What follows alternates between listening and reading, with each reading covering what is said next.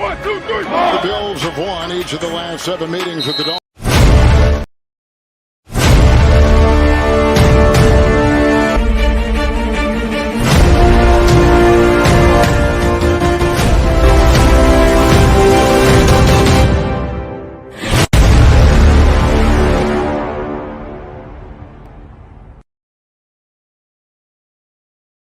Falling down on the sidelines. Help is on the way.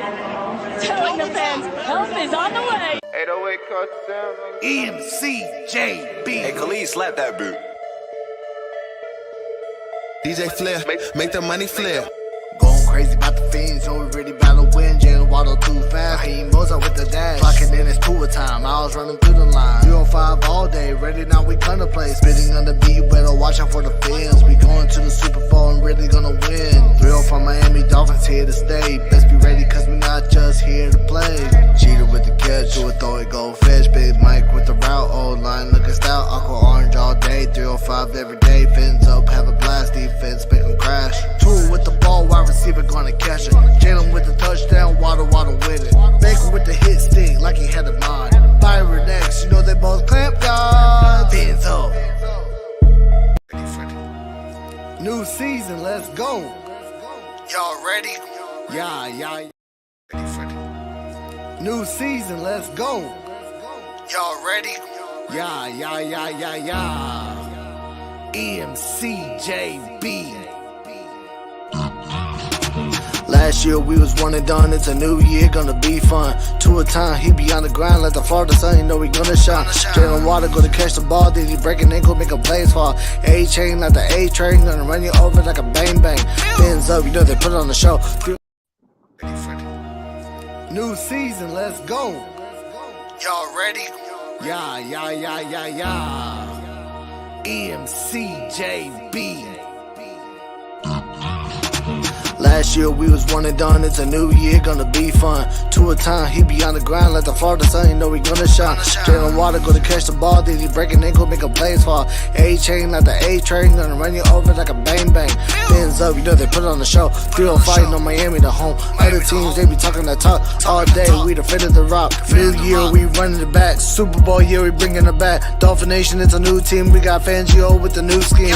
Legion of Zoom in the 305, this year we gonna be 5. Speaking the truth, I ain't telling a lie. Fins up till the day that I die. Every day I bleed aqua and orange, heating up like I'm feeling the lava. JB and I'm repping the fins all day, cause we gonna win. Young Bucks got something to tell you. 72 was on top of the game. Zach Thomas, number 54, from the 305 to the Hall of Fame. New season, it's a new year. Mike McDaniel gonna win it all. Cheetah man with the water, they so fast, it's time to ball. And this is just a starter, you haven't met the fall. Unless you played the Dolphins, that means you lost it all. That means your time is off. That means you're falling off. That means you've met the winner. I call them to or from. Some of y'all win it and some of y'all buzzing. But really this year, none of that means nothing. Ramsey with the pick and Howard mean mugging. On the pick 6, we got 7, you got nothing. On the bigger scale, we're the only undefeated team. We make records, y'all chasing dreams. You chasing us, there is no other team. I'm talking 72, there is no 73. I'm flowing with JB, I won't forget MC. That means the mic controller, they ain't controlling me. 2023, Fins gonna win it all. Like a running back, they're running back for y'all. Last year we was 1 and done, it's a new year, gonna be fun. 2 a time, he be on the grind like the Florida sun, you know we gonna shine. Jalen Water gonna catch the ball, then he breaking ankles, make a plays fall. A-chain like the A-train, gonna run you over like a bang bang. Years ago we was down bad, but this year we picking it up. Love my fans and I love my team, right to that, it's Fins up. Last year we was 1 and done, but this year it's Super Bowl. Gonna make it and we gonna win it, cause that's the plan and that's the goal. Fins up till my life finish, said it proud cause I really meant it. Other teams ain't got the speed, but it's all good, we got the schemes. This year we going far, aqua orange painted on my car. Other teams better watch out, cause the Miami Dolphins gonna ball out. Yo!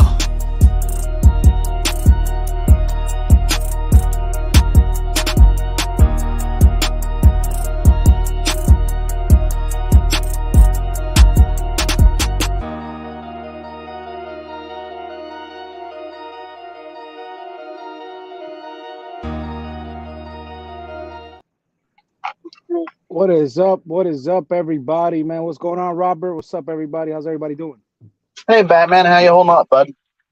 Pretty good, man. Here at work, so I encourage everybody jump on, man. While you have an opportunity, jump on the panel, be able to talk some football. Give me 1 second. Where did I put that? All good, brother. Good. But yeah, Robert. So, how are you feeling about this? All this D Hop and Dalvin Cook stuff coming out? I'm not interested at all in D Hop. I don't really care where he goes. Everyone's look I would love to have, but the price point is what I want to be wary of. Uh, if we don't get him, I'm all right with that. Go sign a defensive tackle and then spend the rest like trying to clean up Wilkins and Connor Williams so we're less screwed next year.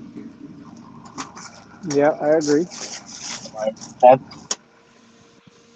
how I feel about it, man. I mean, it's a tricky situation. So, obviously the Vikings are playing hardball. The Dolphins are trying to call a bluff, big back and forth. I think I want to say at least 95, 96% of the fan base is not okay with a trade for Dalvin. They'd rather see if he joins the Dolphins as a free agent. They don't want to see him come due to a trade, right? We agree with that? Like, if we have to trade for D Hop, we lost. Yeah, that's how I feel about it. That's exactly how I feel about it. It's a tricky So, situation. What's going on, Mr. Paul? Hey, how's it going, Batman and Rob? How's everything going? Pretty it's good, going man. We're here talking about, Dalvin Cook and D Hop. We're here talking about it. I mean, it's I mean, Dolphin fans, I think at the majority of the Dolphin fan base right now, I want to say half of it. Half of the fan base is saying if we get him, we get him. I'll be happy either way. Some fans are saying, hey, we should definitely um, get him if he's released, right? But I mean, I want to get the opinions from you guys and everybody coming in little by little. I want to ask them the question. Let me start with Robert. So, if I were to tell you we picked him up in free agency, you'd be okay with it. You wouldn't be okay with a trade scenario, right, Robert? Yeah, I don't agree with the trade. Free All right. agency, I'm for it. But What if it was a trade that was perhaps saying it was Cedric Wilson, you're getting off that money, that $7 million, and possibly a swap of 7th-round picks. You're swapping 7 rounders with them, something like that. Would you be willing to do so I'm okay with that under one condition. Dalvin Cook is willing to rework his deal. it? Okay. Like, and I think he said he wants to rework it anyways. Am I correct on that? I think he just wants a new contract. He wants more guaranteed money. Okay, because what is it? Is it a high base or high salary right now, but not a lot of it guaranteed? Yeah, I think guaranteed. It wasn't much. It wasn't something crazy. Okay, so yeah, if you could get his deal reworked to where it's like $6 million a year, $8 million a year, I'm all right with that. Like, I would prefer you to take Cedric Wilson off my hands anyway. I don't hate the player, but there's just no room. He doesn't fit. I agree. So What about you, if you Mr. can, Paul? Same thing. Pretty much the same. I'm more. Here's my thing. Right now. I'm happy with the running back roster that we have, and if them Cook can come to our team without us having to cough up a lot of cap or or picks or anything like that, yeah, bring them on in. Um, Similar to Robert, I'm not much on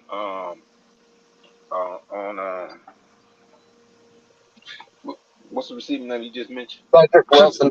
Yeah, Cedric Wilson. No, not Cedric. The other guy that wants to be. DeAndre Hopkins. DeAndre Hopkins, right? I'm not. We have a good wide receiver roster. We don't need to keep adding on. And then also too, I don't know, and I shouldn't say if he's injury prone or what. I don't know that. But the thing is, our wide receiver roster is good. We don't need to keep adding on. So I'm not much on bringing him in. Okay, so you're opposed to it. Okay. I mean, look, I think when we brought up the scenario when he got cut, I don't think anybody besides Pete and like True Talk, nobody realistically people. realistically they were the only ones that were bringing up us signing these guys, that we needed to sign these guys, and I was completely opposed to the idea. That being said, you know when you have like a weird feeling about things, I have a weird feeling the Dolphins would consider bringing in D-Hop on a very cheap deal. I'm talking 1.5, 2.5 million 1-year deal. If he's willing to take it, I think he would definitely consider it. I know it doesn't make sense. I know that the fan base doesn't want him. I know a lot of us think he's past his prime. I think a lot of us are agreeing with that. But if you're telling me that he's coming to the AFC East, I see him being a Dolphin, not a Buffalo Bill, not a New York Jet, not a Patriot. Again, I disagree with you, Batman. Okay, talk to me. So, Bills, you can make a case for it making sense. Right? Because they have Stephon Diggs, Isaiah McKenzie, and then they're kind of thin after that. Yeah, they definitely need him. But same can be said for the Patriots. Well, I'll get to the Pats in a second, but I don't see him ending up there. Jets, they have Garrett Wilson and Breece Hall? Is that his name? Yeah. Lazard and Cobbs. Yeah. And then on both those teams, there's good quarterbacks. Where they rack and stack 1 through 12, I don't know. But they're good. If he goes to the Patriots, I won't see that one at all, because who the hell is throwing him the ball? Good point. For us, would he really be okay being third, maybe fourth string? I don't mean to cut you off, Rob, but I would have to sit there and tell be the third string. He would be. That's why I say. Yeah, I mean, I think he could be a third string. He'd be the third best. He'd be the best third string in football. But the question is, would he be willing to play? I don't agree with that. I could say that. Okay, why do you think he's way too past his prime already with his injuries and his? So the reports coming out are he can't separate anymore. Oh wow. He wasn't great last year. I think your third string slot receiver, someone who needs that quick switch movement, someone who needs to be able to get separation in traffic. The way our offense works, I don't think it suits them. The way Tua tends to play, the way Tua likes to get the ball out, it doesn't make sense. And then you tell me you want to sit there and put him ahead of Eric Azukama or Braxton Berrios? Right. I don't see it. Our chosen answer for them? Let me ask you this. Braylon Sanders. Yeah. The thing is, though, and I hate to bring this point up because I agree we have a lot on our roster that could fill in if necessary, right? But in the event that a Tyreek or Waddle were to go down, having Hopkins actually helps you, though. You get what I mean? Right, but we still got Robbie. We still got Robbie as well. That's the reason why we brought Robbie in too. I mean, Hopkins is the name right now. He's not the player he was 3 years ago. I agree. I What mean, you're he's not. paying He's for nowhere. is the He's not name. even. I don't even think he's half the player he was 3 years ago. Yeah. So But I would take an Erica Zukama. I would take a Braxton Berrios. I would take a Chosen Anderson over a injured and washed up is a disrespectful word, but I don't know another word to use. So I'm going to say washed up DeAndre Hopkins. Like, his numbers weren't great last year, and didn't he get busted for PEDs last year too, or something like that? yeah, he got suspended for that for PEDs. What's up, So Lewis? What's up, Rashad? even when Yo, he was taking PEDs, he still wasn't great. Like, Yeah, just it's doesn't a tricky add up. situation. It's a tricky situation. But what I'm trying to say is, like, I'm not saying I'm a betting man, but I put it this way: I would be extreme. I would not be surprised, not even a little bit, if the Dolphins signed Hopkins. I'll put it that way. Not saying I want it. Not saying I hate it. I'm not saying I love it. I just it would not surprise me if we got D. It wouldn't surprise me. for a You know, minimum, three, a 4 years veteran's Yeah, ago, minimum, I would I have get yeah, agreed it. with like you. between like 1.5 and 2, something very If he small. if he was like, I just want to win the Super Bowl, let me go over here, I could see it happening. Yeah, I wouldn't be surprised at all. I don't think Brewer would buy. I don't think it would happen. We all talked about Griffey starting with his draft picks. He has a draft pick in the freaking receiver room already. He has. Is he cut in and out, or is that me? That was Rob's talking, right? Or was that Rashad? It wasn't me. Oh, okay. So that was Rob that got cut Kept off. cutting in and out though. Yeah, Hey, can you hear me? Yeah, we can hear you now, Rob. Yeah, yeah. sorry about that. So what I was saying is, because Ross No, you're has breaking up receivers again. 1 through 5 pretty much set that he already placed in the room, and like 6 and 7 are a dogfight, and that's if you carry 7. I don't think Greer sees any gain in it. At this point, it's literally just a name. So let the Ravens go overpay. Let the Browns go overpay. Hell, let the Bills go overpay. I don't care. He doesn't scare me. He's not what he was. He doesn't do anything to help us.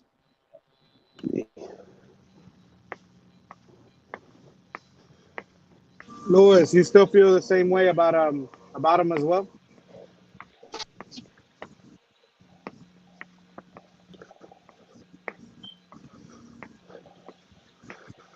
Well, before Lewis answered, we had the same question about OBJ. I'm sorry, and and that's why I question. I mean, I understand what you're saying, Batman. That the Dolphins may do something like that, but if that's the case, then you should have went after OBJ as well. But I just don't see either one of them being, um, I mean, to be placed on our team. It just no. I just don't. I mean, I understand if if Tyreek or Waddle goes down, but that's the reason why we went and got chosen. I mean, yeah, that's the reason why we got Robbie and what have. That's we still have Easy E. That's the reason why we still have Braylon Sanders.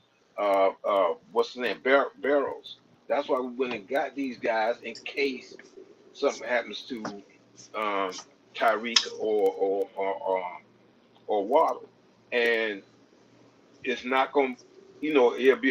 Will it be a drop off if either one of them get hurt? Yes, but it won't be Yep. such a big drop off. And then to bring in bring this guy in here. Hopkins. I just don't Yeah. right with Hopkins. I just don't. It just to me it don't. I understand what you're saying, Batman. The Dolphins could pull the trigger and do it, but it doesn't make sense. Our wide receiver room is full, so we had the people that we need already. Why bring them in? Is, And that, is but this really what we're? Is this really what we're doing? Talking about Hopkins? Don't say Really, we. I don't care much for I Hopkins. I say don't. no, Lewis. Listen. Good morning or good afternoon, fellas. Sorry, I hopped on the panel and then I got a phone call. But let's just be honest. All right, and again, shout out to Batman. I'm not saying Batman did. I don't even know what's been said so far. But there's another guy that's having a live stream now, and the title of his show, Dalvin Cook Watch D Hop Coming. Like, bro, let's stop the fucking cap. Like, what are we talking about? DeAndre Hopkins is not an option for the Miami Dolphins. It's not even. Exactly. It's That's not what we're even. saying. It doesn't make sense anywhere. It's That's what we're saying, right? to get That's what the we're saying. Yeah. it's to get the views up right now. That's all it is. Yeah, but it's I not. mean, Can't be Again, upset about I it. get to it. me, I to get me, it. But who's even clicking on that? Like, you got to to be. me, it I'm don't make sorry. sense. You got to be a fucking. You got to be a fucking dumbass if you're clicking, thinking it, or you're believing But that D Hop's coming to Miami. Lewis, there's a few funny people man, clicking but that Let shit. me let me ask this question though, Lewis. We all know that the man came out said he wants to get paid. Obviously, the Dolphins ain't gonna. They might give him $2 million at the most. They're not gonna pay him anything if it really was an option. But let me ask you this: if it wasn't about the money, right? And we know that the Kansas City, Buffalo are teams that will probably love him, would love to have him, right? But what if he called Right. Miami? You're Chris Greer, okay? And I know you think he's washed up, Lewis. And I, to a certain extent, I agree with you, right? But he calls you, you're Greer, and I say, man, I would love to play for the Miami Dolphins and help you guys win a Super Bowl. And I'm willing to come for the minimum. Lewis, you wouldn't entertain it? Consider it, at least bring him in for a visit? No, I would not. Mm-mm, For what? mm-mm. For what? I've said it before. I'd rather him go to one of the. Well, let me be very clear. I don't want no one to go to Kansas City because I think they're just a juggernaut, and I think they can make anybody work. But They proved it last year, yeah. and they proved it with Juju Smith-Schuster and the likes, and Tony and those guys. I think that Kansas City, until they're beaten, they're the biggest rival to anybody in the AFC and NFC. They're just the NFL top-notch team. But bro, D True. Hop, let's say he goes to Buffalo. Again, this is how I look at it, Batman, and you tell me if I'm wrong. They got Stephon Diggs, and they'll have D Hop with the secondary. And again, this just goes on the basis of, let's say everything. Buffalo is healthy at that point, and Miami is healthy. You Still think we not should be scared. worried? You think we should be worried with the secondary that we have? We should be worried Not even about D Hop. close. They So can what are we have D talking Hop about? and somebody else. It still wouldn't bother Yeah, me. bro, I hear this stupid ass narrative going around. Oh, well, we need to Still keep not him from scared. Buffalo. We need That to was keep him Pete. from. That was Pete, though. That's the only person that I've heard that from. Again, Pete, and I think I heard a couple other people. But why would you be scared, bro? Miami is loaded, especially defensively, offensively. Like, what are we scared about? A 31-year-old, bro. This is not They're DeAndre scared of the name, Hopkins. Lewis. They're scared of the name. Okay, well, guess what? Are you scared of the boogeyman? That's a name. All right, who's scared of the boogeyman up here? Like, what are we talking about? I don't care about no goddamn name. I'll do you one better because you compare D Hop with Diggs. You say, oh well, then they got what's well, like who's their fourth fucking quarterback? Then we got Nick Needham, we got or Trey Williams or whoever else got back. We're Sound like you're loaded. breaking up a little bit. Like Yeah.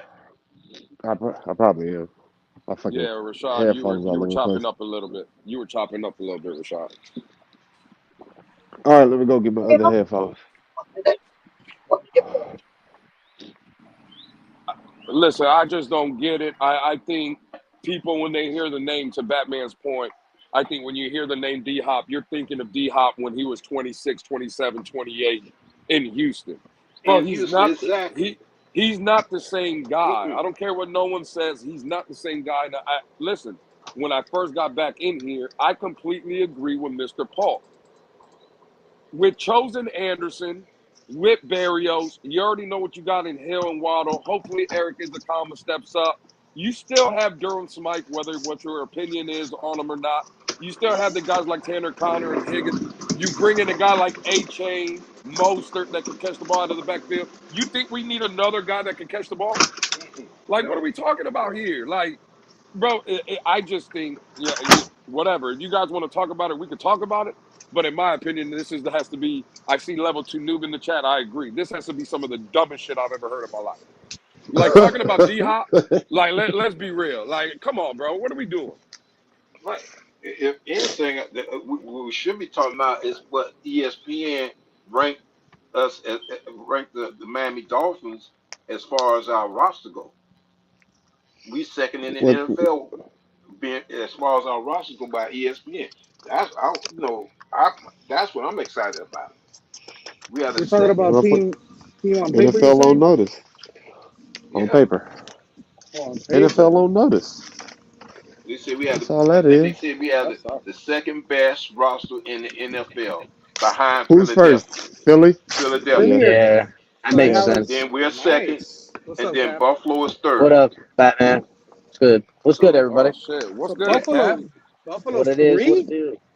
Yeah, they got Buffalo ranked 3. I do Buffalo 3. I don't that's know, crazy. but they got them ranked 3. They got right worse behind us. And ESPN loves Buffalo. Jesus Yeah, Christ. you're right. You're right. That's why they got that love for Buffalo. You're right, Batman.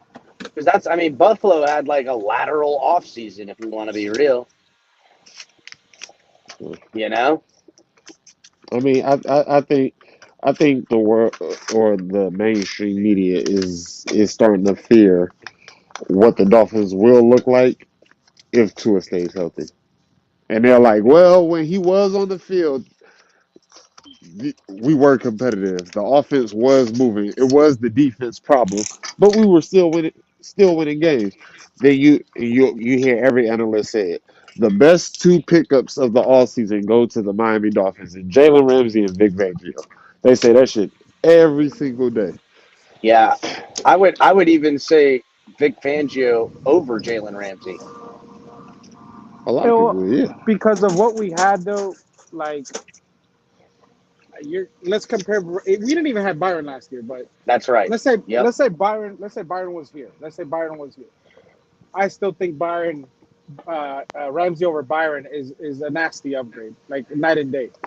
Oh yeah, 100%. But I would say this: if we had Byron last year, and he was going to stay this year, we wouldn't get Ramsey because we wouldn't need him. Number one, right. And number two, how different of our win-loss and effectiveness on defense, even with Boyer as the play caller, would the defense have been with Byron Jones on the field? Major.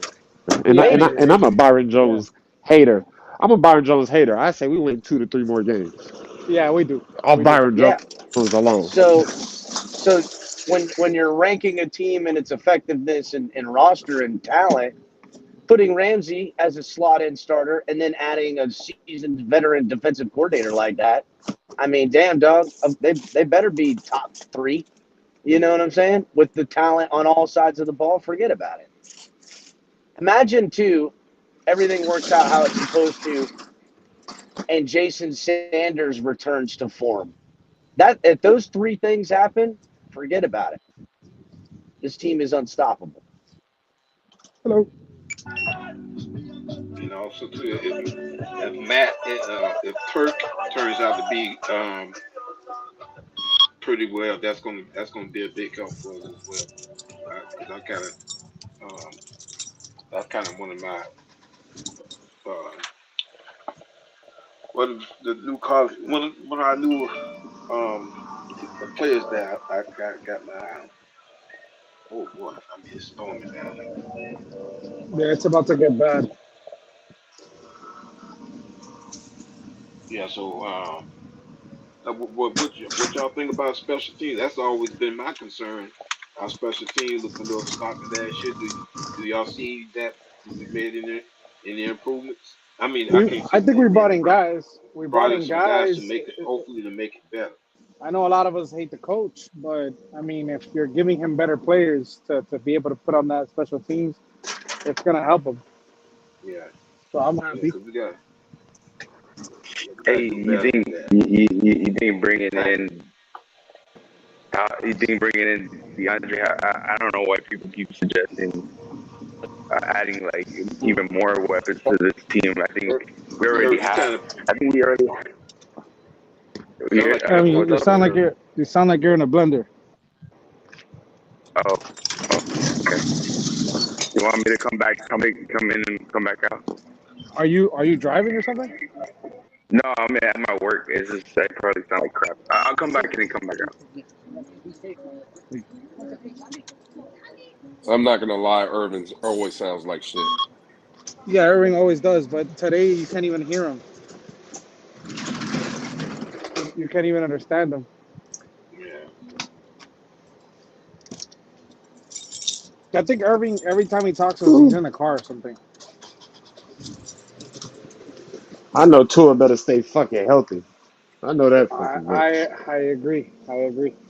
I haven't been this optimistic about the Miami Dolphins in my fucking life. Me too.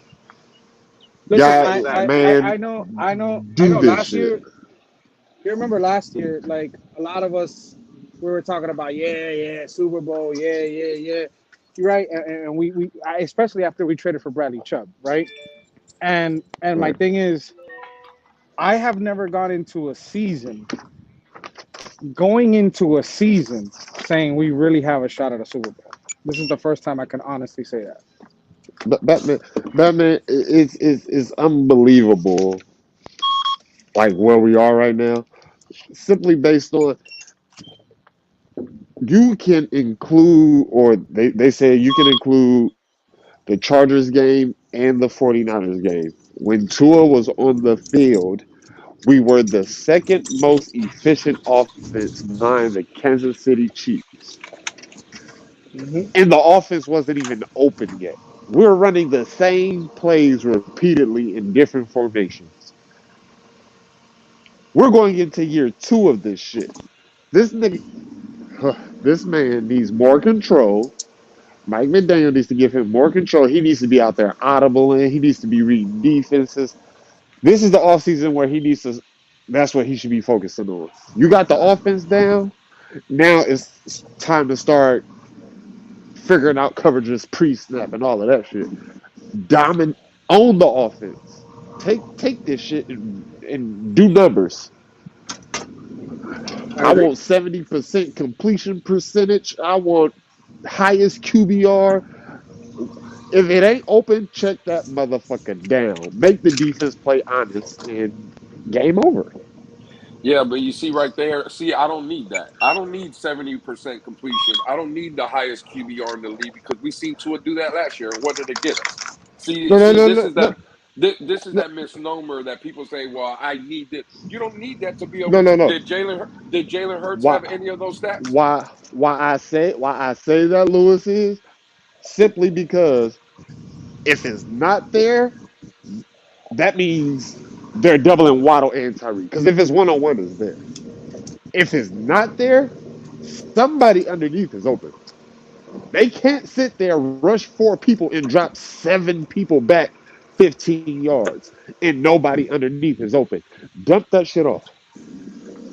I don't And I need you to get. have 70%. I just want you to be smart enough to be like, I'm not forcing this shit. Here it is. Well, I but that's need what I'm 10 saying. check downs a game.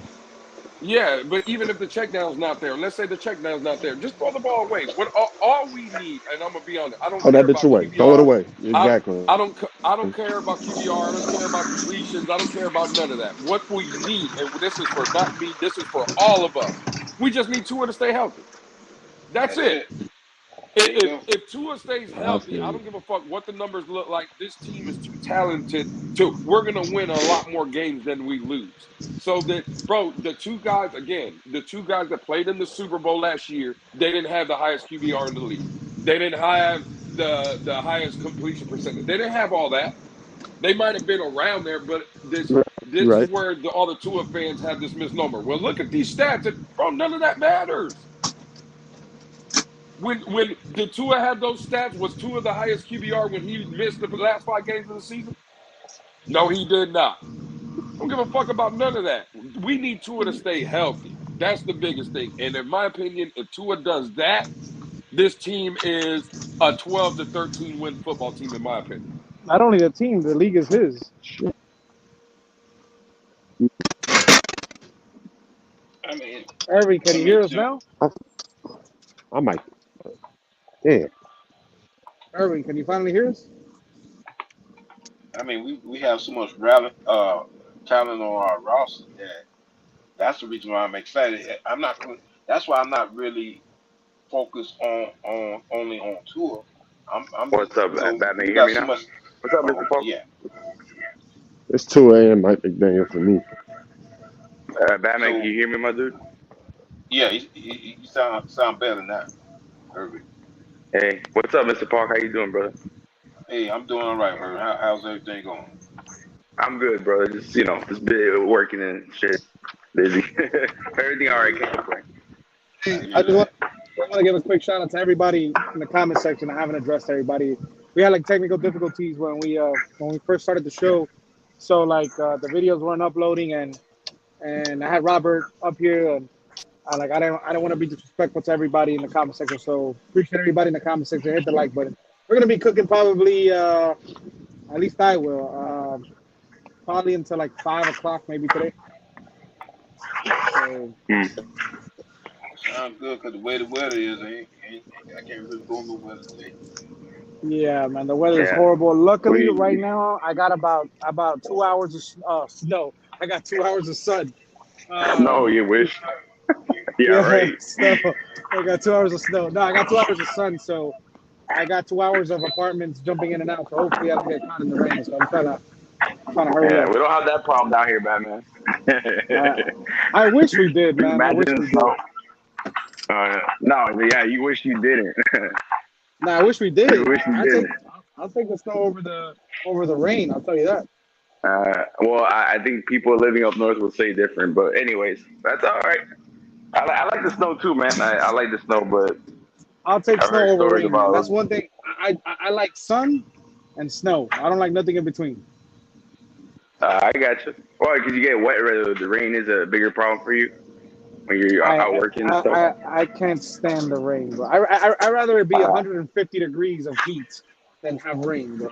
I just can't. Ooh. Yeah. I can't. I don't function. I disconnect, man. I hate it, man. I just hate it. One thing I never come prepared. I never come prepared for it, right? Listen, I never come prepared. I got my boots on today, but I left my hat. So it rains. I'm getting rained on no matter what. So it is what it is, man.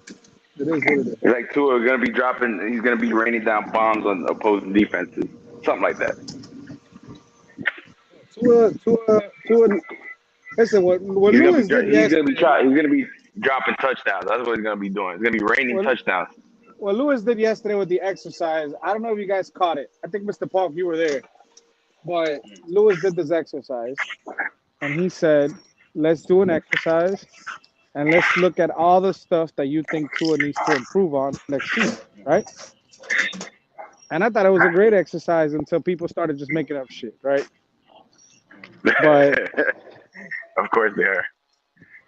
You know, I mean, you should have heard some of the stuff I heard.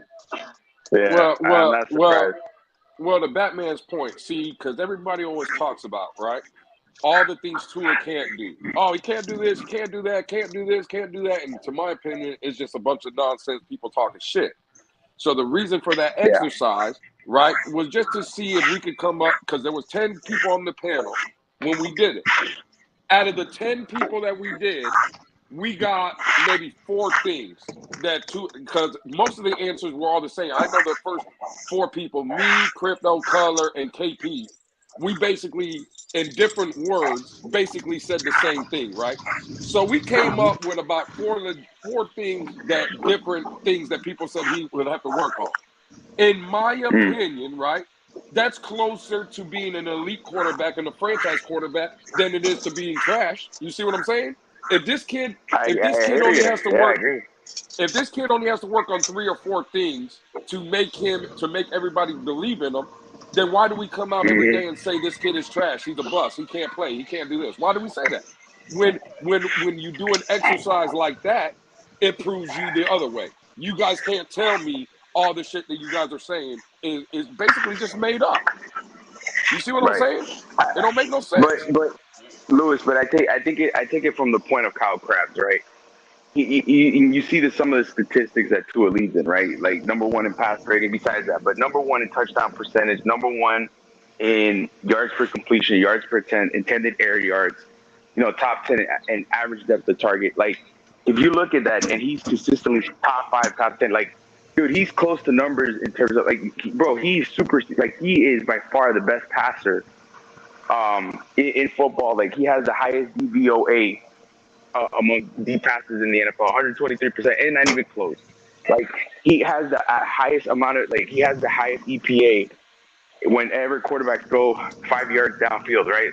Like, usually, your accuracy and your efficiency goes up when your passes are shorter, but when they're longer, you sacrifice accuracy and ball placement, etc., right?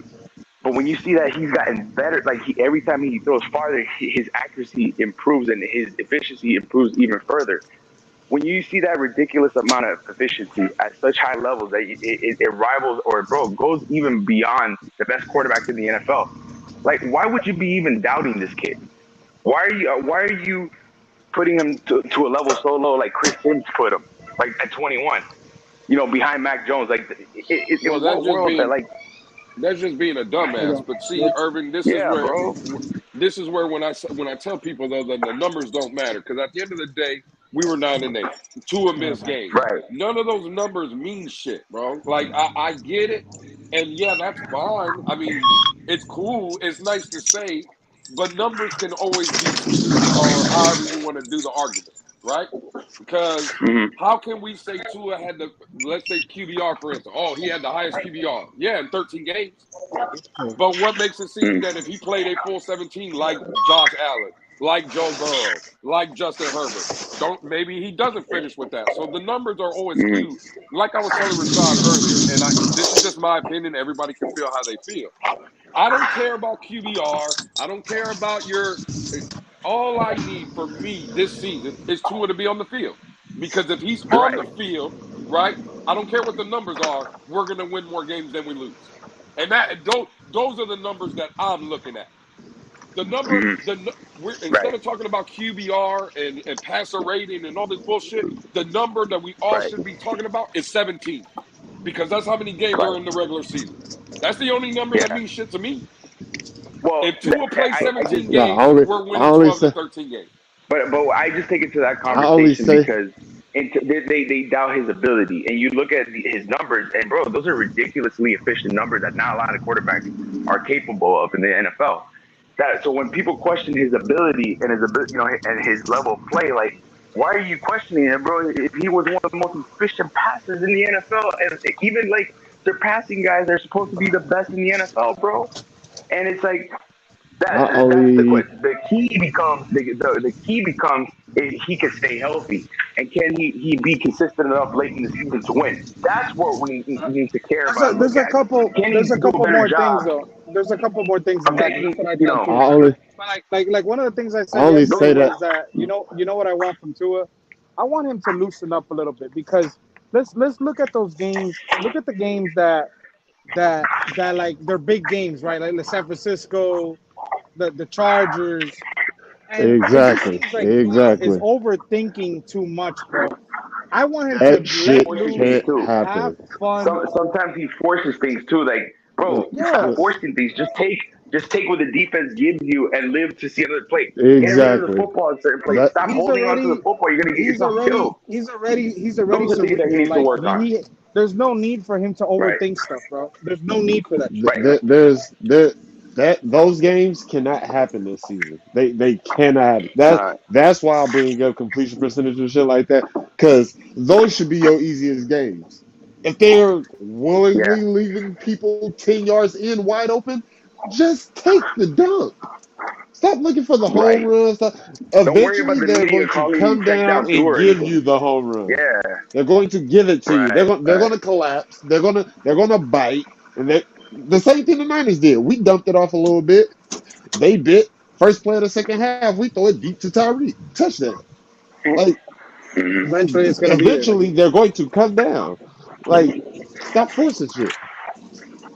Anybody drop 7 to 8 people back in coverage, 15 yards off the line of scrimmage, your completion percentage better be out of this world. Out of this No, world. but the thing is that if you're Record facing breaking. those light boxes where you have 7 in coverage, you got to run the football. You got to run the football, dude. Like, we do You know got to get better run that's blocking up exactly front. what Justin You Herbert know? did to us. The Right. Chargers, we didn't allow them to run the ball. We tried to cover everything deep. He just started dumping the ball off. The highlight of the game was a 7 of the Chargers game. Well, one of them was A 7 fumble. yard out by Keenan Allen and Kader Cole, who was right there. And then, oh, that pass was so perfect. Oh, the coverage is right there. And it just went right over his shoulder. 7 yards. Like, come on, bro. Right. Exactly. On third and That's what 17, Justin he Herbert dumps did. it off to the running back, and he goes for 16 yards. So now it's 4th and 1. Those were the big plays. Like, get out of here, bro. Right. Do that shit. Yeah. And then No, the other thing too is that if we can get our running game going, it should take some of the pressure off Tua as well, and Exactly. free up our passing, our passing. So that's why I'm saying just like you mentioned Batman and Lewis mentioned, and what Lewis did yesterday was head on. Because really, I only have 2 things that as far as two go, I want to see is just like you said, his durability, stay on the field, and then like I said yesterday, take your skills up to the next level. That's it. Because I don't see him as trash. And I said it yesterday. I know Alabama is different from the NFL, but he was balling in Alabama before he got hurt. He was balling. And I mean, when I seen him at Alabama, I said, "Good grief! I sure wish he can come to the Miami. I sure wish he can get him, come to the Miami Dolphins. He was available and we went and got him, and I was happy with that. So, getting back to the point, like I said, let's stop trashing the man. And the other thing I'm getting tired of hearing of is that he's too short. He can't see the receiver. Come on, don't hand me that because we have some short. There are other quarterbacks in the NFL, present and past, that are short and have been successful. True. So I stop mean, he's with all success. that shit. He was successful his first 2 seasons, throwing it right over the offensive line. It was just. I feel like he was being sarcastic with that answer because somebody said a receiver came out and said that Tua didn't see him open across the middle. Well, Tua wasn't even looking across the middle at all. That was Like, in training camp, did right? anybody? He was like, if I can't see you, I can't. I don't remember what it was, but he said, if I can't see you, how can I get the ball to you? In words, if I'm not looking at you, how can I throw the ball to you? Why I would I throw appreciate the it. Yeah, ball to thank you you. if I'm not even looking at you? Thank you. I appreciate it. Thank you. I appreciate it. But we took it as, oh, he's not tall enough to see over the You're welcome, line. Batman. If I can see, receivers Some don't Rogers just gave sit me behind the offensive line or in front of the some offensive really line good and just sit mangoes. there. Some really delicious mangoes he gave me. Ooh. Gotta give But see, props. here's the thing, and if you look at some short, so-called quarterbacks that are towards size, in the past that was successful, they managed like I said, they managed to do their thing regardless of their size and stature. They managed to be successful. A Jalen Hurts is not Right. that much bigger than, if I'm not Absolutely. mistaken, he's not that Yeah. much bigger than Jeff Garcia, Drew right. Brees, Mike Well, Vick. Quite. well, well, you think about it. Russell Wilson, he's not no tall quarterback. So you can Yeah. find success. Tua's So taller than stop Russell using. Wilson. So stop. I'm tired. Lately I've been hearing Tua's too can't see the. It's too short to see the. I'm That's tired of Pete. hearing That's that. Pete. That's That's a Pete, though. sorry. That's a sorry excuse to me. I know, but Sorry, that's Pete. Usually absolutely. the people with those dumb takes is Pete, and Pete Well, is if the you think homie. about it, if you think about it, Justin Herbert is 6'7". He gets more batted balls at the line than Tua does. You know what I'm Exactly. saying? Look at Brock Osweiler. He used to get his Oh balls my batted. God. Look at Ryan Are you Tannehill, kidding? 6'4", 6'5". He used to get his ball. So that's a misnomer. But I brought it up last night. I would love to hear your guys' thoughts up here. Because I'm not saying that we all know before the draft the comp was always Drew Brees. That was Tua's comp. The I'm not lefty gonna Drew say Brees. I'm not. That's right, Batman. The left hand Drew Brees. What I'm saying is I'm not saying that this is how the Tua's career is going to turn out. I'm just saying the Drew Brees Tua Tagovailoa comparison now. What we've seen them in the NFL, their first 3 years in the NFL, it's eerily similar. Remember Drew Brees in San Diego? Had a couple good games, had a couple bad games, was That's true. inconsistent, That's true. up and down. You didn't really know what you were getting in Drew Brees. All of a sudden, Drew Brees gets a offensive-minded head coach, gets a stabilized organization, right? The same things that we're starting to see in Miami that we all can agree And surgery. that it just seems like the team in general, even the organization from Chris Greer, it just seems now they're all on the same page.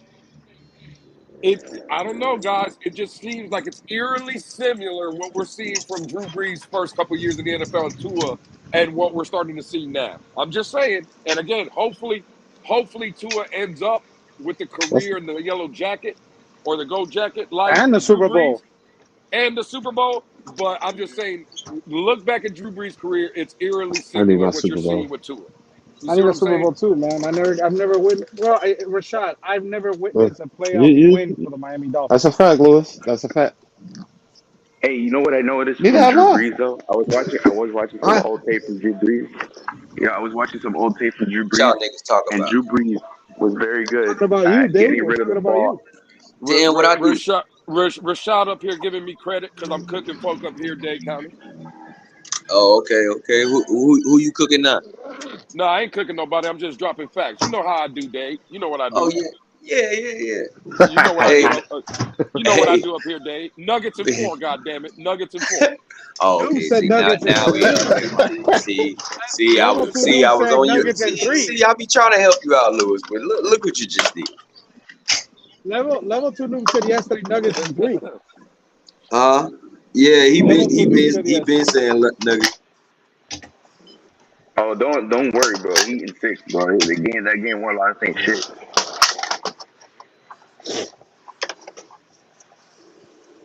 He said Heat and 6, Nuggets in 3. Bro.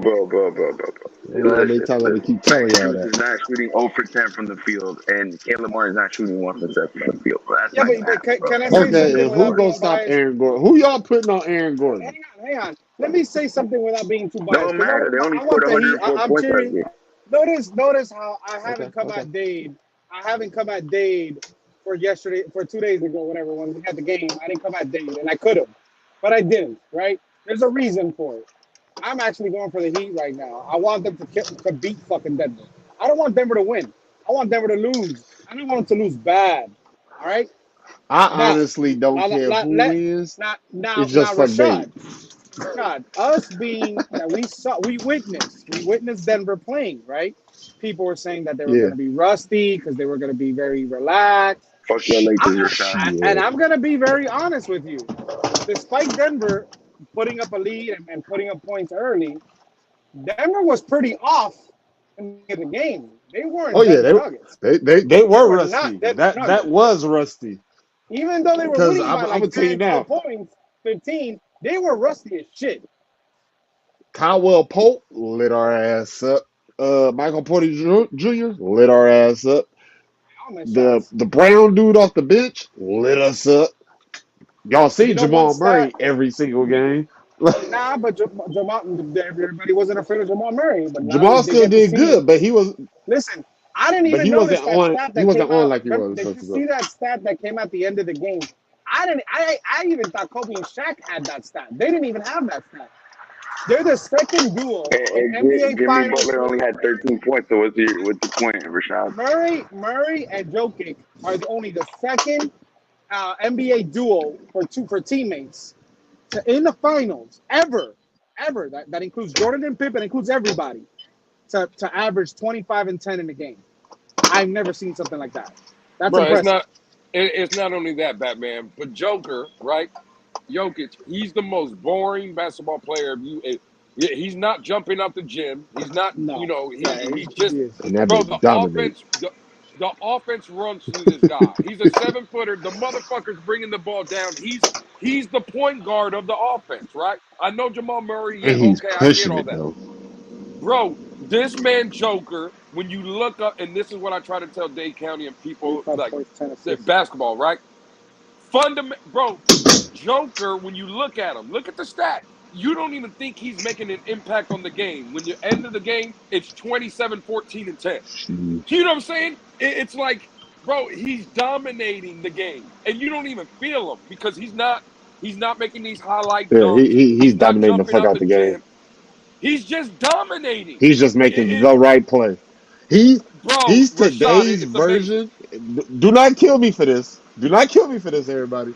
He's today's version of Tim Duncan when it comes to fundamentals. Facts. With a super high IQ, because you can double him with anybody. He's going to find that person. If you're behind him, coming in to sneak up and double, he's going to find who you just let open. It's beautiful work. It's beautiful work. As much as I hate the Spurs, bro. As much as I hate the Spurs, Rashad, Tim Duncan is the greatest power forward we've ever seen. Agreed, Batman, but I don't think Rashad. I'm not saying he's Tim Duncan. That's not what I'm saying. He's showing us. He's showing us signs he's that dominating. Right.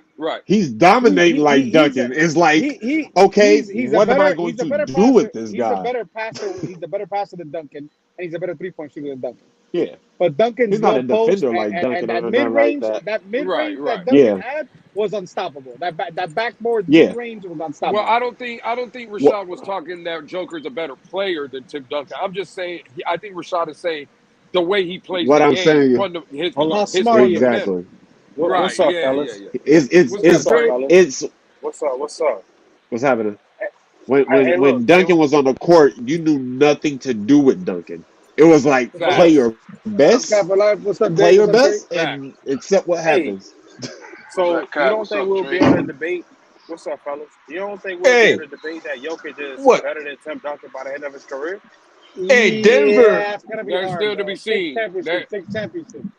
Hey, man, that's a damn shame. That's a travesty to put those two in the same sentence, man. Stop. Hey, Denver right now. Denver right now is what? The past 11 games, the Heat have been 2-9 against the Denver Nuggets, bro. Do with that as you will. Y'all have no answer for Denver. Y'all have no answer. And I like Miami. I love Miami Heat, bro. But let's be real, bro. Like, that man is almost the epitome of Larry Bird, bro. The Joker can do it all, bro. Yeah, but it's not even. I'll give you that, Larry. And I don't want y'all to get me confused, bro. Because I know how good Denver is, bro. I ain't taking nothing away from that team. But I just feel like, we gonna figure it out and we gonna win, bro. He can say Here goes the football guy talking basketball. Hang on. Damn right, as long as you know. I'll tell you this, Cap. The one thing that I will say, despite that, obviously Larry Bird was a better shooter. The one thing that, and again, a lot of people don't know about it, but the one thing that Larry Bird, and if Jokic had this, you can undeniably say he's the best player in the league by miles. But if he had Larry Bird's mouth and he could trash talk, that would be scary, bro. That would be very scary. Because Larry Bird can talk with the best of them. Do you think right now? Jokic got Russell, bro. The Jokic brothers. Do you remember when they started talking trash about him? That's why they call him the Joker, bro. Joker's brother's gonna pull up. Do you think the Joker right now? is the best player in the NBA right now? Yes. No. Yes. Man, that's I would say. Listen again. I'm gonna just say it. People need to get out their feelings. He's not giving you the highlight dunks. He's not jumping out the gym. He's not the most explosive player. But again, the question, the best all around, bro. Look, he's averaging a triple-double, bro. Nah, Lewis, be careful what you say, Lewis. Hey, look, He's averaging a triple-double. Lewis is not wrong. Batman, listen, look at the stat line game one. I see the stats. It's insane. It's insane. I saw the stats at the end of the 27, game. 14, and 10. And it just, you don't even feel him, bro. He had 8 assists before halftime. He had 8 assists, bro. Before the second by the quarter. half. Before the second quarter, he had 27, 14, and 10. He's dominating the game without giving you anything flashy. And again, he controls, bro, he is the system in Denver. He is. You think as great as Jamal Murray is, as young talented as Michael Porter Jr. is, the role players that they got in Caldwell Pope and shit, I get it. Take the Joker off that team. You think they're in the finals? Nah, of course not. Well, that's all I'm saying, bro. Again, You take Jimmy Butler in the Heat. You think they're in the finals? Nah. Well, of course not. Of course not. But listen, I'm sorry for all the Heat Hell we no. have up here. Jimmy Butler is not even in the same realm as the Joker. Oh no, I understand that. There's levels to it. We know that. There's definitely levels, and bro, It's got to be Joker then Greek Freak, in my opinion. Well, I don't know about there's Greek an Freak. argument. I don't know about Greek There's an Freak, argument. bro. Greek Freak maybe a couple years ago, bro. Listen, that man hasn't learned how to shoot yet, bro. We're still waiting. Man, I don't know, man. All I know is if the Heat fall down the ball by the half, I don't know. Oh It's gonna no, be the tough. Heat. Listen, I'm not going to say that the Heat. I know I'll be saying Nuggets at 4. I'm not going to say that the Heat can't win a game, maybe even 2 games. But I'm telling you, y'all ain't winning the series. Listen, congratulations, y'all made the finals. Y'all were the 8th seed. You have a very good, young, talented team. I think the Heat have Jimmy a chance, Butler. brother. Heat have a chance. Yeah, they got a chance. Yeah, they got a chance to come back home to Miami. That's what they got to. But they ain't winning this series. You got me fucked up, Batman. This shit is. They gotta over. get Jokic in foul trouble. They gotta get him in foul Bro, trouble. once the Nuggets got Aaron Gordon, bro, that right there solidified that team defensively. They've been a defensive nightmare the whole season, and I've been watching them. You ain't winning that series. The Nuggets are winning this series. It's the Nuggets' time. They got. I mean, you can even argue as of right now the way they've been playing. Jamal Murray is just the Nuggets have the 2 best basketball players on the court. Jimmy Butler will probably be 3rd in my opinion. We know that. And that's how basketball works. It's the most talented teams win. I think Dave, do you agree that at the current moment Jamal Murray is the 2nd best player on the court? No, Dade ain't up here. Oh shit! They all bounced. Didn't like the conversation. They didn't like the Heat passing.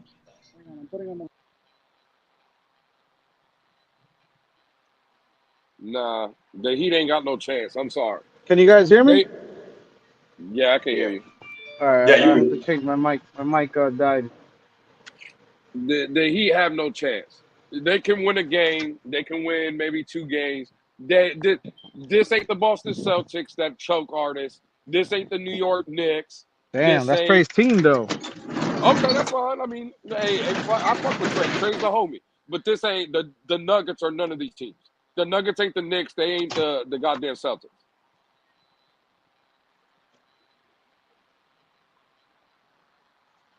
Yeah, the Heat needs to do something about Jokic, bro. Hey, Lou, what time these boys stopped last night, man? I left like around 1 a.m, bro, when EM and Color were going at it. Hope they resolved it. Cat for life. Listen, I know I was up there and where I showed my icon. I've been sick the past 2 days. I've been on all kind of medicine. I took me some nighttime medicine to go to sleep, so I passed out. I woke up this morning to a couple DMs and people texting me saying, "Hey, what happened last night?" So I went back and looked at it. That shit got crazy, bro. I don't know. I don't understand how it got so crazy so fast. Then Reason got up there and tried to resolve shit. I was like, what the hell is going on here? Let me listen to this shit. Hey, But listen. Reason got involved in that. I mean, Yeah, they were up there for a while. I passed out, man. It was too late. I don't think. Listen, I'm not going to speak on it. It is what it is. I've talked to a couple people involved in the situation. Listen, it is what it is. You got 2 guys that are passionate about the same thing, and shit like that happens. And It is what it is, man. Like I'm gonna see it later tonight. I missed it. I was watching and I was just more surprised it you is guys what were it is. on late. Yeah, bro. I think El Capitan had that thing open like 3 something in the morning. I think so. Yeah, I checked like around 1 and you guys were still on. Oh yeah. So Bro, I hey, passed out by 2. They were still going at it. yeah, I think it got into like the 3 o'clock hour and stuff. Hey, again, it's Nobody 2 was guys. arguing when I got up there. Nobody was arguing. Oh, Yeah, it was bad, bro. You It got were bad. up there. You were up there early, Batman. You were Yeah, up that's there before I early. went to the other job, but that was like around like 8. Yeah. Listen, look. I'll say this: it's 2 guys in the community that I respect. I consider both of them friends. You know, and it is what it is, man. We, whatever happens, happens. You know, yeah, I'm just gonna leave it at that. It is what it is. And it's funny, man, because every off season around this time, they always go at it. It's always the same people that go at it every year. That's why I laugh. I don't even get Hang on, let me worried ask about it. Cat for life because again, like I'm not trying to be funny. I'm not trying to be dumb. I just want to see if it's worth my time. Cap, what happened yesterday? Just a quick summary with like 10 words. No, it was just pretty much, I guess, stuff that was building up between, 2 guys that are like Lewis was saying was passionate, man. Like it just got real like weird, real fast. Like they were trying to like be cool with each other, then it just all of a sudden it just went downhill, man. It was weird, man. Is it worth my time? Is it worth my time? It's worth your time. Yeah, it's worth your time. I mean, I wouldn't embrace it as like, damn, but it is what it is. It's on an episode. It's there live for everyone to see. Unfortunately, it's at the expense of the Dolphin fan. Yeah, but At the expense of a Dolphin fan. We gotta keep in mind. Yeah, because you don't like to see that, man. I don't like to see that. I mean, it's sad, to be honest. A Dolphin fan versus a Dolphin fan? Yeah. Dolphin and Dolphin crime. Wow. You gotta look at it. You gotta keep this in mind too. You gotta keep this in mind too. Brothers and sisters have the differences. Yeah, exactly, Mr. Poe. That's why I don't really get, like I'm curious about if they're all right, but I mean, they go at it all the time, bro. It's like every off season we always have built up animosity. And at the end of the day, you apologize and you respect each other and respect each other's difference. Because just imagine if the world, if everybody in the world was the same, this would be a boring world we live in. If everybody was the same and everybody had the same opinion, this would be a boring world. Yeah, it'd be boring as hell. Yeah. We all be robots. Well, Yeah. the only thing I would say, and again, listen, I respect both of the guys. You know what I'm saying? Both of the guys that were involved, I respect both of them. Again, I consider both of them friends. I would just say, and listen, sometimes I'll be on the phone with Batman. It's happened. I'll be on the phone with certain people or whatever. And I'm sure everybody does that. You know what I'm saying? I'm pretty sure Cap for Life and Batman have had conversations. Not no more. Shit, after the craziness, these people put me through hell no, bro. Batman knows I'm talking to nobody no more, bro. I get it, Cap for Life. All I would say is I think if you do have those kind of conversations, the one thing I would say, I wouldn't bring those up on a public platform. I think though, if you want to address those issues, kind of either make another phone call or do it backstage or whatever. I would have just said that, and it is what it is. But again, that's all I will say on it. Again, I respect both of the guys, and it could have been maybe handled in a different way. I'm not gonna. I'll leave it at that. But it is what it is, man. So everybody was sleeping. That's what you're saying, Lewis. Everybody was sleeping yesterday, and it got out of hand. No. Well, let me be very clear. That shit was popping off, and yeah, that was orchestrated, bro. Once they got back on with Reason, and Reason was over there listening, Reason was like, "Bro, why don't y'all just apologize to each other, man? Just get this shit over with." You know what I'm saying? Like, I was like, "Wow." Well, and listen, to be 2-something, almost 3 o'clock in the morning, and to have 90, almost 100 people in the building watching, shit is going off, and again, I just think it's two guys passionate about not only their beliefs, but in the football team or whatever. And, bro, as males, shit like that happen. I think Mr. Park just said it. Everybody's had brothers, or if you're the only child, you have best friends. People fight, bro.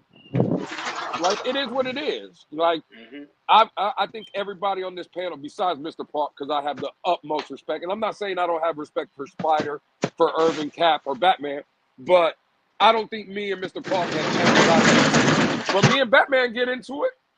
You know what I'm saying? Like, me and Cap for Life have got on panels and kind of going back and forth. We all go at it, bro. We all do. And it is what it is. But when I look, I think of Cap for Life. That's my homie. That's my brother. I hope to meet him one day. I already know that Batman, bro, for me to not consider Batman a brother of mine, someone would have to take me off the fucking face of the earth. That's my brother. You know what I mean? Like, it is what it is. But and I'm not saying nothing Batman hasn't already said. Me and Batman, every time, it's either on this platform or on Twitter space, me and Batman go at each other. You know what I'm saying? It is what it is. So it's just two guys that had a disagreement and it kind of got out of hand, but it is what it is, man. Yeah.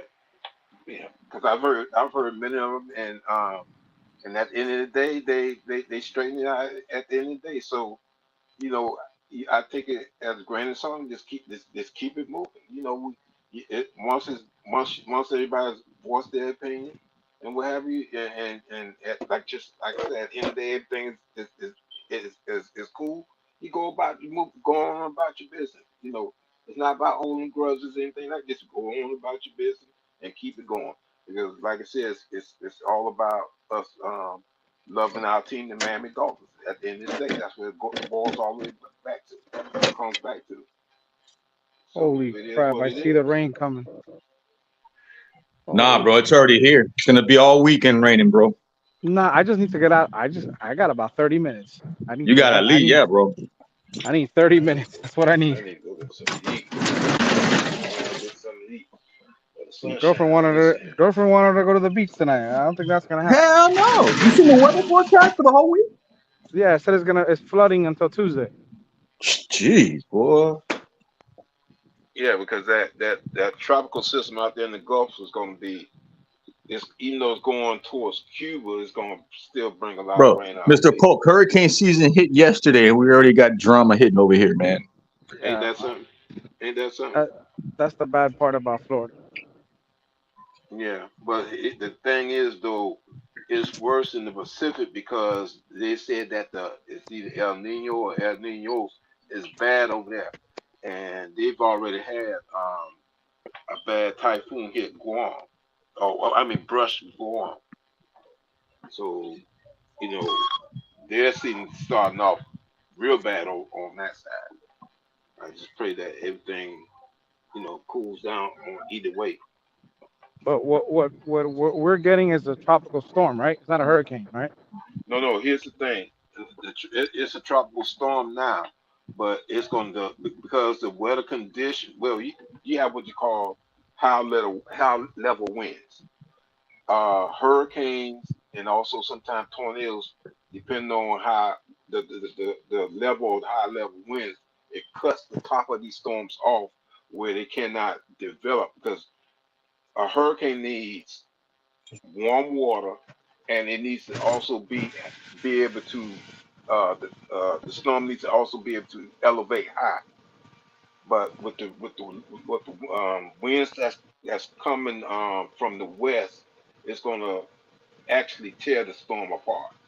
So right now it's about it's still in the Gulf of Mexico, but slowly moving towards Cuba. What it's going to do is going to just bring us a lot of rain. It's not going to, in fact, they're even saying that by sometime this afternoon, it's not going to be a tropical storm no more. Now, hey, Batman, Shake wants the link. Batman, Shake wants the link. Yeah, so guys, if you're on the panel, if you're, every once in a while, if you can, take a look at the comment section in case somebody wants to come on. I'm dropping the link over and over again, but I can't see it. I got you. I'm sorry, Mr. Park. I didn't try to cut you off. I was just. If y'all want up in the show, bro, just send a message to all of us so we can see it and get like a a good visual, bro. Because yeah, I'm doing the same thing. I'm coming in and out. I just learned about the chat button on the bottom, so you can see all the chats and stuff like that. Yeah, because I'm doing that right now. Hey, by the way, just a quick update. We got 99 days before we get some Dolphins football. 99 days. Yeah. Less than 3 months, gentlemen. There's another update. It's now June 3rd, Batman. What does that mean? I don't know, man. I don't think it's happening, man. I heard June 1st, Batman. You know what I don't think it's happening, man. Oh, you're talking about Dalvin Cook. Yeah, man. Yeah. The Vikings are being, bro. They haven't even released them yet, bro. Yeah, because they're playing hardball right now, and the Dolphins are trying to play the same thing back to them. Well, I mean, look, don't you guys like remember we were talking about the Bobby Wagner, Jordan Poyer, what was it, Orlando Brown and Schultz from the Cowboys, like all these guys, like, do you think that this team is probably being used again for leverage? I hope not, but it could be. Yeah. Let's welcome Big Nick. Let's welcome Big Nick and Shake Bunny. What's going on, gentlemen? Hands up, brothers. What's going on? Oh, now it's a party. Now it's a party, boy. Hey, real quick, two things. I want to say happy Thanksgiving to Shake Money, and I want to say Big Nick. I caught the video you made about the audit at Chase Bank. That lady was crazy, Big Nick. That lady was crazy. Hey, man, you guys, man, listen, man. That took everything in because my camera's worth like $2,600, man. And for you to hit my camera and fucking with my livelihood, man, it took everything in my body not to push that old ass lady down, man. Hey, Big Nick, real quick, because I don't want to change the subject, but since your show touches on a different bunch of topics, what's your thoughts about the state of the country right now, bro, and our president? Okay, great. The jobs number just came out. It's higher than anybody ever expected. Joe Biden in less than 4 years has created more jobs than any president in U.S. history combined. Yeah, but they're real jobs. Absolutely. Wages have gone up. They went up 4.7%. Unfortunately, inflation is still at 4.9%. However, the inflation is direct causation of coming out of the supply chain for Corona, for COVID, and also with the Russia-Ukraine situation. So that's keeping inflation up. But if Biden wouldn't have did, and I'm not a Biden fan, I'm a progressive, I'm a liberal all the way to the left. I'm with Bernie Sanders. But what he has done needs to be acknowledged and needs to be congratulated, because he has literally passed all expectations when it came to what the previous president has done to this country. I was not expecting that response. Yeah. You ask my opinion, so I'm gonna give it to you. Like a lot of people. No, I mean, look, politics are politics. You're right for the most part, but I mean, like, it could be subject, bro. Like those jobs that he's saying that he's giving out to all these people, those are not permanent jobs. Absolutely. Who says it's not? It could be misleading, bro. But who says it's not? Who says no? It's I mean, not? a job is a job. Don't get me wrong, but they're not jobs that people, you know what I'm saying, are glamoring to get. So you remember that when Trump, and we can move off of this soon, but you remember when everybody was touting out that all the jobs that Trump has done and created, all the jobs that he created, they was all low wage jobs. They was all under $9 an hour, right? Nobody talked about that. Damn, I done came up here, y'all arguing progressives versus goddamn conservatives. What is going on? That's not even an argument. There's no argument to make there. I gotta get on one of those panels, bro. The political panels. Conservatives has lost the last 5 presidential popular votes. They have lost the last 5. We gotta move on. We gotta move on for a second. I'm not trying to get shut down. I'm not trying to get shut down. Y'all niggas be scared. Y'all be scared of the smoke. I don't want to get shut down. We gotta get a show like that, bro. I like political talk. What y'all scared of? But no, all in all, Biden is doing a good job, and I think the country is headed in the right direction. Now we can move on. I don't think he's doing a good job, but I don't think he deserves all the smoke he can get. What is it about the job you don't think he's doing good?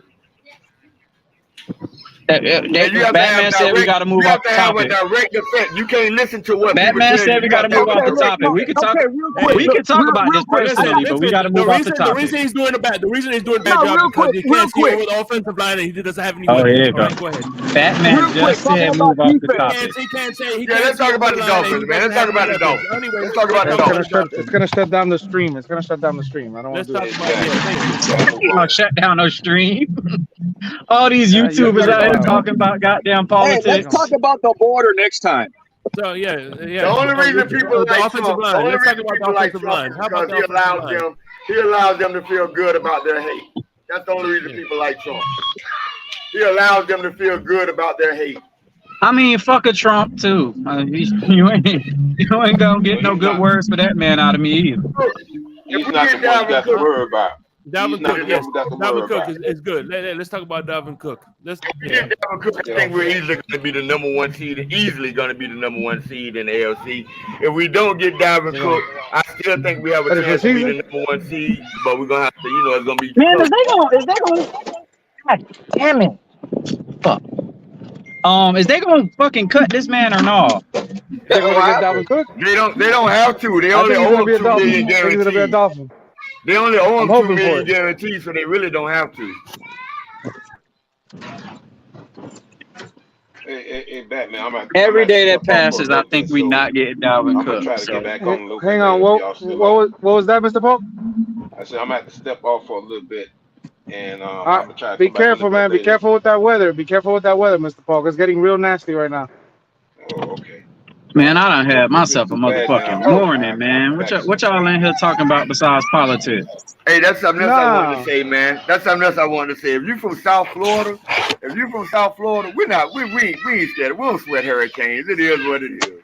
No, it's not that. That's a party for me. I might get the day off work. It's not that, big niggas, that I work outside. That's the problem. Yeah. The worst part about the hurricane. The worst part about a hurricane is the power going out. That's the worst part. Yeah. Oh, the power going out. And the food in the fridge. Oh, well. Ain't nobody afraid of Andrew. Andrew was something else. Yeah, Andrew was crazy. I remember Wilma. That was 2005. I was in high school at the time. Wilma knocked the power out. We went and bought a bunch of fucking ice, put all the meat in coolers. We kept buying ice. And we was just grilling every day. I ain't gonna lie, it was a good time. Hey, like 2 weeks before Wilma, we got hit by Rita. Yep. It was a good time. Well, we had like 2 weeks off of school if you was in school at the time. But Rita, the power was on out for like a day with Rita. But for Wilma, my shit was out. Well, Wilma fucked us up, boy. We ain't had no power for like a week at my house. Matter of fact, we got hit with a trifecta, and all within that same time period. We got hit. What was it? It was Rita, it was Wilma, and I think it was one more. But we didn't really. I think North Florida. We didn't get directly hit, but we had a little of the outside wind from Katrina too. Wilma that same year. Katrina came through us that same year. Yeah, Wilma was a direct hit. Yeah.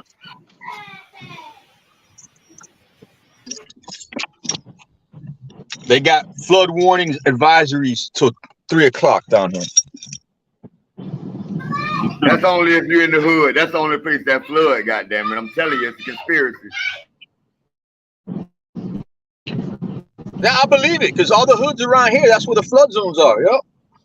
Only in the hood, man. I'm telling you, only in the hood where it floods at. That's because, well, you guys know the real reason why it floods sometimes, right? They don't give a fuck about the infrastructure in the hood. That's what I'm telling you. Yeah, bro. It's always in Oakland Park. It's always in West Park and Pembroke Pines. Always in Opelika. Always in North Miami. All these flood zones, and they never fix it. My auntie that live in the Franklin Park neighborhood over in Lauderdale. When that flood came that 1 week, she was like, they was like, her car stalled out trying to go to work, and I'm like, what the fuck? You sell your job, you can't go in. What you gonna do? Your fucking car stopped in the middle of the street. So what you guys see is, and I was just bullshitting, really. I was just really playing about the hood. Yeah, hey, filthy cat. It's true, man. Street water always gets flooded. Always gets flooded. This is what happens, right? I live right by Sweetwater, Filthy Cat. But doing big storms, your city, I don't know if it's your city or I don't know if it automatically clicks in. It closes the drains automatically. It closes them, right? Because people have a tendency of throwing shit off the side of the road. All of that shit matriculates down the drain and it clogs and it costs a lot of money to get that shit out of there. So what they do, they close the drains off and they wait for the water to naturally subside and all the trash and debris, it naturally banks. And then they open up the drains. That's how it normally happens. But for some reason, after they open up the drains over in Weston, they still got them shits closed over in Franklin Park. And to me, that aggravates me. That, according to P, it's all Tua's fault. It's what? It's all Tua's fault. Skylar Thompson to save all flooding. The reason somebody got Pete over here. Pete tried to ambush me yesterday, Batman. Pete tried to ambush me. I saw you. I saw. That's why I had to come on. They were trying to corner you, Big Nick. Yeah, Nick. Yeah, Big Nick. I thought you said they gave Mike White $8 million, and look who's shining in OTAs, Pete. This is his second year in the system. He knows all the receivers versus somebody's third practice in the brand new. It actually helps. It actually helps. It actually helps the Miami Dolphins if Skylar pans out. Because if he pans out, you can get rid of Mike White and save $8 million. Everybody wants Skylar to be Matt Moore. Everybody do. I want him to be Matt Moore. I want him to be Matt Moore. I want Skylar to be Matt Moore like a motherfucker. Batman, don't you want Skylar Thompson to be Matt Moore? Shit, I'm not on mute. My bad. Hey, Big Nick, real quick. The only small pushback I'll give you on the Mike White thing is, here's the thing.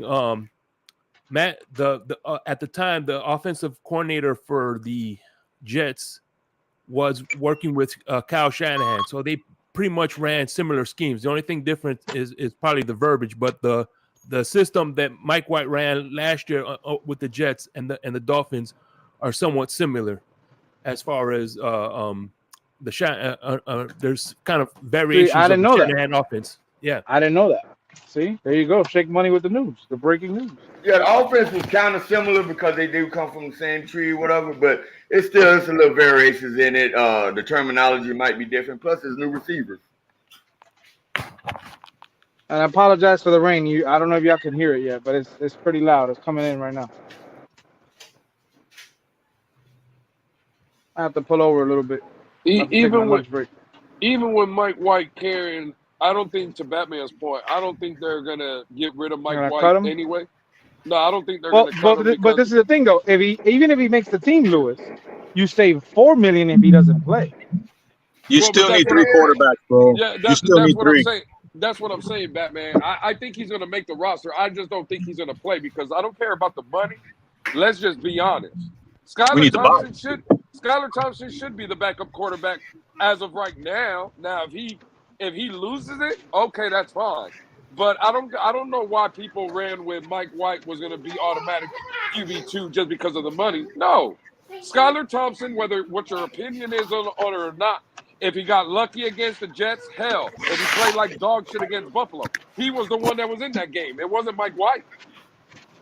Like again, like this is the problem I have, and I always say it. It's the hypocrisy in the fan base. And people don't like that, but it is what it is. Because that performance that we seen week 17 from Skylar Thompson against the Jets, those were the performances Tua Tagovailoa was giving us the first 2 years of his career.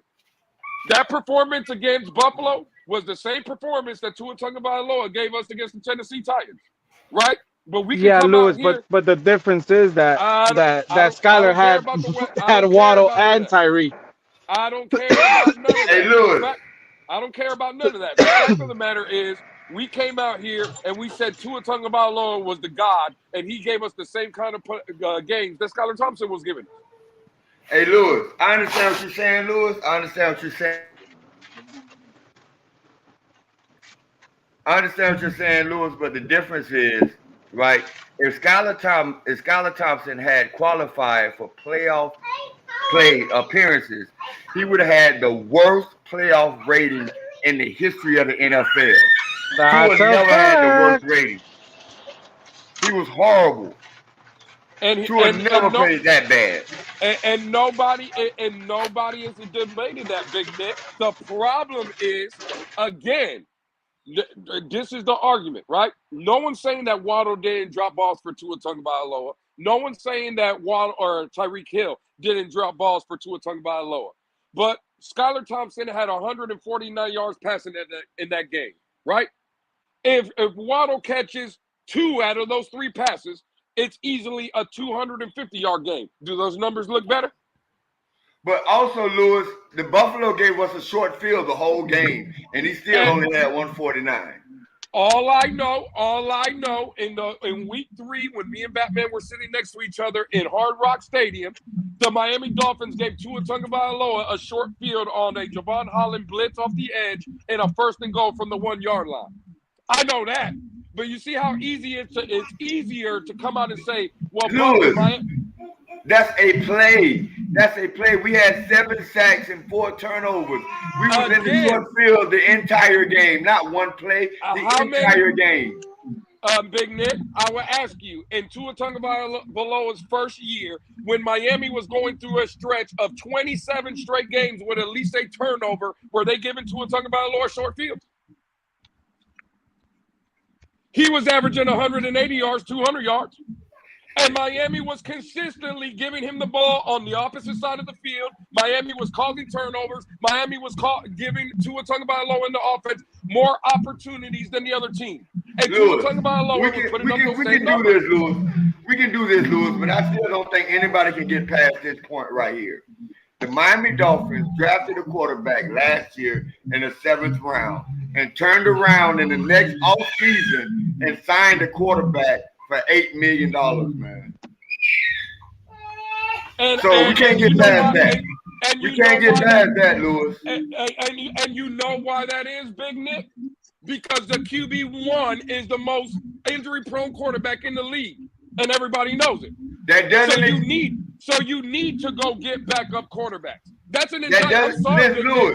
That's an indictment on Tua Tagovailoa. Last year we were arguing 3 quarterbacks. Now Lewis, 3 is a necessity. Lewis, you don't draft a quarterback. He starts your playoff game. He starts 3 games for you during the regular season. He wins the game to get you into the playoff. You don't go out and get another backup quarterback and pay them more money than him. You do it if the quarterbacks are hurt by the midseason. First of all, any backup quarterback, Big Nick, that's a horrible argument because any quarterback you would have signed in free agency, right, was going to make more money than Skylar Thompson because he was a 7th-round rookie. I disagree. It was plenty of quarterbacks out there you could have went and got for the veteran minimum. Don't give them a signing bonus, some shit like that. Hold on, Big Nick. I guarantee you Skylar Thompson's not even making $1 million base salary this year. Not even $1 million. You mean to tell me what backup quarterback you know in the NFL is taking less than $1 million to come over here and play for the Miami Dolphins? On a 2-day notice. Andrew Luck, Tom Brady. Please. You see what I'm saying? Like, let's stop the cap. When we come out here, we just be lying. Nobody is getting, no backup quarterback is taking. We got the giraffe on short notice, and people were still complaining. Hold on. I want to put this information out there because I love giving information. Skylar Thompson has a 4-year contract worth $3,700,000, and he has a $82,000 bonus, and his annual average is $900,000. So at the end of the day, like Lewis said, any backup quarterback they sign was going to make more money than him. Exactly. Like, we come out here and we just lie. Don't lie on the kid, man. Like, come on, bro. Like, let's not do that either. But nobody is lying, man. In a salary cap league, first of all, the only reason we're carrying 3 quarterbacks is because our quarterback has a history of being injured.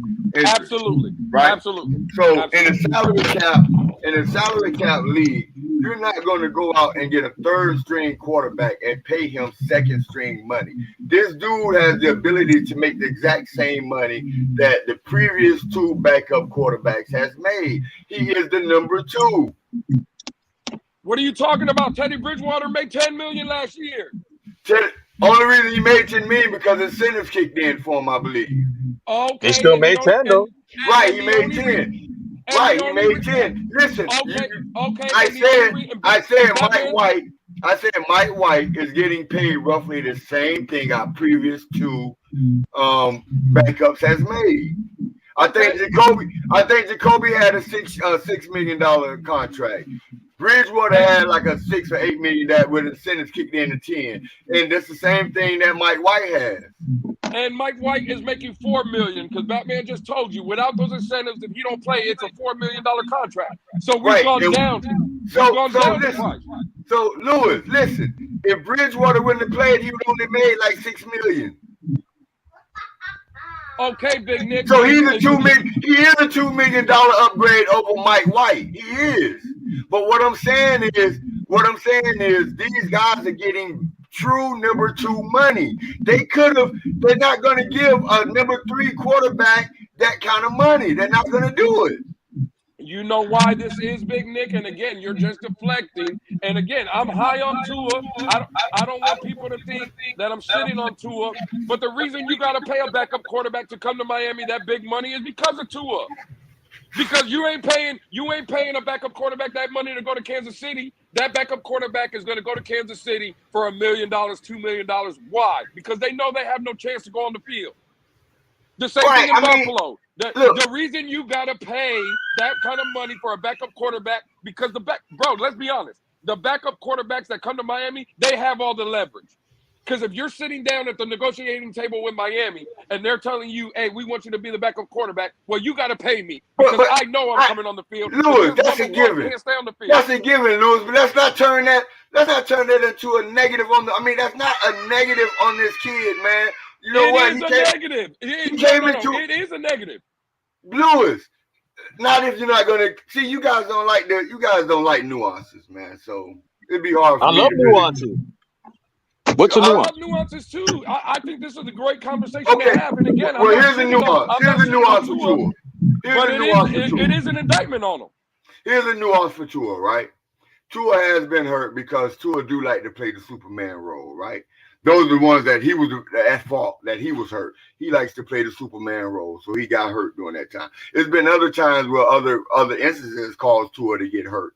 You know what I'm saying? Like the Jesse Davis, that caused Tua 3 games, right? And other instances, where he has gotten blasted. But anyway, here's the deal. The kid came into a situation where the year prior, this team was considered the worst team in NFL history. The league wanted to do an investigation about how much we had broken down this team. He came the following year to a team that we completely decimated, that we had never had an opportunity to build a cohesive offensive line around. He was not estimated to be the player, and he was forced into a situation that the offense wasn't for him. But he has thrived in all those situations. He kept his head up. He finished in top 3 in some of the best categories when it comes to the quarterback every year in the NFL. So you can't compare. The injuries happen, but they're not all his fault. So yes, because he has gotten hurt and we have aspirations of doing big things, we're going to make sure that we secure a backup who's worthy of helping us get to those big things. Nobody here trusts Skylar Thompson if Tua gets down to get us to the championship. And again, see, this is the problem I have. That's fine. That's your opinion. Jacoby Brissett wasn't taking you nowhere. Teddy Bridgewater ain't taking you nowhere. And I'm sorry to hurt everybody's feelings. Mike White ain't taking you nowhere. So that's just bullshit that we're saying. I'm sorry. That might be true. But we had we was in year 2 of a rebuild with Jacoby Brissett. We was in year 2 of a rebuild. So nobody had expectations of us going to the Super Bowl with Jacoby Brissett, right? But we did have hopes that if Tua go down, that Teddy would come in and be Teddy of old. We did think that Teddy Bridgewater never lost a quarterback competition the whole time he's been in the NFL. So if Teddy's going to be on your team, yes, he did. He never lost a quarterback competition. Who's Herbert's backup? He was a starter. Who's Justin Herbert's backup? The man, they saying somebody in the chat said Chase, and he got paid $10 million, and that's fine. Okay, cool. That's the Chargers that fucked up. But Big Nick, hold on. Let's address what you just said about Teddy Bridgewater. Never lost a quarterback competition. Never. Okay, this is where I don't understand how we could say he didn't lose the quarterback battle. The man was 5-0 as a backup quarterback for New Orleans, correct? Yeah. The man went to the Carolina Panthers on a 3-year, $60 million deal. Wow. 3 years, $60 million. Next year, he was getting cut, and they were starting Sam Darnold. Why do you think that is? Listen, Lewis. Hold on. By the way, I got to do some more fact checking here because Herbert's backup is Easton Stick, and Max Duggan. So Lewis, either way, they're screwed. That is not a quarterback competition. That is, you're not the quarterback to lead us to the Super Bowl. Plus, you're making a lot of money. We're gonna go to get another quarterback in. So bye. That's not a quarterback competition, Lewis. A quarterback competition is when there isn't a starter and both guys come to camp. And Teddy Bridgewater always came out as a starter. Well, I don't know about none of that. I know when he was the quarterback also in Denver, they benched him for Drew Lock. Is that that's not a quarterback competition. He was a starter. He won it in camp. And he got benched. Okay, but he didn't lose. He lost because he wasn't playing well. But he won the job, Lewis. What do you mean? So what are you talking about? I'm trying to explain to you, Lewis. Listen. You and I play quarterback, Lewis. Right? We're in camp. We're fighting. When the first game of the season comes, coach comes in the room. He says, Big Nick, you're the starter. You won the job. We get into week 5. Big Nick is throwing interception after interception after interception. Okay, I'm going to put Lewis in. That's not winning the job, Lewis. I'm playing bad. They put you in. You were my backup. Okay, you became the starter, but you didn't win the job. I won the job originally. No, that's a bullshit. How? Bro, you're just making it sound like you're trying to reword it. The fact of the matter is, if me and you are in competition, like you said, and you're named the starter, okay, that's fine, right? But now your ass got benched and they put me in. You lost that battle. You lost it. I don't give a fuck how I'm in the game. You can reword it however you want. The fact of the matter is, your ass got benched. Your ass got benched, and now I'm in the game. That means you lost your position. Same thing if I'm at work. Listen. I'm not the only supervisor at my job, right? But what am I gonna say? Like, if I get demoted, oh, it was my fault? No, if they just thought someone could do the better job. Like, I lost my shit. I got Lewis. I don't know what you mean. Lewis, once you're when the season starts, I don't know how you consider competition. When the season starts, when you go through OTAs, when you go through mini camps, when you go through training camp, you're battling to see who can get the reins at the beginning of the year. One quarterback comes victorious. He won the quarterback challenge. Real quick, Big Nick, not to cut you off. If anybody wants to come on the panel, man, just send a shout out to Shake or Bat. Bat doesn't have access to the link capabilities, but let us know, man, and we'll get you up here. Being demoted and losing are two different things, Lewis. Again, that's your opinion. I just don't know how that works. Okay. I don't know. I really don't. Like, what are we saying? We're saying that football politics pretty much have the position in place. Just the battling part in camp is really it's semantics, like Big Nick's likes to use. You know what I'm saying? Like, we already know what's gonna happen. I don't believe in football politics. Me personally, I don't believe in it. So you don't believe that the contracts dictate the positions already? No, I believe that the reason the owner wants to get to the Super Bowl is because he makes about $4 billion. And so, Big Nick, let me ask you a question. if I believe that, I believe that they're going to make sure that the best player at every position on that team is on the field. I believe that. So you can't change my mind on that. That's just like you can't convince me that the mob has anything to do with NFL, NBA, or Major League Baseball games, because every NFL owner can buy and sell the mob if they wanted to.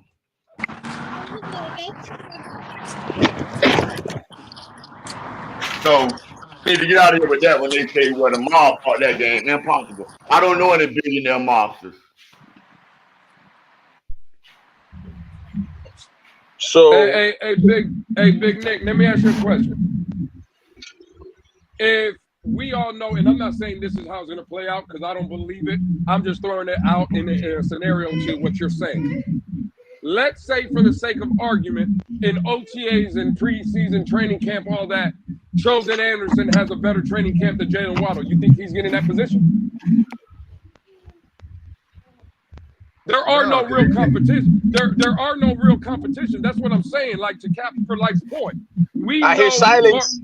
Barring any injury, Big Nick, Jalen Waddle and Tyreek Hill are the two starting receivers on this football team. It doesn't matter about the competition. It doesn't matter about what your OTAs and preseason and shit is telling you.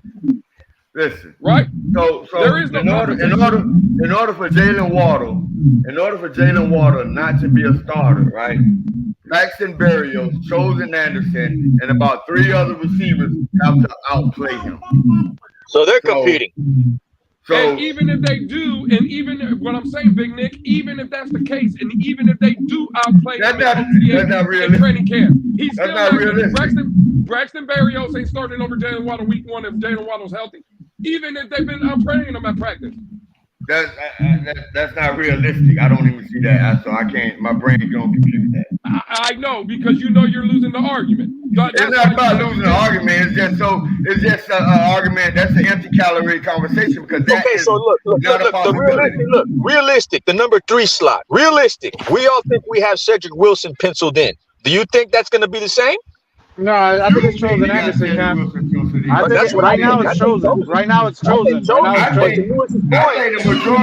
I think the majority of Dolphins fans think it's going to come down to but to Lewis's point, Cedric Wilson has the contract. Right now, from what the Dolphins are putting out there and saying, Chosen is the 3rd. He's number 3. I would do that. But I'm just saying, you're paying Cedric Wilson money just to be on the bench. That's why I want to trade his ass, bro. Our wide receiver room is too stacked up right now, bro. And we could free up that cap and get something else. I'd rather do it. I think that's the next play. Look, free up the cap to do what? To roll over the next year? No. I would trade him. I would try to trade him now and get somebody to absorb that contract. If you guys want Cook so much, go get me a left guard. Go get me Dalton Wright. You guys want to sign him long term? I'm just saying, if you want Cook, saying that we can't fit him in now, but you guys want him that bad, that would be the only play. But you got to find a trade partner. You have to find a trade partner. You got to find a trade partner, and if you don't trade for Cook, right, and you trade Cedric Wilson, you trade him. If you're not getting a player back, then it doesn't make sense this year to trade him, because you're not going to spend that money in free agency. The only thing you're going to do is roll over. There's no $8 million players left out there. Because to be honest with you, bro, the rotation of Waddle, Hill, Chosen, Braxton and special teams, you know what I'm saying? Then you still got who? Sanders, and you still got Izukama. I mean, I'm okay with that. And you still got River Craig Crab. You can argue, and you can argue it's one of the best in the league. That's one of the best wide receivers in the league.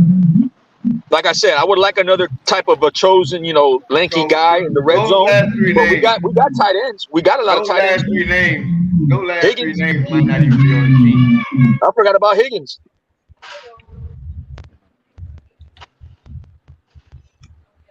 We got the firepower, bro. It's just like you said, the politics right now, whether we don't like to use that term, like that's going to be a problem moving forward if we don't start the right starting lineup, bro.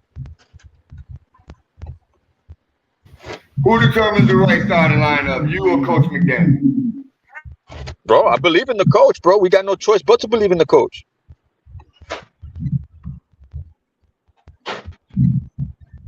I like the scheme. You know what I'm saying? I like what I saw. You know what I'm saying? It's just whether we don't like it or not, every sentence, every conversation, every paragraph, everything that we talk about always ends at the end of the conversation or sentence with "if healthy."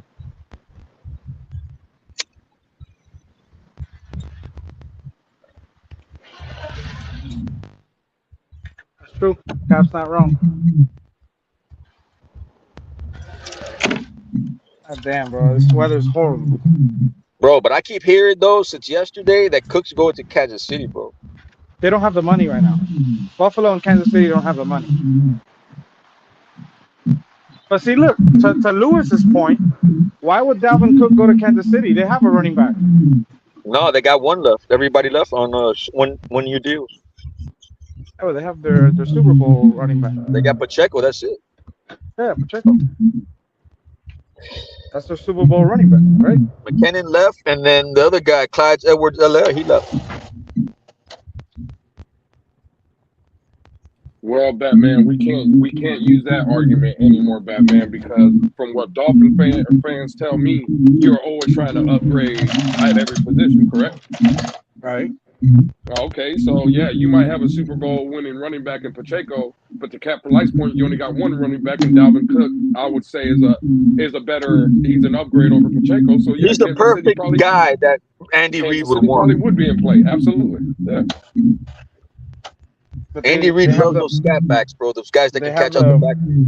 They have the worst cap space right now, Kansas City. Well, all I know, last year, the New Orleans Saints had like $100 million under the cap, and they made it work. I know they did. I don't believe in that cap space now. But it helped that Drew Brees retired too. Drew Brees? Yeah, Drew Brees. It helped. If not, it wouldn't be an option. You know. Yeah, bro. Yeah, like it's already the third. You know how these games are always played, bro. You won't hear anything maybe until midweek next week, and if you do, it's probably going to be, you know, something that's going to be completely different. We're probably going to pick up like a O lineman, which I'll be okay with. Yeah, that's what I'm saying though. Like that's what we were talking about when we first started. We were talking about the Albert Wilson money, freeing up that $7 million. Obviously, some of that money is already guaranteed. You have to find the right trade partner that's willing to take some of that salary. But if you're able to do that, you're freeing up another $7 million. Bro, not even that. When training camp's done, how many guys are going to get released that are big-time names also? Exactly. You need to have money. There's going to be numbers games just like us, like guys that we can't keep, like that we'd like, but we just can't keep. A lot of the teams are going to be like us. Dropping the link again, everybody.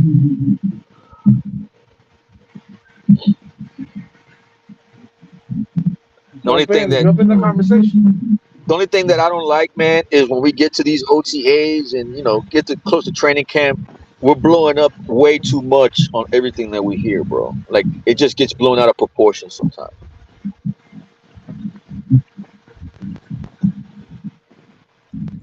Yeah, I ain't gonna lie. As of right now, the expectation levels for me is get me past the first round of the playoffs. If not, oh hell no.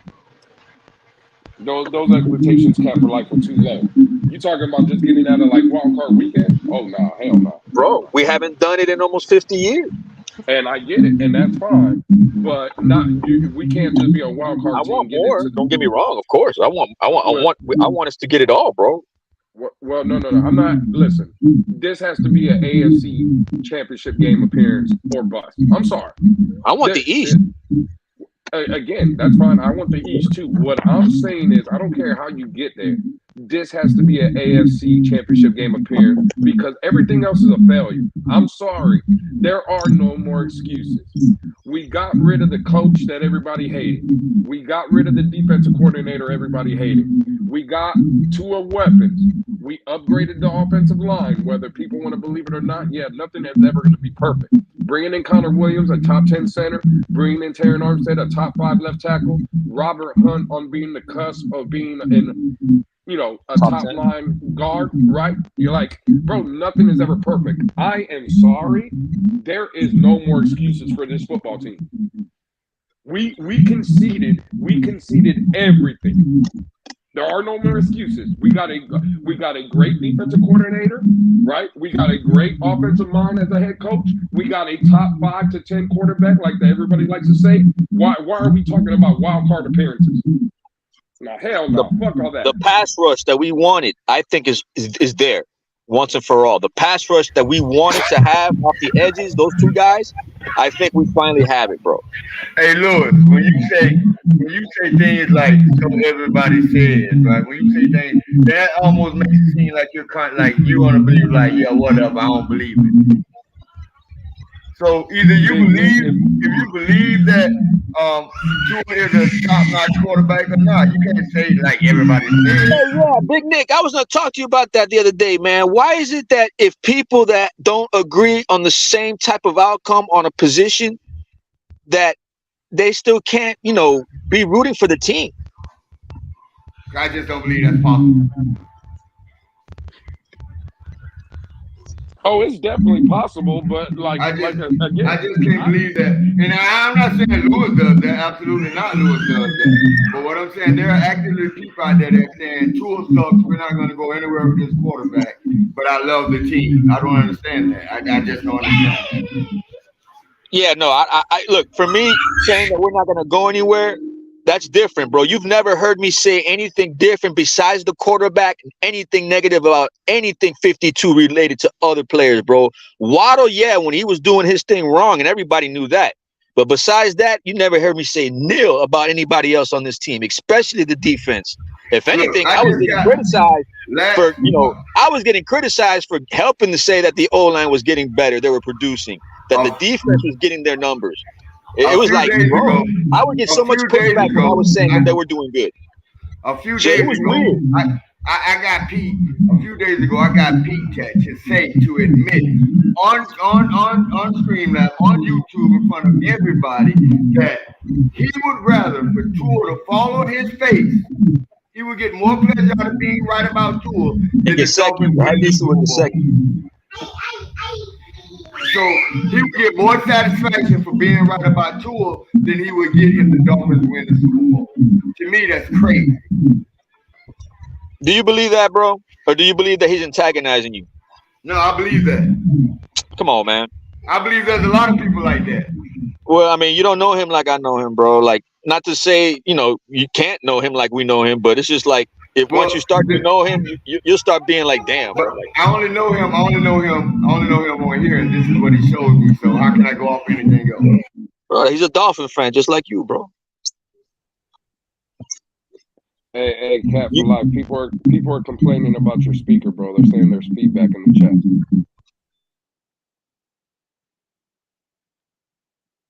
I don't know if that sounds better to everybody, but and to me, Cap, I'm just saying, don't take it personal. I'm just saying what I seen in the chat just now. So, what about now? No, you sound good, bro. Chat, let me know. Chat, let me know. Mic check. 1 2 1 2. Hello.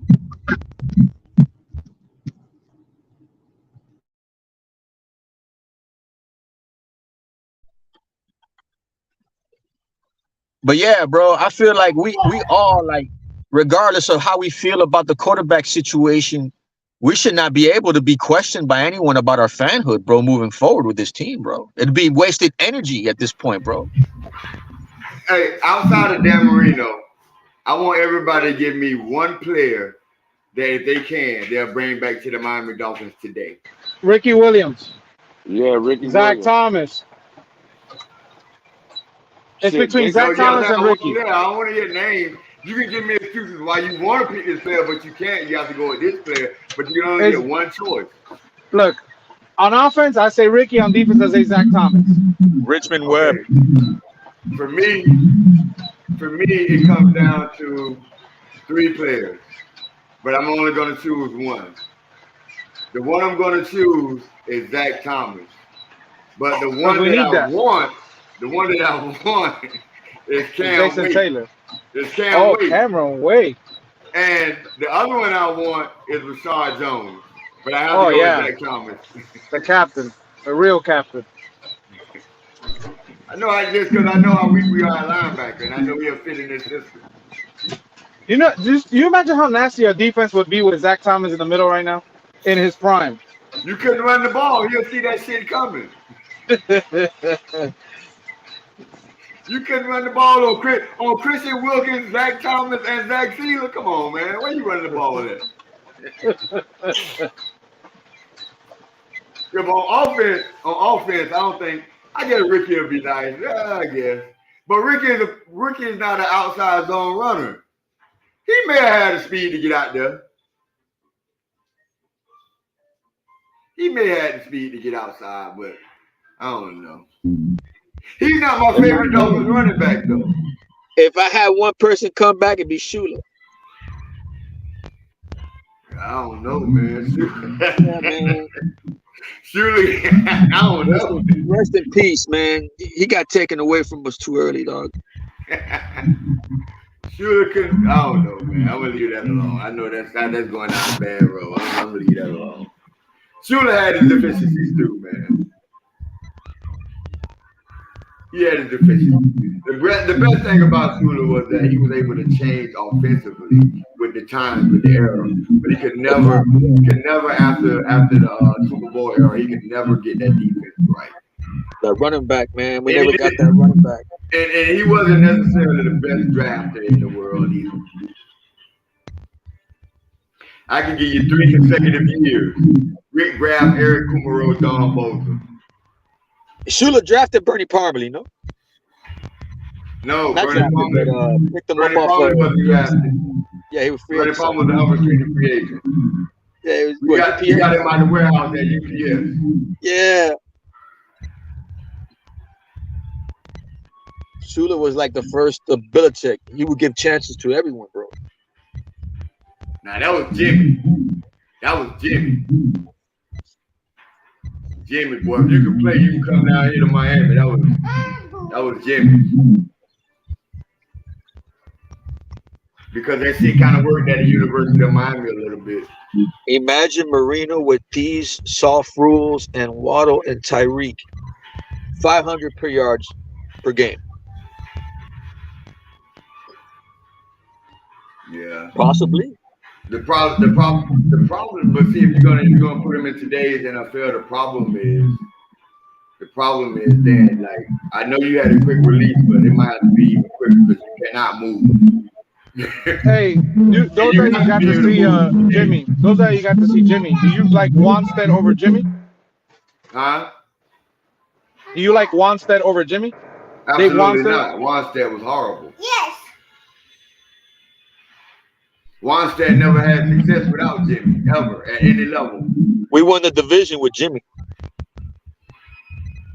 Wanstead never had any success at all without Jimmy. Oh, no, it wasn't Wanstead. Did we win the division with Wanstead or was it with Jimmy? We probably won with Wanstead, but it was Jimmy's team. It was Jimmy's team. It was nothing different about Wanstead added nothing to the team after Jimmy. Nothing. That was Jimmy's team. I don't know, man. Wanstead added Ricky. Wanstead didn't add Ricky. Bro, Wanstead was the one that made the trade. New Orleans didn't want Ricky anymore. And we just happened to trade for him. What you mean, man? That's the same thing. Wanstead made the move with who was that guy? Rick Spielman. Or what was his name? The GM we had at the time. Yeah. Spielman. Wanstead ran Ricky out the league. Spielman. Wanstead ran Ricky out the league. What you mean, bro? But he's the one that got him. What you mean? What I mean? 400 carries 1 year was almost at 500 the next year. That's why that man quit. He'll tell you. Why you quit. No, I'm not arguing that. Do no damn marijuana thing. I'm not arguing that. I'm just saying the person who got him on the Miami Dolphins was Wanstead. I don't know. I have no confirmation to that. Man, I know he was a coach, but I don't know if he got arguing with me when I end up being right in the end. I'm just saying, I know he was a coach, but I don't know if he got him there. Yeah, bro, that was like we gave up, I think, what, 2 first rounders, I think. Yeah, it was worth it because we had to pay him shit. What else we gave up? I remember I was sleeping, man. My brother called me from South Carolina and said, "You believe this shit?" I said, "What happened?" He goes, "Look at the TV." I was like, "What?" Hey, but the NFL had pretty much given up on Ricky at that point. Ricky had played now for about 20. Now I don't think he played 20 games for the Saints. Hey, Big Nick. And then, 3 years after that, I got the same call from my brother. I'm like, "What happened? You watching this?" I said, "What?" Put the TV on. They're talking about Ricky retiring. I'm like, "Oh my God." Bro, listen, you know what the funny part is, man? I'm gonna come clean. I don't think I've ever said this story. So when Ricky, see, back then we didn't understand, right? Like I didn't understand what mental health was, right? I didn't understand what it was, right? And Jimmy was, Ricky was frustrated. You hear me? You get me? And yeah, like they got Charlie Brown on. No, that's cap. That's cap. So I was frustrated, but I didn't understand what Ricky was going through. You get me? I didn't understand that. I knew that we always ran Ricky through the ground. I understood that all the time. I remember back in those days at Subway, at the Subway where they make the sandwiches, they had a Ricky Williams like life-size poster that they used to give out, and I had it on the back of my door. I remember. And when I heard Ricky, because back then we didn't. If we wanted to get news, we had to wait for the news at night, or we had to, go on a website, and not everybody had access to a computer, And I remember when I found out Ricky retired, oh my God, man! I ripped that poster off that door. I wanted to burn the jersey. I was pissed. I was mad. I remember I went to that week, like a week after he retired, I went to Ross, and they had authentic Ricky Williams jerseys for like $9. Oh, authentic in both colors, the white and the teal, the aqua. And I was like, it was just another reminder that this man quit on our team. But I didn't understand what the hell was going on back then. You get me? I didn't understand what he was going through. Then we find out, what happened in his 30 for 30, what he had to go through in his childhood with his father, like what led him to be that person he is today. You know what I mean? But I was so happy when he came back, even though he was doing it for the money. He wasn't doing it for the love. He was doing it for the money because he had to pay back the Dolphins money. I was happy when he came back. Even though we had Ronnie, I was happy we got Ricky back. So at that time, football was different, right? Like it was weird. Stop, what?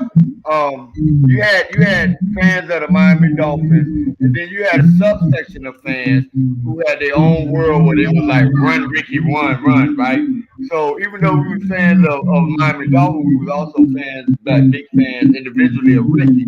So I think when Ricky died, I wasn't hurt. I wasn't mad at him. I wasn't nothing. I loved Ricky, man. So it didn't affect me.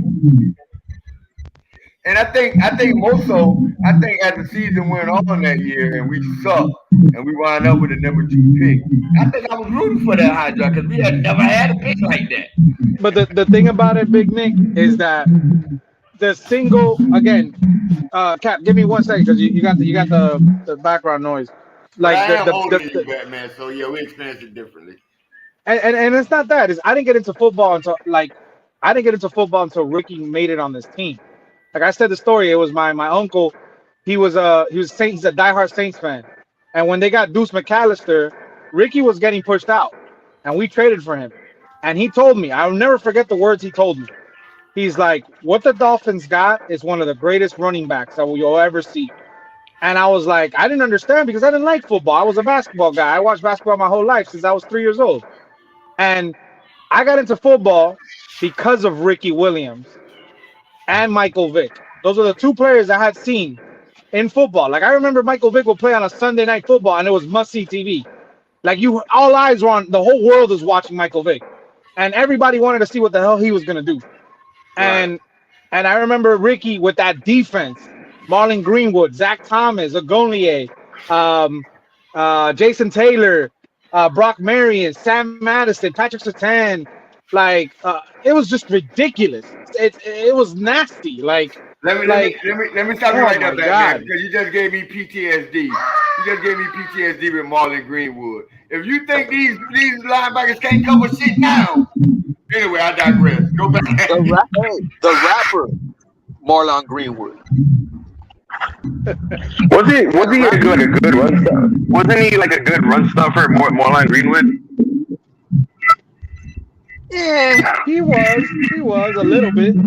That's like saying, I don't know, man. Like, I don't know. He was like pretty much like Koamisi, Ellerby, all those type of guys. I think Koamisi was better than that. I mean, Koamisi, he gave you some shit, like. I think Marlon Greenwood was better, bro. Koamisi was not good, dude. So Marlon Greenwood was the last guy we remember for that defense. Yeah, I like Marlon Greenwood. I thought he was a solid player. Like, not great, but he was solid.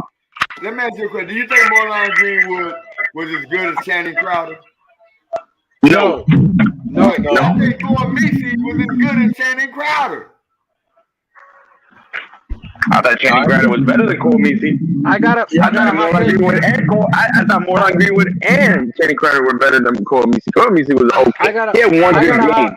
I got a hot take. And I know people are not gonna like it. People are really not gonna like this hot take. Hey, Crypto, you finally made it. Can you hear us? Crypto, what's up, Crypto? Yeah, I can hear you. Hey, what's going on, everybody? I got a hot take. Are you ready? All right. Since Zach What's your hot take, Batman? we've had a lot of middle linebackers that we brought in free agency, Ellerby, you name it, right? Kiko. Right. Counting Crowder. I'm not saying he was as equal, because of course none of them has been as equal. None of them have been able to live up to the Zach Thomas. Lightly, Batman. Tread lightly, Batman. I'm about to tread. But one way, but Adam Gase is a bitch. Channing Crowder was the best one since Zach that I think we've had. Even though Carlos Dansby. Nah, I don't like that. I knew you were gonna go there, Batman. I knew you were gonna go there, bro. How you gonna forget Carlos Dansby? How many years you had Junior for? I'm sorry, guys. Hey, how many years you had Junior for? Junior played with Zach, didn't he? Yeah. Junior Sale, yes, he did. You're absolutely correct. But Junior Sale was more on the outside though, right? No, Carlos Dansby was the middle. Steven Walker. Junior Sale. Not only was Carlos he in the middle. Dansby. I forgot about Carlos Dansby, yo. That's the guy. Wasn't he inside or outside? There were a lot of linebackers back then that's better than what we got now. At the time, Carlos Dansby's contract. Crypto. When we gave Carlos Dansby's contract, you guys know that was the highest contract ever in NFL history for a linebacker. Yeah, it was. I remember $50 million contract.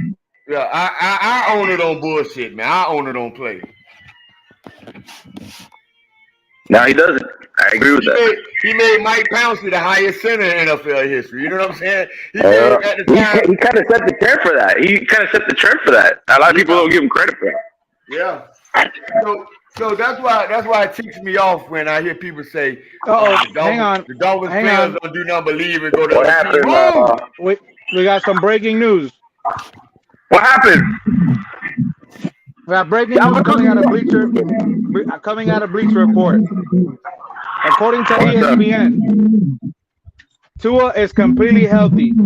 Dolphins quarterback has been a major voice for the team at OTA practices. Ah, damn, Batman. Oh, good news, but damn, kind of took me for. Hey, fins up, fellas. They can't have me there, bro. All right, Big Nick. That always happens with Batman's breaking news. Like, breaking news, and the world stops, and then it's like, oh, something happened. That's funny. Hey, real quick, everybody. Damn, real quick, everybody. Want to kill the mood. Real quick, everybody. Let me play MCJB song real quick with Vince. Enjoy it. Give us about 3 minutes. 3-minute break. We'll be right back. New season, let's go. Y'all ready? MCJB. Last year we was one and done, it's a new year, gonna be fun. Two a time, he be on the grind like the Florida sun, you know we gonna shine. Jalen Water gonna catch the ball, then he break an ankle, make a plays fall. A-chain like the A-train, gonna run you over like a bang bang.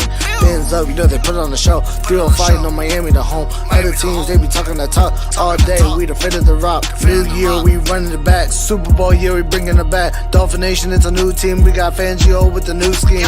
Legion of Zoom in the 305, this year we gonna be fine. Speaking the truth, I ain't telling no lie. Fins up till the day that I die. Every day I bleed aqua and orange, heating up like I'm feeling the lava. JB and I'm repping the Fins all day, cause we gonna win. Young Bucks got something to tell you. 72 was on top of the game. Sad Thomas, number 54, from the 305 to the Hall of Fame. New season, it's a new year. Mike McDaniel gonna win it all. Cheetah man with the water, they so fast, it's time to ball. And this is just a starter. You haven't met the fall. Unless you played the Dolphins, that means you lost it all. That means your time is off. That means you're falling off. That means you've met the winner. I call them to or fro. Some of y'all win it and some of y'all buzzing. But really this year, none of that means nothing. Ramsey with the pick and Howard mean mugging. On the pick 6, we got 7, you got nothing. On the bigger scale, we're the only undefeated team. We make records, y'all chasing dreams. You chasing us, there is no other team. I'm talking 72, there is no 73. I'm flowing with JB, I won't forget MC. That means the mic controller, they ain't controlling me. 2023, Fins gonna win it all. Like a running back, they're running back for y'all. Last year we was one and done, it's a new year, gonna be fun. Two a time, he be on the grind like the Florida sun, you know we gonna shine. Jalen Water gonna catch the ball, then he breaking ankles, make a plays fall. A-chain like the A-train, gonna run you over like a bang bang. Years ago we was down bad, but this year we picking it up. Love my Fins and I love my team, right to that, it's Fins up. Last year we was one and done, but this year it's Super Bowl. Gonna make it and we gonna win it, cause that's the plan and that's the goal. Fins up till my life finish, said it proud cause I really meant it. Other teams ain't got the speed, but it's all good, we got the schemes. This year we going far, aqua orange painted on my car. Other teams better watch out, cause the Miami Dolphins gonna ball out. Yo! Gotta give it to MC, man, and Vince, bro. This is great work, man. This is what the community needed, man. This is what the community needed, man. Shout out to Vince and MCJB for this beautiful track they blessed us with. We love Damn, MCJB. Shit, bro. You tell me you're dropping a new track? I'm gonna make sure that this track is played at the stadium and at practices, bro. Are you gonna make it part of your intro, Batman? You gonna make it part of your intro? I'm gonna create a video. I'm gonna replace one of my videos. I wish you could put this on your Twitter space, like before every Twitter space. Yeah, do this shit. I wish. All right. We gotta get Cap on Twitter, bro. We're trying to get Cap for life on Twitter. Yeah, you gotta come to Twitter, bro. That man say go bang, go bang, bang. Batman, I got breaking news. Talk to me.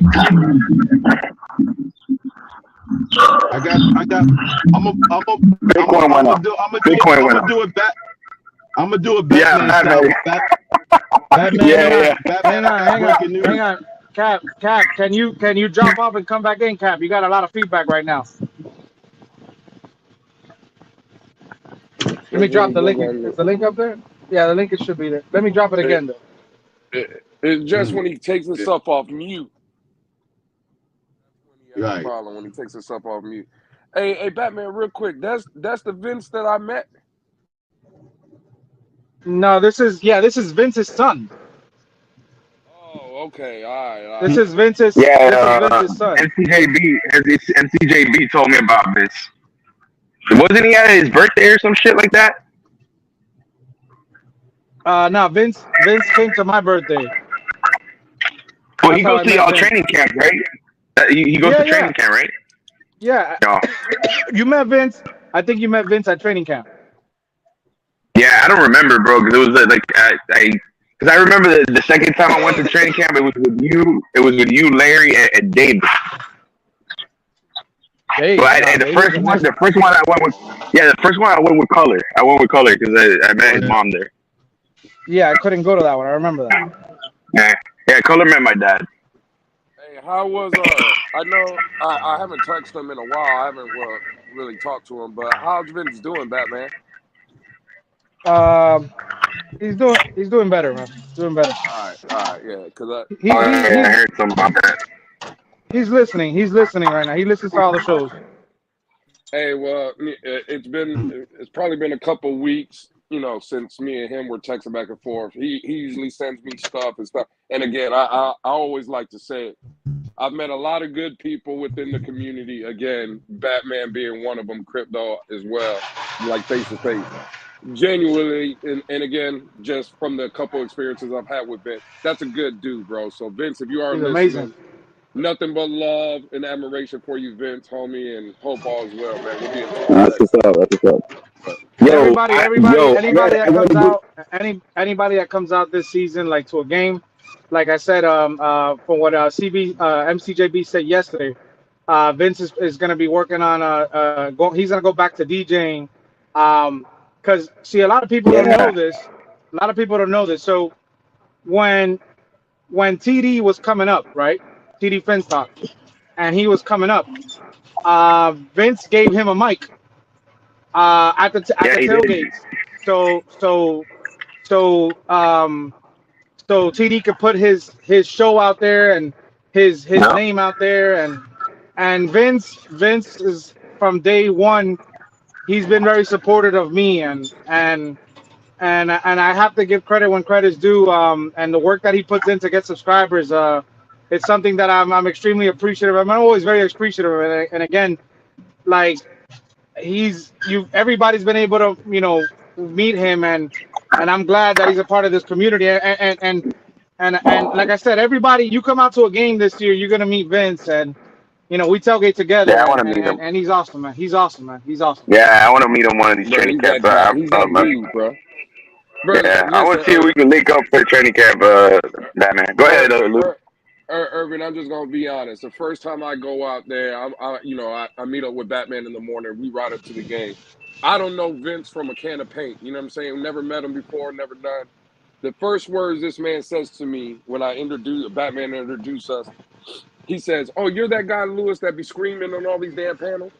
And we're laughing and chopping it up, bro. This guy's offering me food, giving me drinks, telling me anything at his table that he sets up at the tailgate and stuff. Anything I wanted was, bro, and that guy didn't know me from anything in the world. So to Batman's point, I'm super happy and ecstatic that we got guys like Vince in this community, man, because Vince is the real deal, bro. Like, for real. He's bro, again, he reaches out to me, and again, he has a more of a relationship with Batman and stuff. But just for him to reach out to me, and now for me to be able to consider him, call him a friend. Like I said, bro, he's a guy that is a true pillar in this community, man. Mm-hmm. He's the real deal. Vince is the real deal. So yeah, that's what's up, man. Yeah. MC told me a lot about him, bro. By the way, real quick, Filthy Cat, you're right. We might get something from Cook. We just got some news right now. Hang on. What's up? According to Bleacher Report, said Minnesota. Hang on, it's loading up. God damn it. Light turned green. Hang on. Hey, Batman, can you hear me? Yeah. Oh, okay, cool, because I was having an issue. All right. According to teams, believe Vikings are still open to trading Dalvin, as they could save 11 mil. Now we're past June 1st, so they're holding out. They're holding out for a Cook trade. The Vikings, they are holding out for a Cook trade. Again, like Lewis said, we know this information, and we're trying to get updates. But I agree with Filthy Cat. We might get something, man. We might get something. We got somebody backstage that don't give a damn about Cook. He don't give a damn about nobody on this damn team except a couple. But let's welcome. What's up, Pete? Tell them how it is. Tell them how it is, Batman. You know I love me some Skylar Thompson. Hey, P, can I ask you a question? Hey, P, can I ask you a question Hold real on, quick? man. I just got in, man. Y'all slow down on me, man. What's Hey, up? but I Catch wanted up. to ask you something yesterday. What is that P? What is that P takes? Is that like P takes plus? Is that like an exclusive content that you got to subscribe for your like exactly. plus? Exactly. You get to see some. You get to hear the real deal when you subscribe to me. There you go. What is it? What is it? $4.99 or $3.99, Pete, for the subscription? Crypto for all you guys up here on the panel, it's $3.99. Hey, how much Bitcoin is it? It's $3.99 for my panelists up here. Man, I gotta be honest. I saw you were Let's live, welcome Batman. the homie Fred, man. Let's welcome the homie Fred. Hey, What's Batman, up, Fred? I saw you guys were live, but I was tuned in watching the after effects from last night, and I got to be honest, man. I'm truly disappointed in EM. I've always been a lot disappointed in EM. I haven't seen it, bro. I haven't seen I'm it, disappointed in that. Anybody going that color like that in a threatful way, like I just have no respect for you as a man, and that's just the way I feel, you know. Outside of football, because in reality, we all have our own opinions on this. Listen, and I just don't like that right now. I was just watching. Listen, I had to stop watching it. I had to stop. It's not even worth. Listen, I think they're both good The dudes. reason is They another need- idiot. That's why I can't stand his ass either. How about that? Listen, hold on. Hang on. Before we continue, I just want to be very clear. My opinions me. of anybody mentioned on this show Yeah, that's has no me. reflection. They know. Doesn't reflect what I feel about people. At the end of the day, I want to give people the option to come on here if they want to debate and talk, and if they want to talk about somebody, I want that person to be here to defend themselves. So all I was informed is 2 people in the community got into it. I didn't know the names. I only I was just assumed. watching it. You know, I couldn't even watch it. Forget it. It's not even matter. They're idiots, bro. I'm gonna just put them like that. Idiots. There's chickens running everywhere here in Miami, bro. It's freaking roosters and little chicken babies and shit. Damn, it's crazy over here. Where's Dalvin Cook at, Batman? Stop playing with me. You see the link I just sent, Batman? Somebody get Batman on the phone and tell him to let me know where Dalvin Cook is at, man. I can't click a link. I'm on my phone, Cap. No, well, Man, Barry over here. Jackson Batman's is gonna be on the reporting cook list. Barry Jackson is reporting that if he gets released, that it's going to happen. Yeah, we know that. I said it was a 99.97% chance if he's released, he's a Dolphin. What's up, Batman? What's up, Fred? What's up? Oh, we got negative Fred in the building. Damn, man. Negative Fred. AP. Don't call me negative, bro. Oh my God, man. You know you Hey, man, I just want to tell everybody be safe. Be safe out here with all this weather. Hey. I just want to tell everybody be safe with all this weather going on. Hey, but you understand when Barry Jackson is saying it, that when Barry Jackson says something, that's when like there's smoke, there's fire for real. Yeah, exactly. Oh, there's been fire. That's his name has weight. His name has weight, right, Cap? His name has weight. That's who I pretty much trust around here, bro. It's Barry Jackson or Daniel Yafusi's pretty good. I like the other one, Barones from Batman. I don't think those guys are pretty good too. Yeah, Batman's another one, bro. And, Mo Sauces. So shout out to Mo. Batman. I agree with you, man. They went out of hand last night, man. It went too far for too long. You know what I'm saying? Like it was crazy. Yeah, listen, Hey, Batman. I understand. I understand the Bills, man, are interested in Brandon Snell, man. No, they got him. They got him. Yeah, the Bills picked him up, but well, the only reason I'm gonna tell y'all something, because look, I'm gonna tell y'all something, right? This is how I feel. EM, especially because I put names out there, bro, and I don't even care. I'll show face. You guys know how I am. At the end of the day, this has been someone. No, I don't tread lightly, bro. I don't care. Because look, listen, this has been someone that listen to me, fellas, real quick. This has been someone that has literally trying to. He's been literally. Are you fucking kidding me? Yeah. I'm sorry, Pete. Go ahead. My bad, Pete. Go ahead. He's trying to talk, man. No, you're good. Go ahead, Pete. I'm sorry, bro. I was just reacting to the show. My bad. I said I don't. What frustrated me, right, was I'm watching it a little while ago. I'm watching the EM rant and stuff, and they're going at it, and it's like this guy EM always tries to get me canceled on every platform. No matter where I've shown up, he's tried to go up and tell the owner of the platform, "Do not let me go up. I am not a Dolphin fan." I like he's consistently been trying to get me canceled.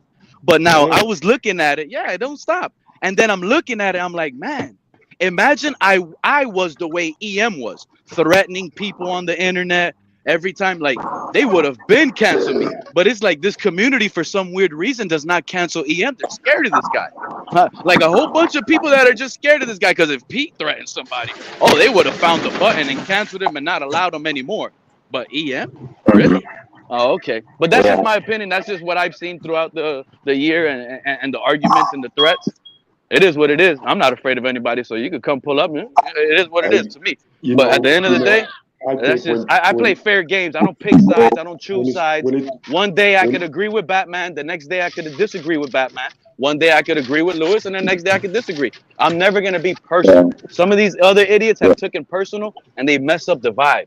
Honestly, they're messing up the vibe. Yeah, it didn't look good. It didn't look good last night. Yeah, no, but listen, I like both Color and EM. I think they're both good dudes. They mean well, but you know they gotta handle. You know, we gotta handle things more privately, bro. I didn't like all that. You know,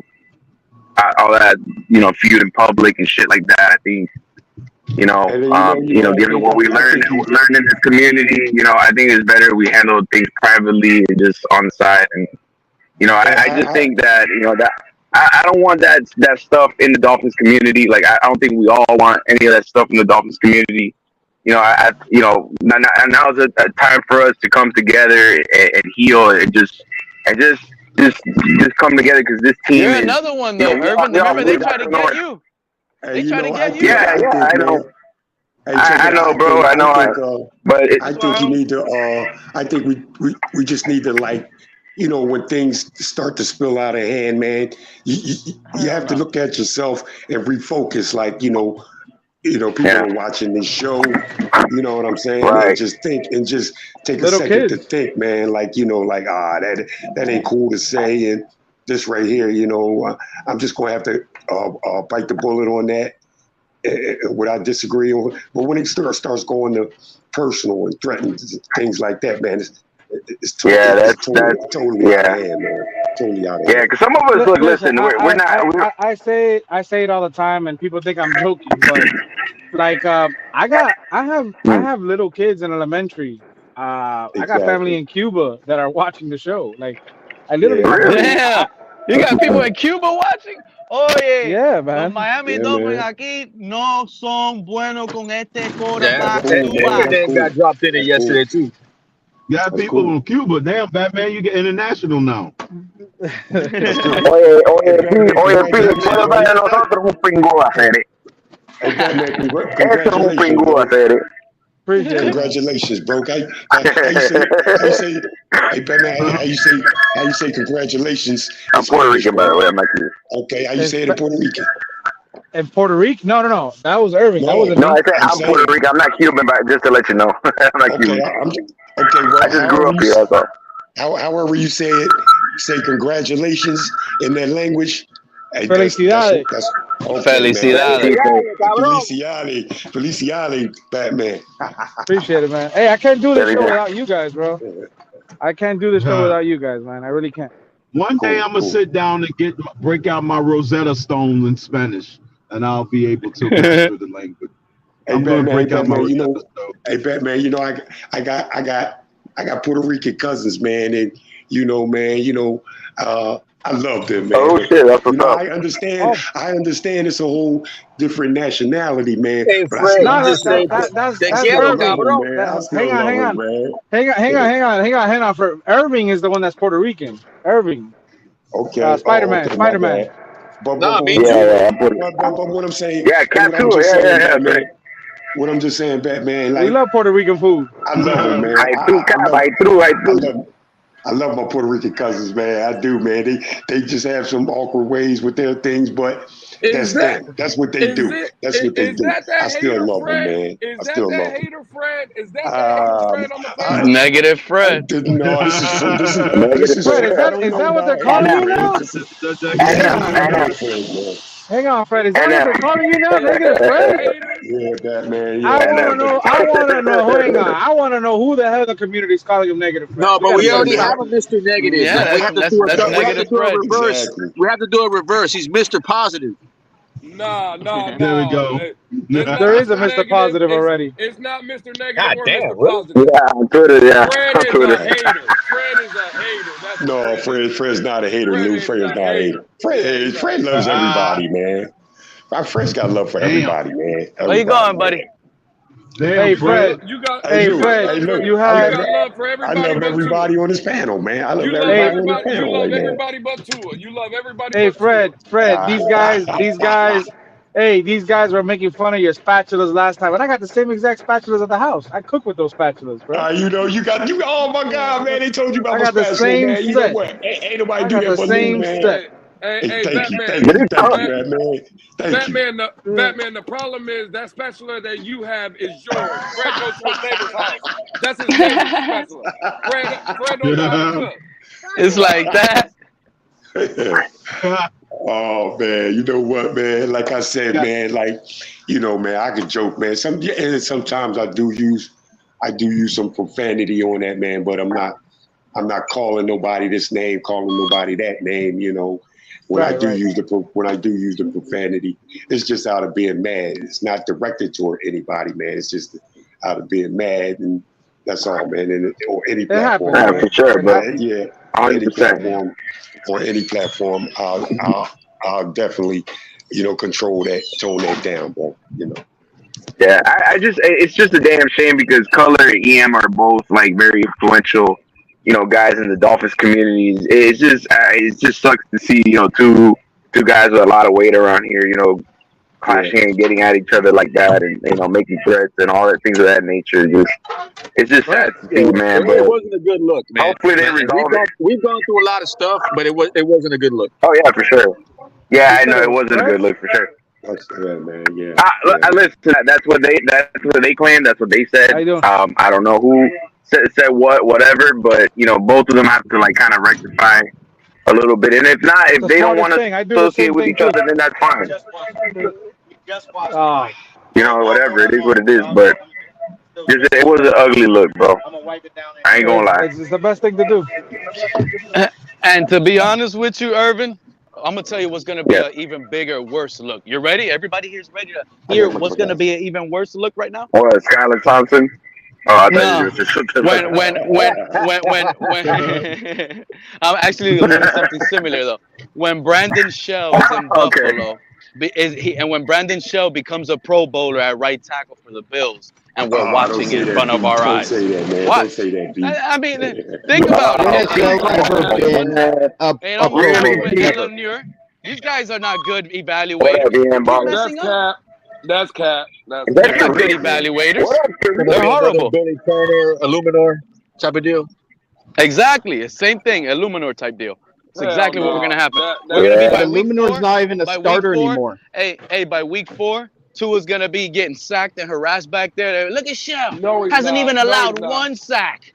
That guy hasn't even allowed one sack. Him and Sherfield is going to have more catches than their little favorite chosen Anderson by that time too. That's the reality of it. Hey, let's put money on that right there. Let's put money.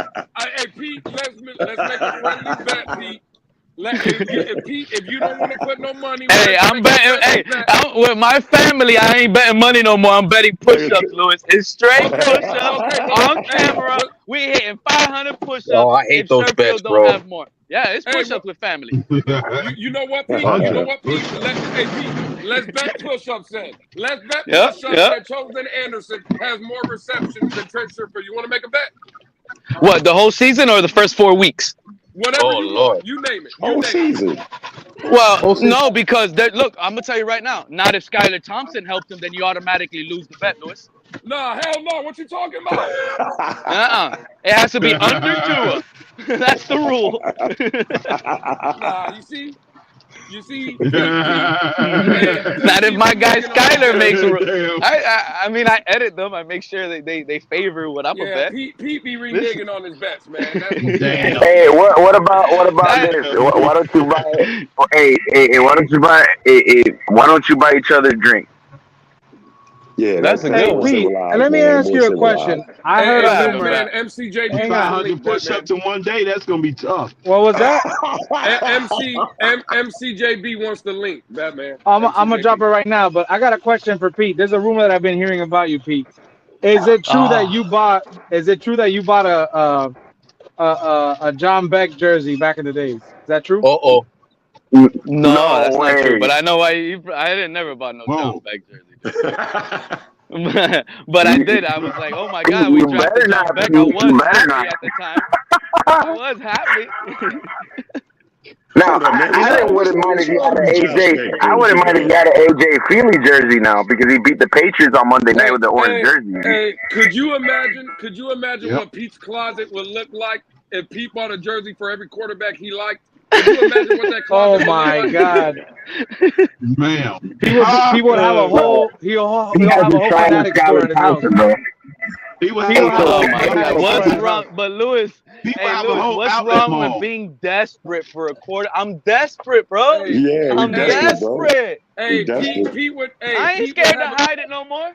Hey, Pete would have a closet full of jerseys of backup players and guys that ain't in the league no more. Matt Moore, call him up. Hey, I remember when AJ Feely got he got like what? I think he got injured in the second quarter in the leg. Daryl Bowen smacked him in the ass, and he had like a broken ass bone after that. He couldn't even walk right. What's up, Trucker? Who was that? What's up, Ron Levy? AJ Feely. I didn't remember that one. Yeah, bro, you don't remember? Daryl Bowen smacked him in the ass. He was like, he had a broken ass bone. No, man, he never heard AJ Feely is the one we got from the Eagles, right? Yeah, for the second round pick. Yeah. Smacked him in the ass and Look broke it up. his ass. AJ Feely ass. So Bowens broke his ass. That's what you're saying? He slapped him in the ass like good play, and he freaking snapped on him like, bro, my ass bone's broken. Get his ass out of here. Somebody find the article for that, man. I can't remember that. That is funny. Whoa. I don't remember that not one bit. Yeah. I never heard of that, man. Hey, now Pete, Big Nick was up here earlier though, Pete, and I was giving him the business about Skylar Thompson. I was sticking up for Skylar. I just wanted you to know that, Pete. What? Oh man, is that I got to rewind. What was going on, man? Fill me in with Skylar, Lewis. What happened? What was Big Nick hating ass talking about? I agree. Goddamn, look at MCJB. What's up, fam? That's a fat chain right there. Shout out to MC. Debate the other day. What happened? It looked like who got you that chain, MC? Who got you that chain, MC? Young where you at? Y'all know who got that What, you on the beach? 423 there. Shout out to Christian, man. He the guy from Chicago chain, bro. Very nice. Very nice. Hey, where you at? Where you at? Hey, MC, can you hear me, MC? MC on the beat. Hey, I just wanted to let you know, MC, ain't nothing but love. That new track you dropped was straight fire, but nuggets and Fuego. Gracias. Yeah. I hear me. MCJB. I don't know if y'all can hear me. Yeah, we hear I you. hear you, MC. What's up? Talk to us. You just got to keep talking. Hey, my man said A-Train go bang talk. bang.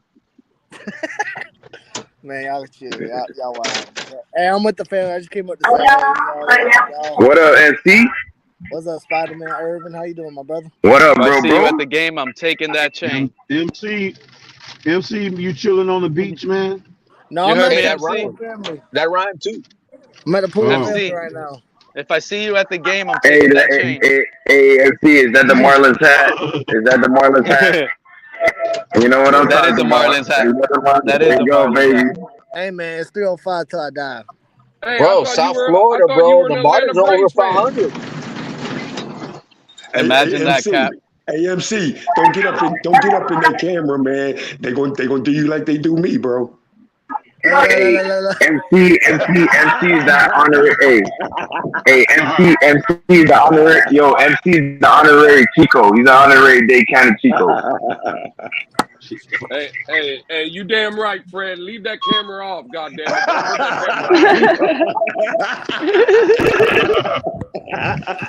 That's fucked up. I told you, MC, you don't want to do that, man. You don't want to do that, bro.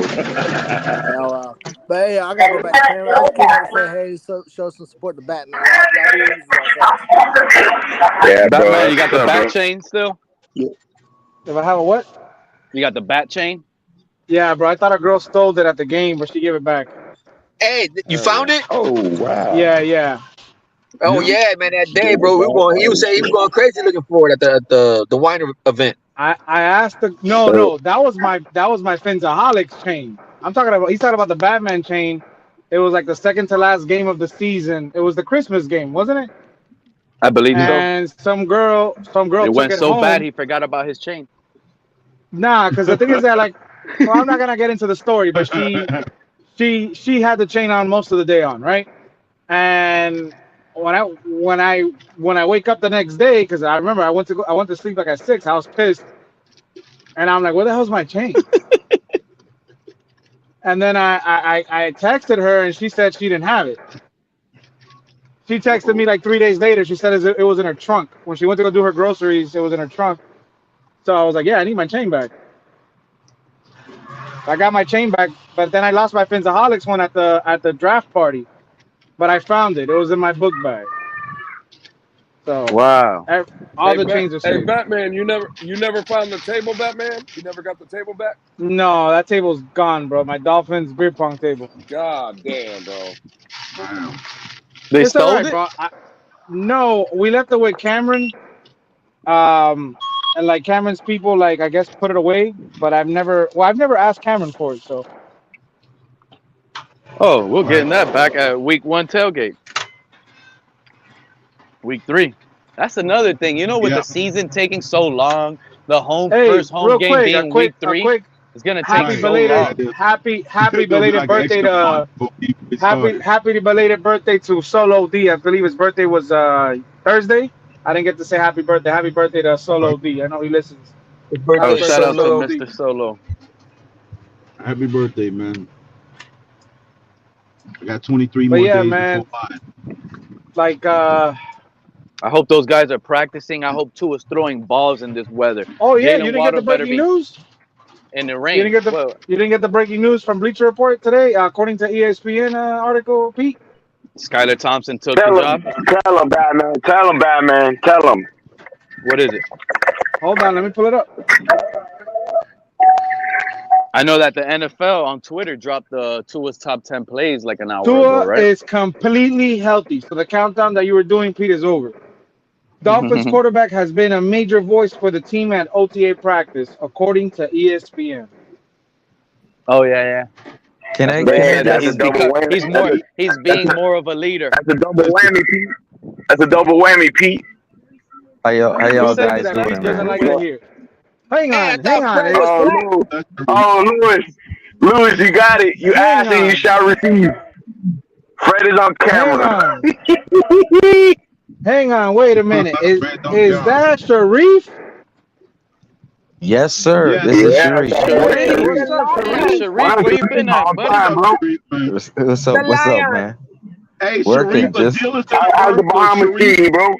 How's the Bahamas cheating? For Cesar Ruiz and Christian No, man. Wolf. I actually, Crypto, actually, Big O, if you watch his last show, he basically ripped into me because I said Bitcoin was trending down. So if you want to see Big O rip into me, you can actually watch his latest show. But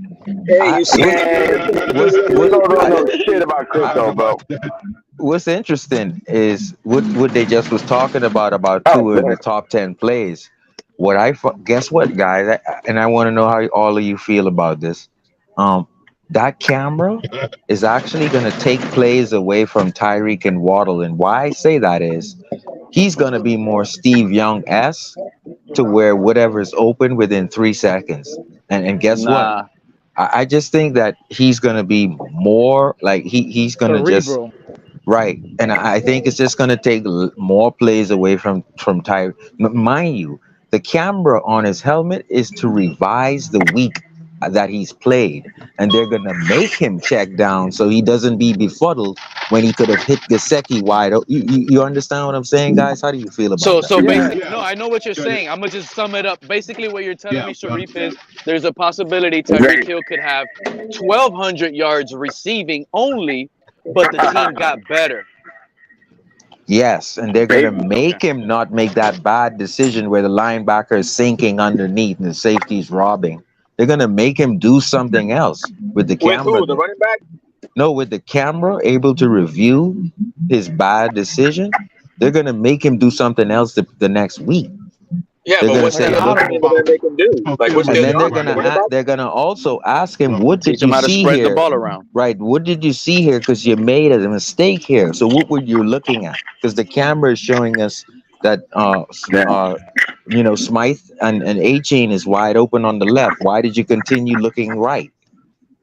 Listen, somebody said this yesterday. I don't know if it was Ron Levy. I want to give credit to the person that said it.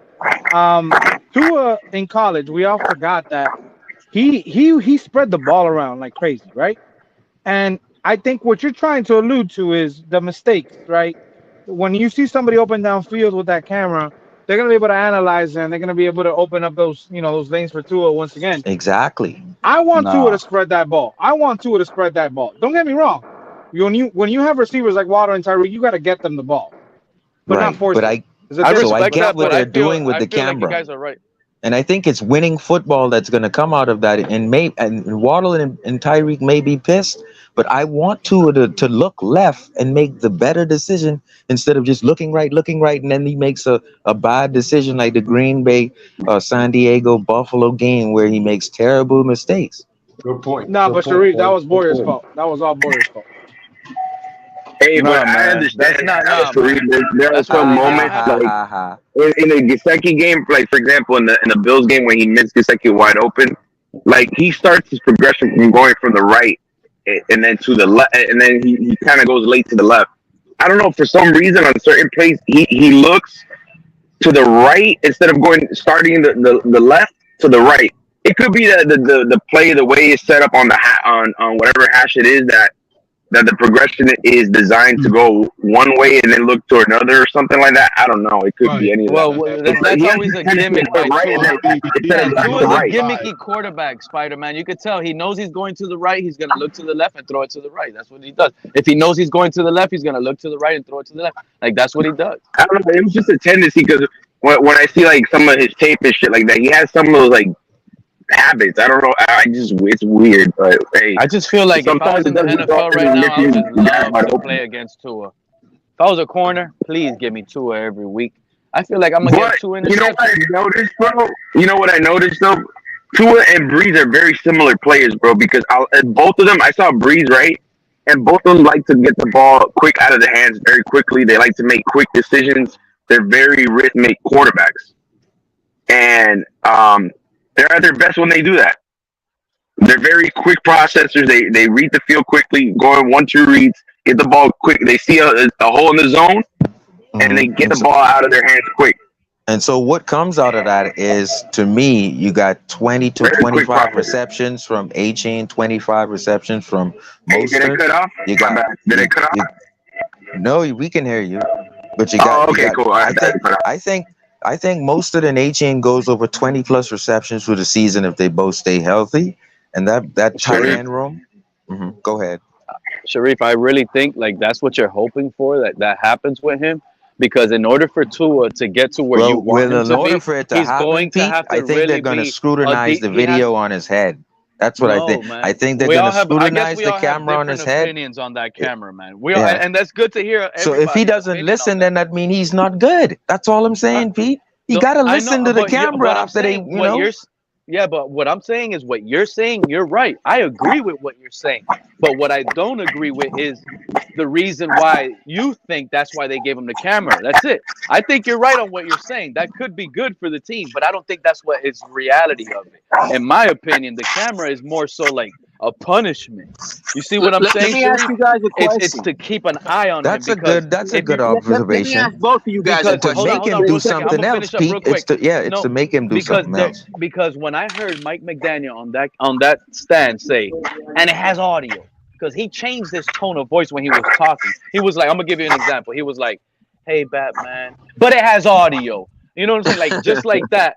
And I was like, but then again, like so my question is, he's my throwing problem this with that audio is, thing out, and then it hit me. I was like, dude, this is the problem that happened in the Christmas game. Hold on, Irvin. This is a horrible evaluation. This is what happened. He had problems communicating the play and calling out the play, and nobody knew what he was saying. So I think that's why they wanted to hear him call out the plays, because it's not all about Tua, whether this fan base wants to make it all about Tua. Let me ask you a question, real quick. Do you guys think that Skyler and Mike White have the camera too? No, because Stephen Ross can't afford that camera and helmet for those two other guys. I guess we can't afford it. Real quick. But real quick, Pete, right? Hey, maybe they share. My question is, no, okay, Mike number White one, has a big head, not as small as like Tua. Like you seen this? Pete, real quick. I do agree with you on the point that Mike McDaniel had a lot of trouble, especially early in the season, communicating out his plays to Tua on time, right? And like, if No. You're spinning it. You're spinning it. No, that's what I heard. That's what I thought I heard. This is about Tua. No. The reality is, okay, you're arguing two different points. You're right. On your argument, you're right, but that's not what the argument about this is about. That's the reality of it. You're right, but it doesn't connect on these two, is what I'm saying. That's it. Hey, let me ask something. Who's benefiting more from the camera? The team, because I think Tyreek and Waddle is going to be. Hold on, Waddle and Tyreek is going to be pissed because of the camera. Because if I'm Tua, I'm hitting A-Chain and I'm hitting Mostert instead of the linebackers sinking under and the safeties robbing me. That's what they did. He has 8 interceptions last year. 5 of them were on the linebackers. 5 of them were on the linebackers sinking and the safety robbing Tua. Tua did not throw a lot of interceptions. The other ones he did, I think they're gonna the camera is gonna make the camera is gonna make him go somewhere else, or you're gonna get benched. I think to answer your question, I think the receivers are gonna benefit, but the ones that are not are gonna be Tyreek Hill. Because again, I go back to the point like Sharif was bringing up. They're going to try, in my opinion, I feel like the organization with this camera is trying to teach Tua how to learn how to spread the ball around. It cannot be just Tyreek Hill and Waddle centric. It cannot be them two only. Well, and that's more exactly.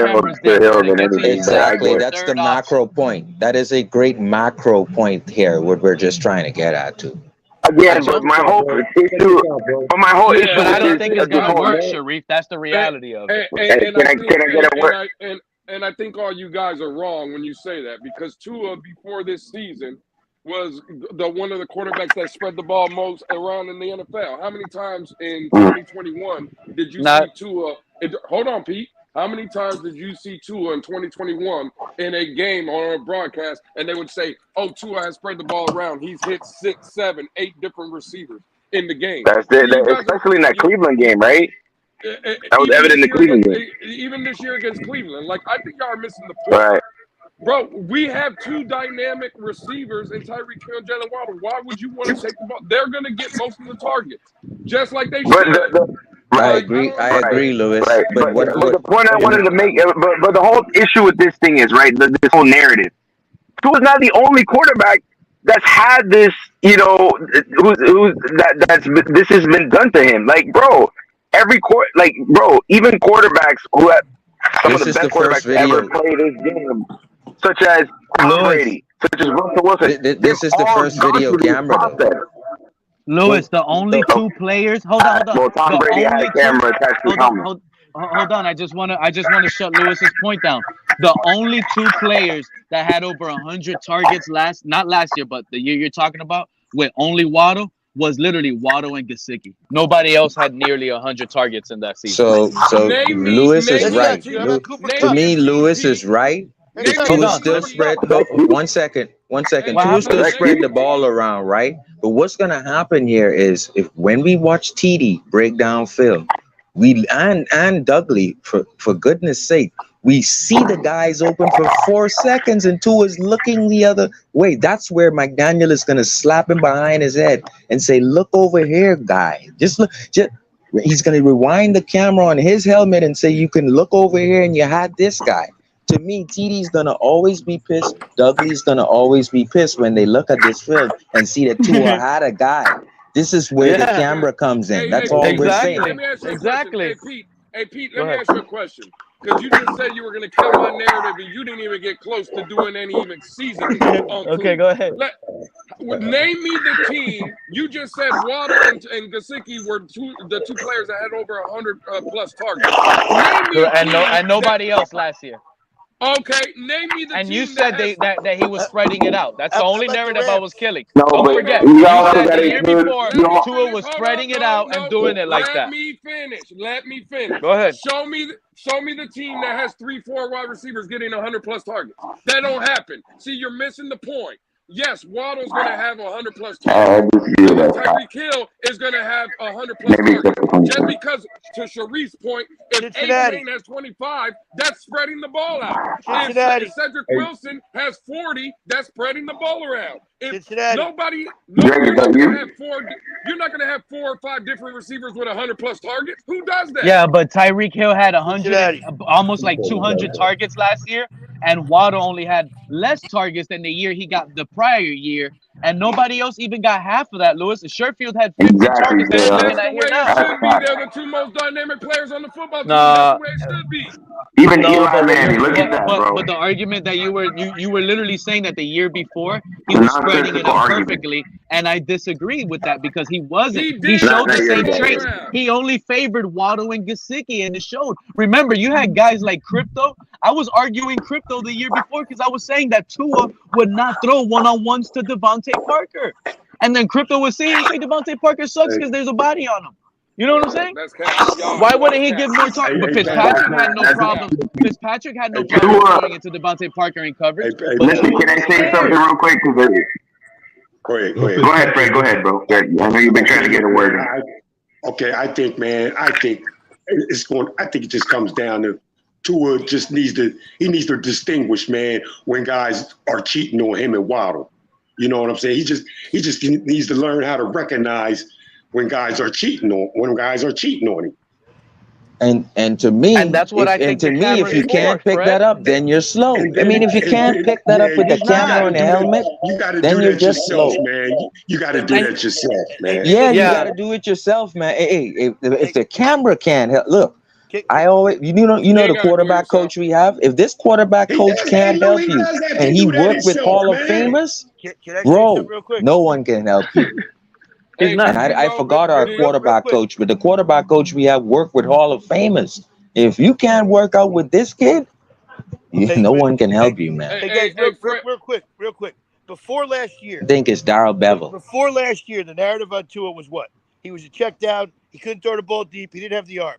I think McDaniel made it a point when he went out and got Tyreek. You remember the first throw they put on the Dolphins page was that deep throw that everybody went nuts over? And I think they made it a point to start throwing the ball deep and push the ball downfield. And he did it all year last year, probably too much. So this year now, I think they're going to spread the ball around, check it down more, and not try and force the ball down the field as much. And it's going to make him a better. I agree, and I think the McDaniel is going to slap Tua behind his helmet a lot in meetings to say, like, where were you looking? Because the camera is showing us that you're looking over here. So where were you looking when you had 2 options here for 3 seconds? Right, he's going to. That's where the teaching. That's where the teaching comes in. And if he's slow, then you know you wasted a first round pick. That's where A-Chain comes in. Irving, you sound like shit, Irving. Irving. Hold on, I'll come back in and come back on. Yeah, you're choppy, Irving. You sound like shit. Hey, you know, it's been said by players in college, man. It's like, look, when they play Tua, man, it's like, look, they don't even go for that first look to where he's going first. They don't even look for that, man. They look for him to come back the other way. And just set him up for that, man. That's true.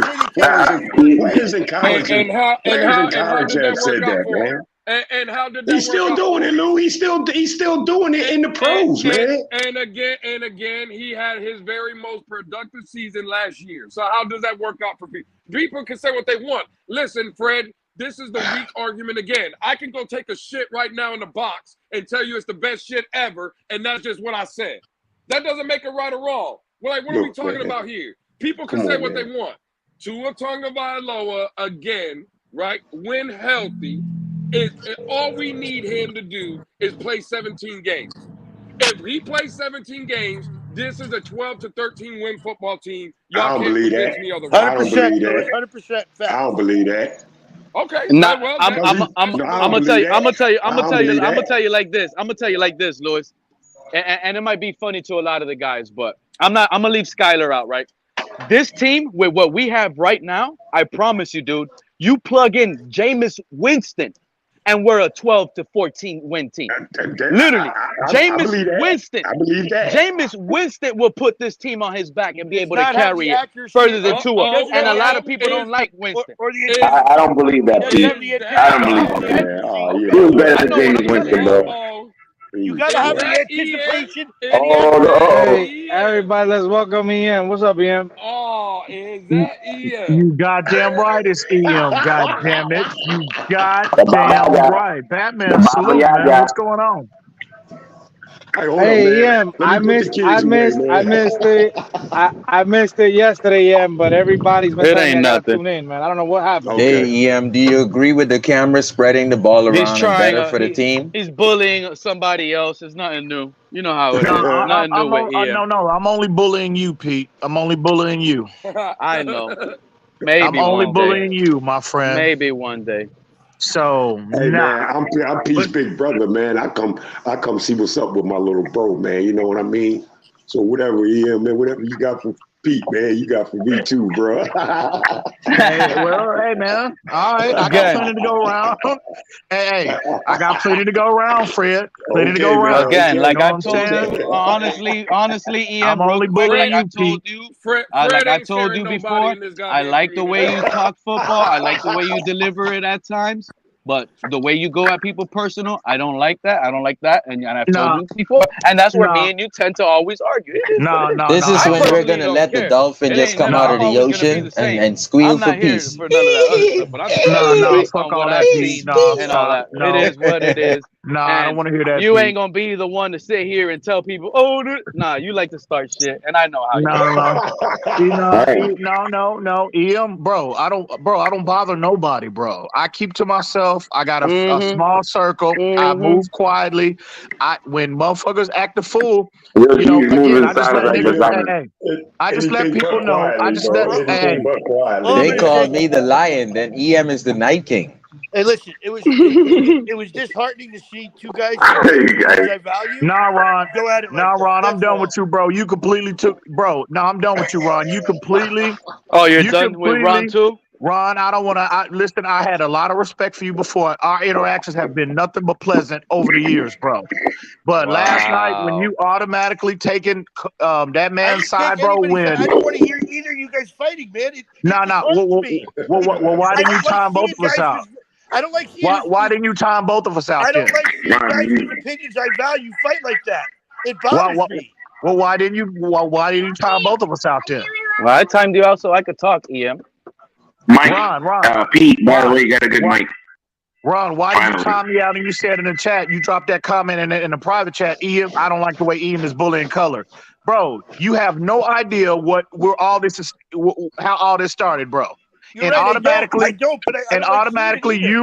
automatically you idiots like Pete as well as others that was on the panel and in the chat there you go. You automatically made the assumption that EM is the aggressor. EM is the one that started all this drama. No, you did. All I did was address what was delivered to my doorstep, just like any grown man would do. Period. All I could do is evaluate what I called the guy out, made him look like a sissy, EM, and you called him out when he was apologizing to you private. That's not man shit. Whose opinions That's I elementary value shit. in this community fighting like that. It really disheartens me. Well, we should all be on the same page. Well, Ron, I would not have any problem with you if you would have said, look, EM and Color, I'm not taking sides. That's between y'all. Y'all need to stop. Or you would have timed both of us out. But no, you didn't do that.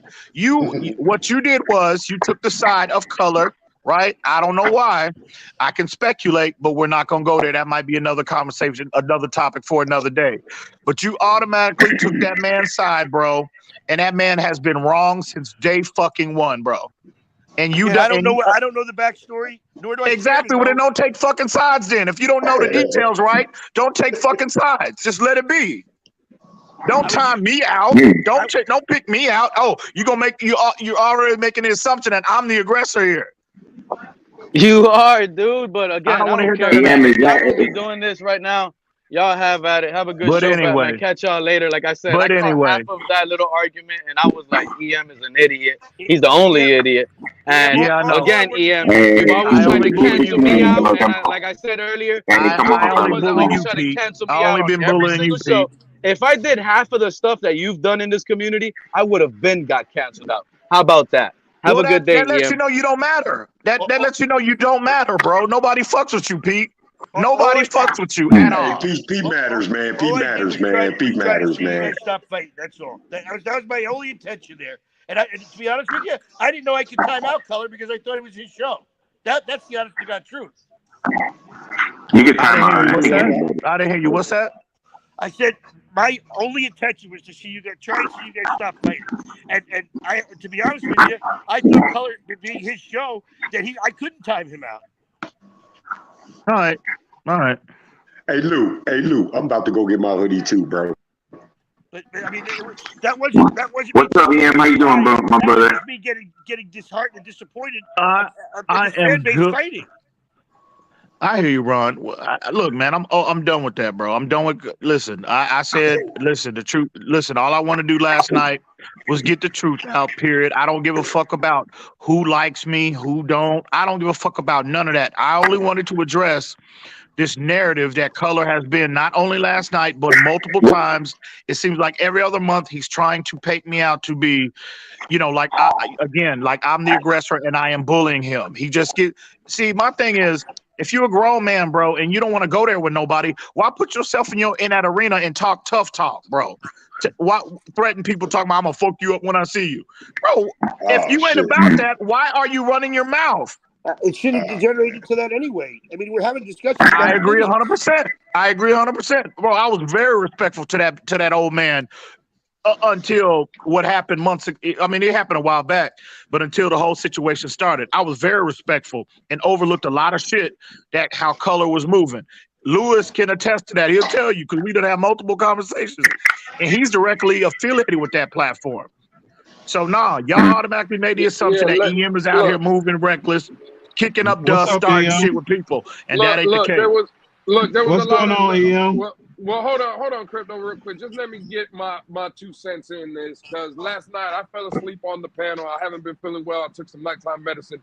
I fell asleep when I'll be feeling better, Lou. I kind of I'll be caught feeling up. better, bro. I appreciate that. I kind of caught hold up. on, Lou. You was feeling all right when you jumped down my throat, bro. Who was up with that? Hey, well, I'm always gonna be on your neck, Fred. But Hell yeah, Fred. Hell yeah, Fred. He keep his foot on your neck. Yeah, everybody always will, but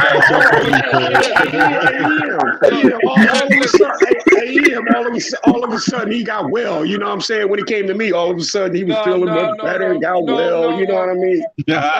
Hey, just let me get this off real quick, because I kind of addressed it earlier when Batman and a couple of guys brought it up. We were talking about it. I brought it up then. Let me bring it up again, just for giving you my 2 cents.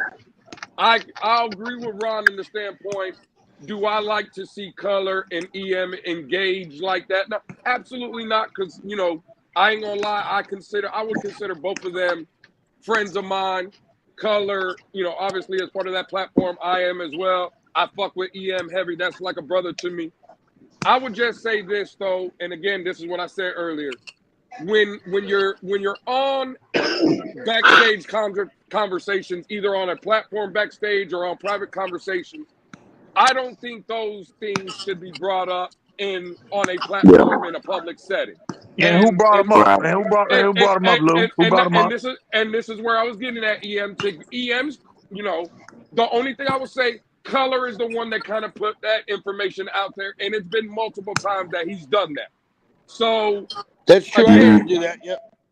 Again, I'm not trying to pick no sides here. I'm just saying from the last night, in my opinion, Color kind of brought it up, and I do understand why EM would want to clarify what happened. You know what I'm saying? When I hear like EM was bullying, I don't agree with that. I don't think, again, they were both going at it. I don't like seeing it, but I wouldn't say that EM was the bully in that situation. I think he just I saw a snippet of it, and I think he was provoked and he handled it how he handled it. I agree with you, Lewis. I agree with you. EM, when I said EM, do you agree with that statement? Absolutely. And Lewis, on the realest shit. You remember back when all this shit started in the beginning? Do you recall? You recall, bro? We were sitting in the same Twitter space. Yeah. Right. After that, we had because Lewis and I are the only one that engaged about that when it initially happened, when Color was in there, speaking bad on Reason's name and all that kind of shit. I didn't tell nobody. The only person I discussed that with was Lou. I didn't even go tell Reason because, bro, I ain't messy like that. I don't try to start shit and drama and start nonsense with people. I didn't even tell Reason.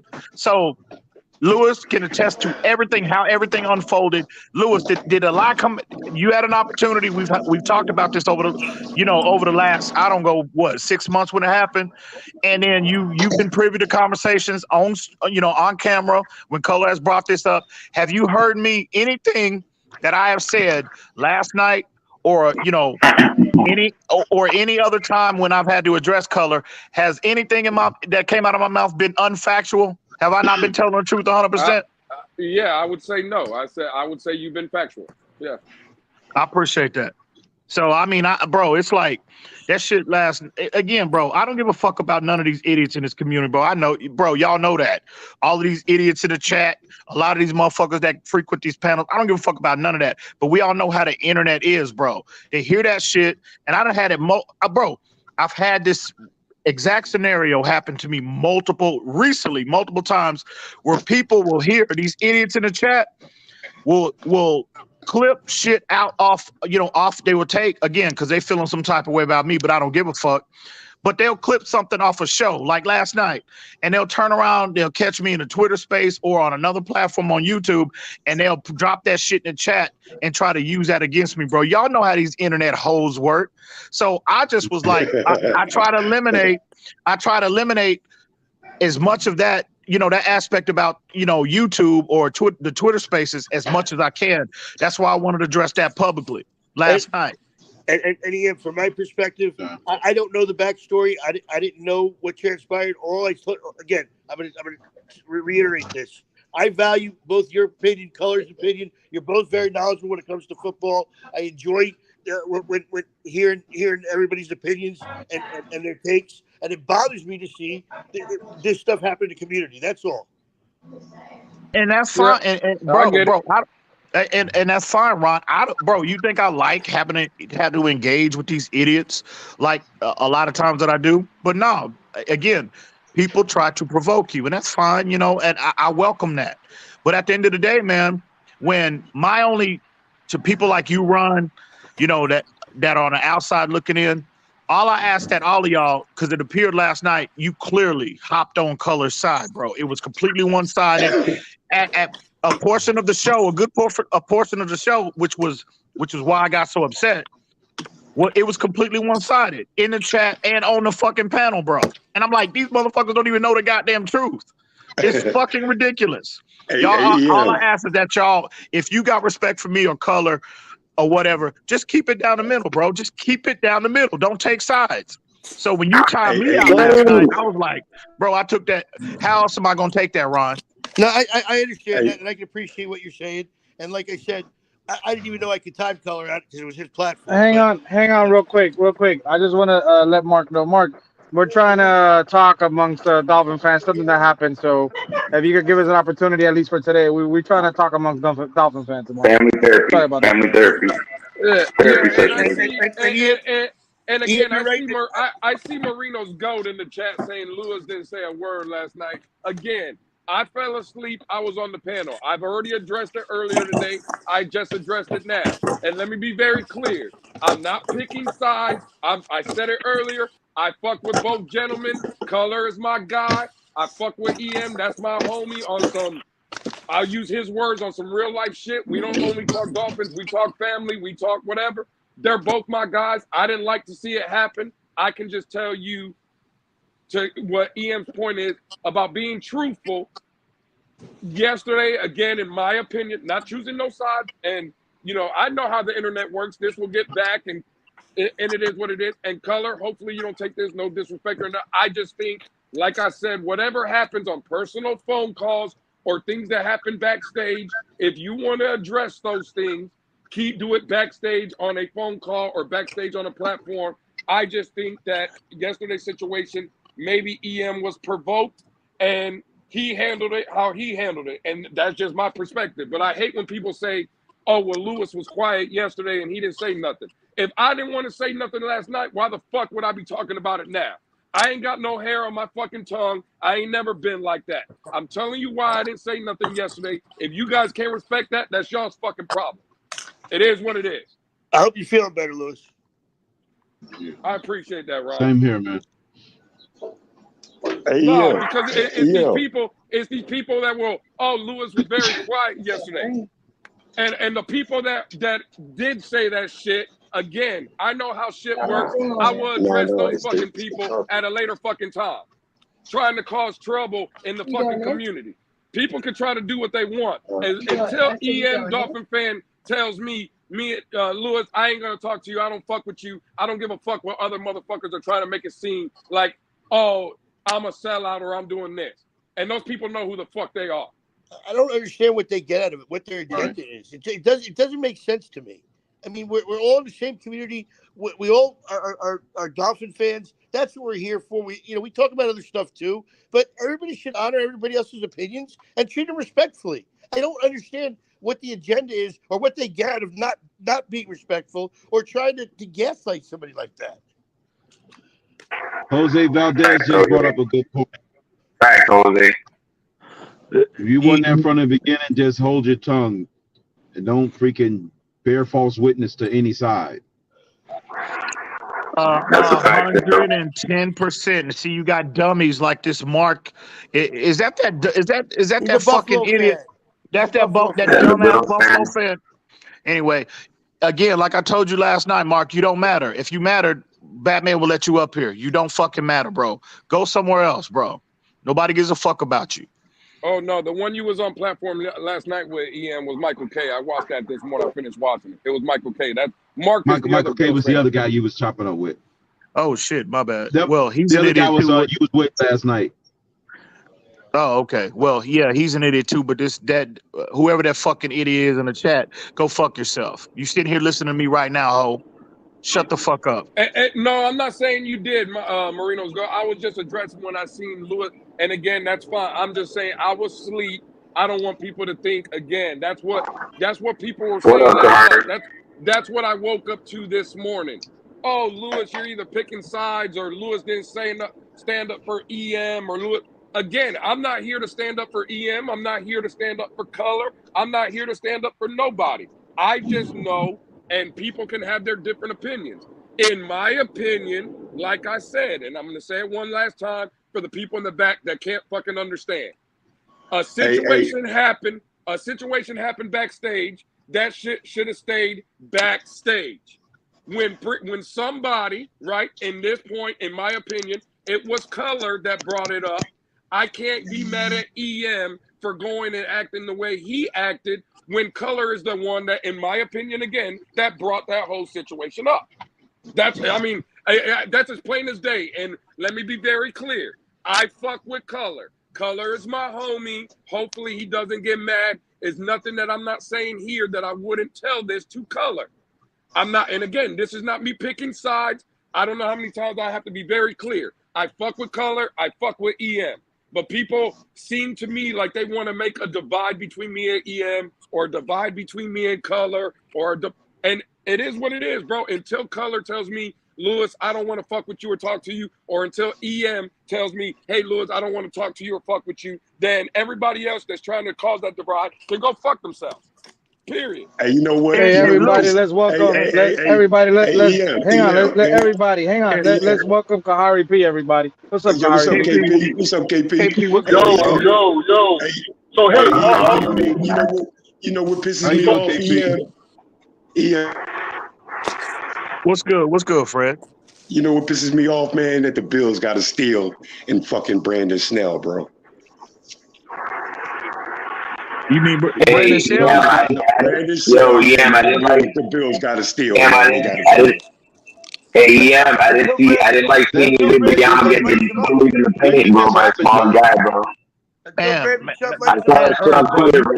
Big time. Irv, you chopping up big time, bro. Big time. Don't you think so, EM? Writing him up in practice. Batman, when did this happen? I didn't even know they realized that happened, that transaction with them. Yeah. I didn't know until today. I was told something went down, and I didn't even get the name. Wait. What transaction are y'all talking about? Y'all talking about the Brandon? Brandon show at the Buffalo 3 days ago. Oh yeah, I found out. I found out 3 days ago.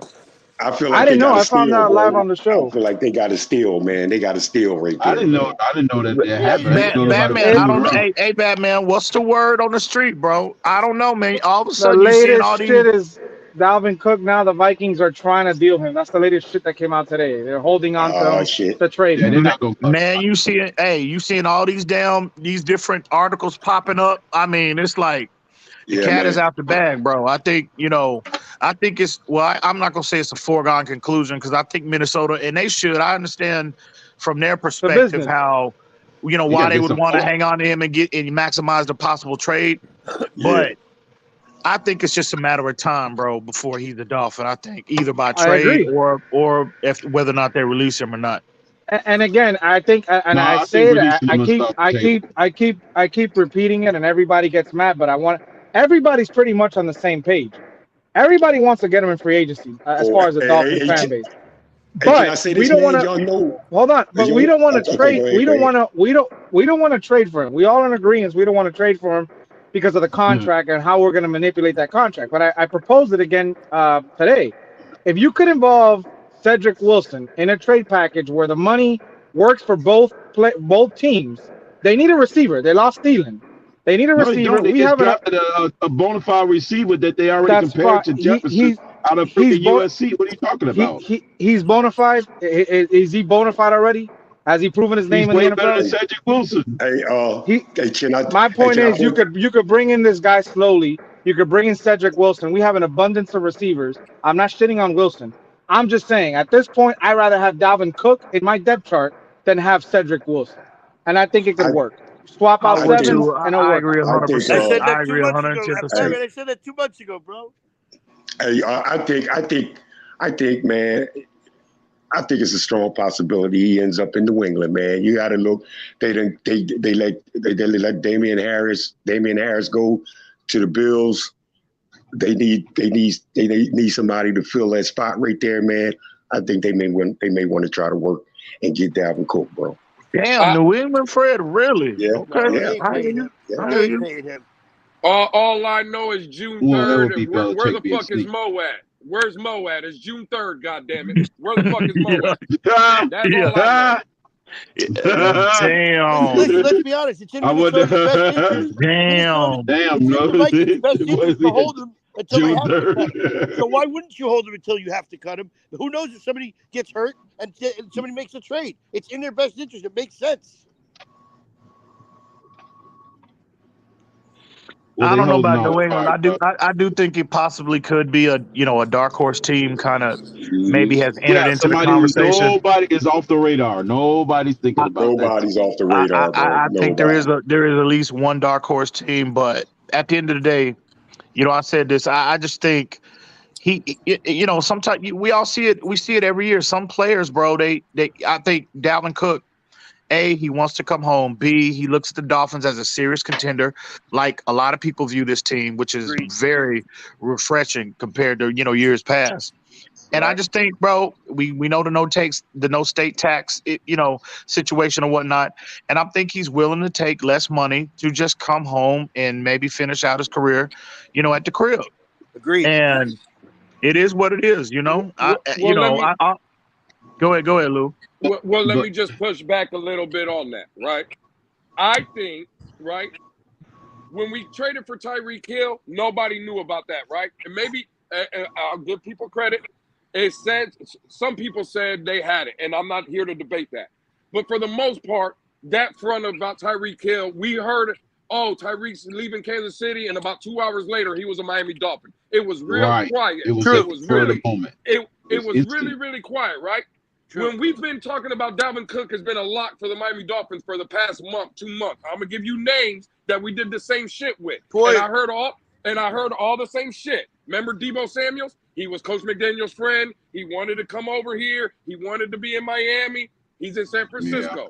Remember Jordan Poyer? Yep. Jordan Poyer. Yep. He's a lock. He was at Tua Tagovailoa's birthday party. He was mentioning, I got to get me a suit to be in front of McDaniel. Remember the Honey Badger? Yeah, the Honey Badger. He's in Buffalo. It just seems to me with Miami. The Honey Badger. When did that come about? No, that was last year. I don't know. The Honey Badger and the center from the Browns.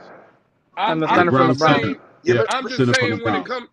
just saying when it comes out, it just seems to me when there's always smoke about Miami and we're out here as fans saying it's a lock, it's a done deal, it never seems to happen. I would have much rather not heard a fucking thing about Dalvin Cook and then it surprises us, right? And then like a Tyreek Hill move. Oh shit, we got Dalvin Cook. You see what I'm saying? Right. I'd rather see that. But I think the Poyer move didn't happen. Right. The more we draw attention to it, the opposite happens. But I think the reason why Poyer didn't happen was because we ended up getting Ramsey became available. Ramsey was already on the team. No, he wasn't. We got him when he was. He was. The Poyer talk was going on is when we got Ramsey. Yeah, no, the Poyer talk was the very first thing out of the game. On the team, bro. He was already on the team. No, he was already on the team. No, was not. The Poyer conversation started like a month before Tua's birthday. Right. Yeah, I don't think you need Dalvin Cook no way. Tell you the truth. I think we'd be just fine without him. Because once we got Ramsey, that's when everybody said, "Well, I don't know if we're getting Poyer now." No, I think things picked up even more. Here and already being there because Tua's birthday was after we got freaking Ramsey. Yeah, and it was free tampering. It was free tampering with Poyer at Tua's birthday because McDaniel was going to be there. My thing is, man, the running back position has been so damn devalued in today's NFL, man. A guy like Dalvin Cook should have, leverage and gravitas when it comes to determining his fate, man. It's just a shame, man, for how much of an impact running backs are on each team, how devalued they are in terms of their influence on the overall scheme of things, man. I agree, but the difference between Dalvin Cook is that he has a contract. He still has a 3-year deal that takes him into his 31 years old. A lot of teams don't want to take that gamble on a 31-year-old quarterback on a contract. $10 million hit this year. So Minnesota wants to get rid of him because they just don't want to pay him? Yeah, they save like 9. Yeah. They save like 9.6 if they cut him. Yeah. That don't make any sense. Well, it looks like the dude Addison, man. It looks like he's going to be able to. They've been praising him since last season. They've been praising him as a starter since last season. To me, it looks like he'll be able to pick up the slack. It's very similar to the Pollard Ezekiel Elliott. Nah, man, Dalvin Cook is a special back, man. I don't think Madison is in Dalvin Cook's similar class. to the Pollard Ezekiel Elliott. Right, but the Vikings, as of yesterday, they said that they consider Madison as a 3-down back. So they're basically saying he's a starter. You know what I'm saying, bro? Yeah.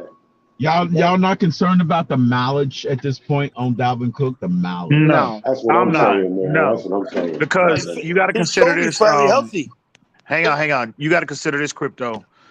The Dolphins are not sure. They'll probably pay him a little. He'll be the highest paid runner. I think we can make the assumption that he's going to be the highest paid running back in that room. However, his deployment won't be as a bell cow guy. You know what I mean? So he'll be in that platoon role.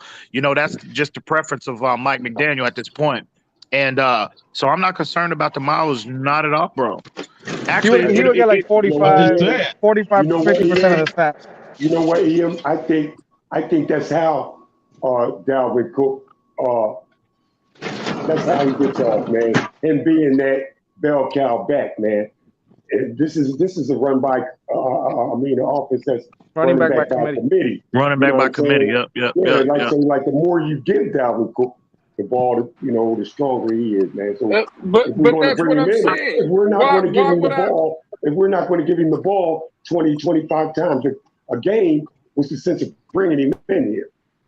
I agree with Fred. I agree with Fred 1,000%. I can't believe I'm saying those words are coming out of my mouth.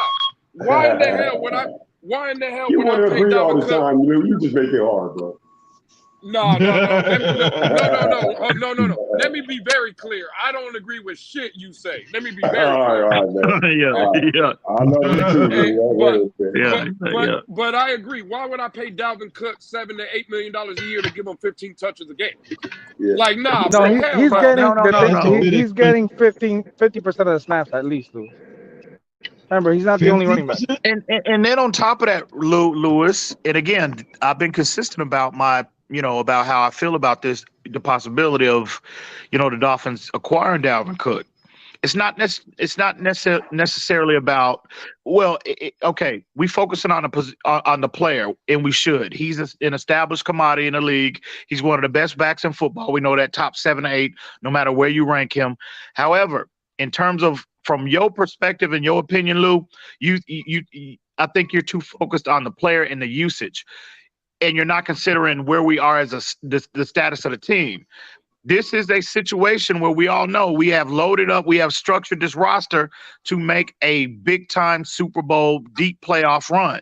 And when you're in that mode, right, teams tend to do unconventional things like stack their make trades, and acquire veterans when they normally wouldn't, when they're in a different year, when necessarily the focus is not the Super Bowl. But now this team is in all out. They're completely sold out to try to get us to make a Super Bowl run. And so now the overall status of the organization, this is the time you make those unconventional moves, bro. So I encourage everybody to not just focus on if they acquire him, well, I'm going to pay him $8 million to be, part of that committee-like approach. I think y'all need to maybe not focus on that so much and just focus on the overall status of the roster and the team, bro. And another thing is situational football. If we got a lead in the fourth quarter, he's the best available back that we can use to rely on to run the clock out and keep our offense on the field. You gotta listen. You don't think the running backs we had had the ability to run out the clock? Dalvin Cook is not your typical bell cow back. He's not a ground and pound type. He is an explosive back who can take the top off of defense in terms of his ability to score from anywhere on the field. He's always been that guy, and he's never really been a 25 to 30 touch guy. I don't understand where that's coming from. He's more of a 10 to 20 guy, 15 to 20 touches max guy. And in those 15 to 20 touches, he's going to break at least 2 of them joints. That's a good point, KP. And think about that. He's gonna have a fullback like Alec Ingold on top of that. And on top of that, to KP's point, he's not a 30 carry, game by game running back. But you give him maybe 15 to 20 touches running the football, and he'll get an additional 5 to 6 touches in a passing game. You know what I'm saying? He could be the icing on the cake for this offense. Absolutely, 100%, KP, 100%. Then why do you go get a guy like Devin A-Chain that takes snaps away from him? He's the future, bro. He's the future. Exactly. But if you're going to get Dalvin Cook, let's get the future going now. But same logic when you draft Cam Smith and pick up Ramsey same year. No, they need again, Lewis. Lou, again, best Lou. player available. You never turn away talent. No, they needed to get Cam Smith anyway, man. X is coming down to his days, man. You know what I'm saying? Exactly. It had nothing to do with Xavier Howard. And the point of the matter is, Devin A-Chain was a 3rd-round pick. You don't have a 5th-year option on that guy. You got him for 4 years. You mean to tell me you're going to have the future? It don't make no sense. Well, you're going to have Dalvin Cook for at least 2 to 3 years. That means Devin A-Chain is just what? Sitting on the bench? No. Dalvin Cook's not going to be the only running back if they get him. They're still going to go running back by committee. Blue, exactly, bro.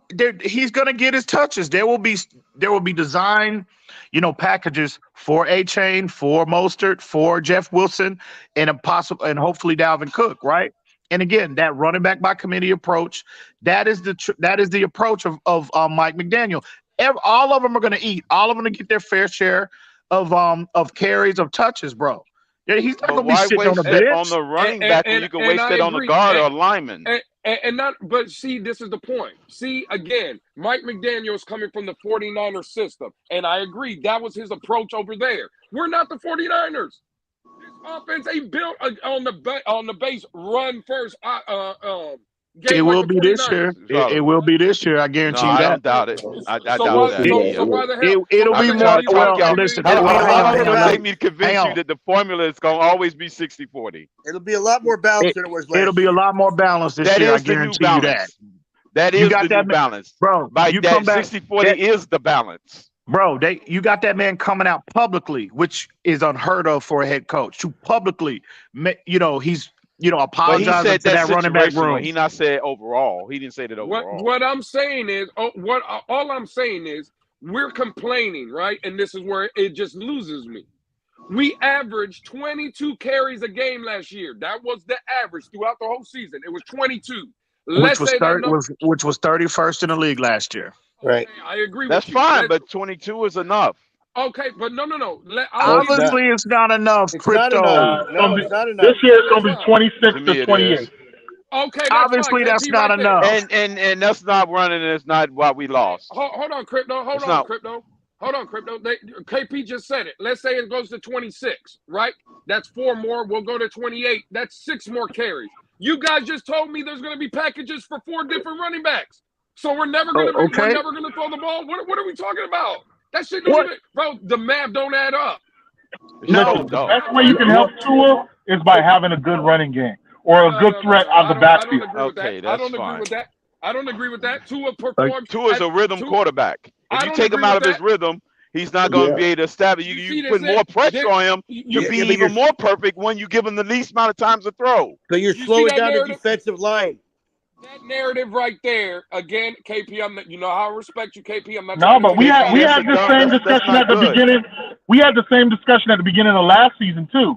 You and Crypto were the ones who wanted to throw the ball 75, 25, 60, 40, whatever. No, I told you 60-40 is the sweet spot. In order for this offense to operate the way McDaniel envisions it, we have to establish a threat from out of the backfield. And we didn't do that. You put with the 40% that you got allocated to you to make it happen. McDaniel admitted that. He's already gone public with stating no, he admitted because it was 63%, and you dial it down to 60, you give them the extra 3% toward the run. That's what he meant. Well, then you're arguing against McDaniel. Well, I'm not. I'm agreeing with him because the true balance, the true one was 63% of the time we pass it. We're going to 60%. We're giving you the run the extra 3%. That's it. Make it happen with the extra 3 we're giving you. And even if your ratio is true, then Dalvin Cook only helps that possibility become more real because of his ability to make game chunk yardage, to make game changing. 110%. Impact plays. 110%. And here's another take. Well, I say the run backs we got now can make best out of that extra 3% as well. Here's another take, though. We didn't turn the ball over on defense at all last year. Very little. We're going to get a lot more turnovers this year and have that many more touches on offense. All I know is more possessions, but plays is different. All I know is the Detroit Lions had just as much of a high-powered offense as the Miami Dolphins. They went and drafted a running back. There's no conversation of going and getting a fucking Dalvin Cook. That's all I know. And you don't think that Dalvin Cook would help Jared Goff in that offense? Yeah, but they got Gibbs, though, Lewis. They got Gibbs. They drafted a running back 9th overall, Gibbs is better, but you say Gibbs is better than Dalvin Cook? They drafted a running back 9th overall. Yes. They already had right now, Gibbs when they drafted him, too, so they did upgrade. They had Swift. Hold on. I want to address something that was just said. So because of where you're drafted, that makes you a good player. I don't give a. They're already considering Gibbs. They're already considering Gibbs already a Pro Bowl running back. You know why that draft? I can't buy that. know why That's what they're saying. That is what Detroit is saying. You know why that draft That's narrative hype. of That's where hype. he was picked 9th overall don't hold no water? What he's a everybody wants to monster. tell me? Everybody wants to tell me that Brock Purdy is that guy. Where was he drafted? Yeah, but Brock Purdy ain't Gibbs, bro. That's night and day, Talk bro. about Two none of different that. animals. What I'm saying is people are coming out here saying, well, they drafted a running back 9th overall. It don't matter what. He could be a bust at 9 overall. What does that matter?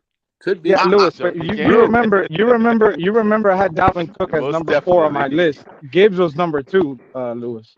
Gibbs was number 2. They had 2 excellent running backs to begin with Swift and No, they who's was the other giving guy? away Williams? one of them. Williams is one of them gone. Williams is gone. Yeah, I know. So They got they rid of about to both get rid of of them. one. That's why. They got rid of both of them. They got rid of both of them. I'm a little cloudy on. I'm a little cloudy on what. Hang on, got Crypto. suspended. I'm a little cloudy on what Lewis's point is. The fact that the Lions drafted running back 9th overall. I'm trying to figure out what your point was. People was talking. I didn't hear your entire point. Swift was everywhere just as highly rated as Gibbs when Detroit drafted Swift. Where did they draft him at? 13 or 14? Yes, and no, in the second round. They drafted him Swift was early in the the second round drafted? Yeah, Yes, he went to the top early of the second round. I think he was Top like of the fourth second or round. fifth overall or something. And he's going already. They got rid of him already. And they had Williams too that they went off there too. Yeah. The matter is, So I keep hearing. I'm trying to hear I'm trying to figure out, Lou. What is your point about why did the Detroit Lions come up in this conversation? Because everybody's telling me that what Miami needs is a Dalvin Cook, and it's going to help Tua. It's going to do this. Well, why is Detroit going after Dalvin Cook then? Because they got Gibbs. I don't think he's a need. I think he's a luxury. Mostert, and we got Mostert, Wilson, H.A. Gibbs is better than all those guys put together. What are you saying, Lewis? Stop. I don't think Cook is a need. I don't know about Devon. No. Hang on real quick. Hang on real AJ. quick. Lewis, would you consider Detroit and win like in terms of Super Bowl? Do you think? I know every team has Super Bowl aspirations, but legitimately, when you evaluate their roster, do you really think they feel like they have a Super Bowl roster intact? Do you feel that way? Now watch this. Now watch this. I'm just asking a question. I wouldn't be surprised if they don't think they can make a run this year. They pretty stacked at this moment. A Super Bowl run? A Super Bowl run. In that conference, yes. As terrible as that defense was last year? Really? Okay. All right. Okay. They have a good team They on probably paper believe outside the that. quarterback. I'm not saying I believe it, but I'm sure they do. Okay. First of all, Crypto hit it on the head. Look at that. Who do they got to compete with in that conference? Right. Philly? Philly is the only obstacle. Philly and San Fran. You know Yeah, the that's Detroit it. Just Lions them are two. winning. The Detroit Lions, and especially if Dalvin Cook leaves Minnesota, the Detroit Lions are winning that division. That means they will be. That means they will. That means they will be in the playoffs. I said that's why I prefaced. Playoff games. That's why I emphasize Super Bowl aspirations. Well, if they get a I don't second think seed, they get a make home the playoff playoffs. game. They only They are not a away from the Super team. Bowl. They are not a What are team you that's talking going to about? beat. They are Wait, not a Ian, hold team. on. They are not a team that's going to beat Philadelphia. They are not a team that can compete with San Francisco. Maybe even Seattle. They are like the fourth, fifth team Seattle overall in that conference. So if they get the defense right, they'll kill Seattle. So my point is, and they happen to get a second seed and get a home playoff game, you never know. Right. You never know exactly. They only need to win two games at that point. And my point is, again, the point that I made with our roster. I think everybody agrees it's a Super Bowl roster, right? Again, when you're in that mode, when your focus is the Super Bowl, you tend to do unconventional things. Now, Detroit might not be in that mode. They might feel like they're a playoff team, but I don't think they really feel like they're a team that can compete at the top of the NFC. And also, what you're not factoring into, Dalvin Cook has put out, right? What his desired destination is, and it's Miami. This situation with Dalvin Cook is nothing but the Deshaun Watson situation in repeat. He has told everybody, I want to go to that place. I'm not interested in going anywhere else. Poyer, and no, he told it's more like everybody he Ramsey. wants to go to Miami. It's more like Ramsey, where Ramsey told them that he wanted Miami, but it was hush hush, and then he was a Dolphin.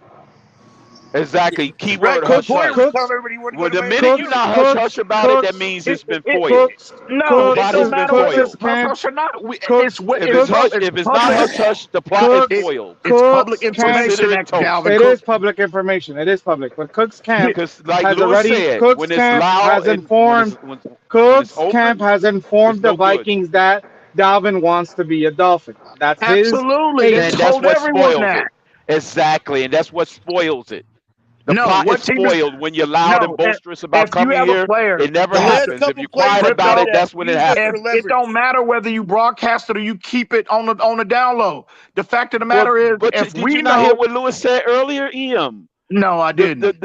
The opposite has always happened. Every time we're quiet about and didn't expect nothing to happen, that's when it happens. When we're loud and boisterous and pounding the Nah, bro, table for it, the opposite happens. I don't want to hear Lamar that. Jackson No, said he wanted to come to That's what Miami too. happens. subscribe to That was that, all dog. leverage to And get Lewis to is get trolling paid. anyway. God damn it, Crypto. He's trolling right now. Listen, a lot of He that, trolling Batman. He trolling Mo. He trolling a lot of could be leverage motherfuckers. I to don't get want to hear paid that. He too. trolling? Oh, A lot okay. of that Yeah, is he Well, leverage you to trolling. say get he's paid too. trolling. So I Hey, think again, this EM, is you a hoe for that. You a hoe for that. yeah. So Lewis's other as well as others. When you bring it up the whole Detroit, I just think he again. Just like Batman said, he has let the league know where he wants to go, and we're that gives players power. Because what team is going to pony up a draft compensation for a player that has no intentions of coming to you and playing in your city? Nobody's going to do that. Contract. He won't rework his contract either. Okay, that's fine. But why then? And again, I'm not saying Miami has done it yet. So, but why would Miami, if that's the case, and he's informed Minnesota, he wants to be a Dolphin, and everybody across the league knows, why would Miami be stupid enough to make a trade for him then? They're not. They're They're not. Chris Greer clearly. Chris Greer clearly, right, is playing hardball. I think he's calling their bluff because they know at the end of the day, I think they're willing to trade. Like, I think a trade is a possibility because at the end of the day, anything could happen in negotiations. We know that. It could be a dark horse team to come in and tell Dalvin Cook, we're gonna give you $15 million for the next, in the next 2 years. Texans. That's a possibility, but it's highly unlikely. However, the Dolphins know, the Minnesota Vikings know, the league knows where he wants to be at, and that is why he hadn't been moved or released yet, because Minnesota is just being stubborn about it, which they should. Right? They should be, because they don't want to just give a player. They just don't want to get rid of a player of Dalvin Cook's stature for nothing. Right. So they're at a standstill. They're at a standoff right now. So that's the reason why he hadn't been dealt or released yet. But it's the coming. backup running back right now. That ought to tell you whether or not he's going anywhere. Minnesota's backup running back. Addison. What did he do last year? They took him up. Addison took his place under Twitter. He did pretty well, man. He did pretty well. And he took Cook's place under Twitter page.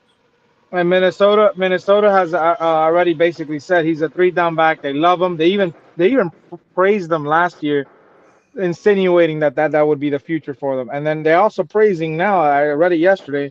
I think they drafted somebody. Man, you mean to tell me they're high on the running back that's in the room and they trying to shove this guy out the door? Why do we want damaged goods?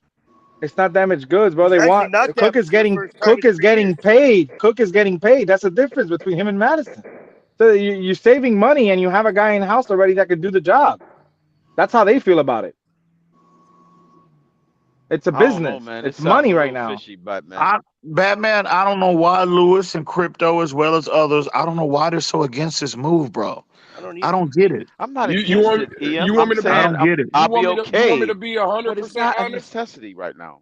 You want me to be 100% honest? And yeah, again, this is gonna hurt people's feelings. This is gonna hurt people's feelings in the chat.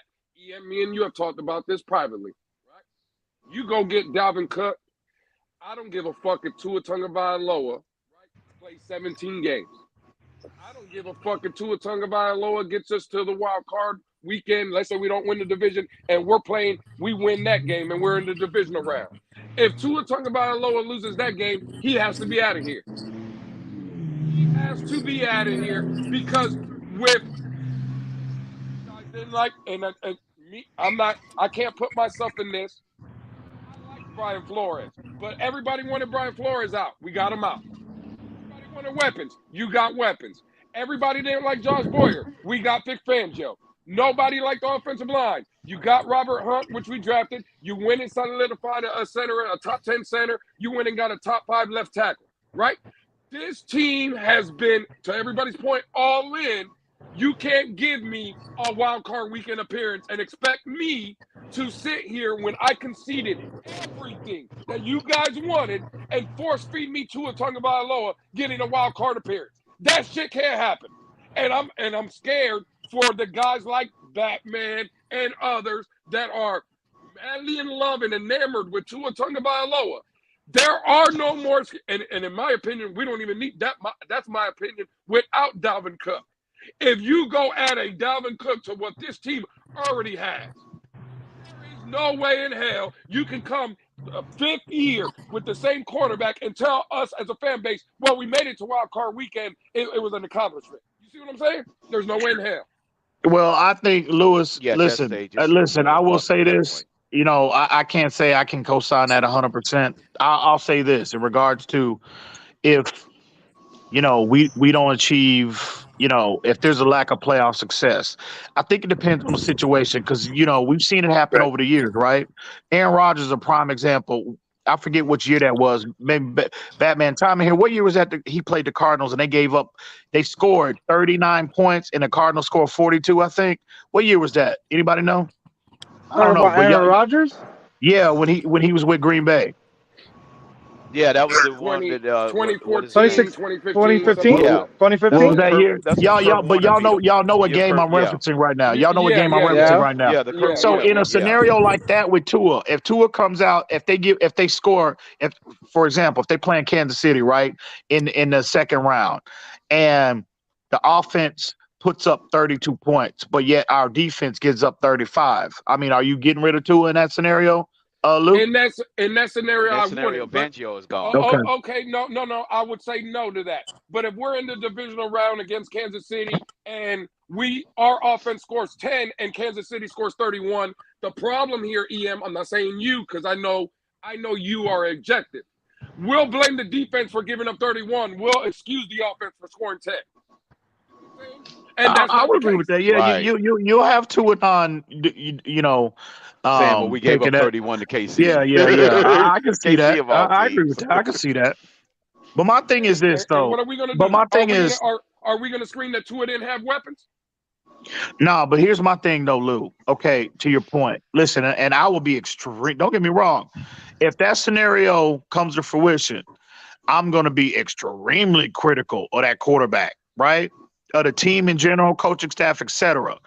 However, in terms of if we don't get to the AFC Championship game, we're just going to get rid of Tua and you know, go on a draft and try to get somebody else or trade for somebody else.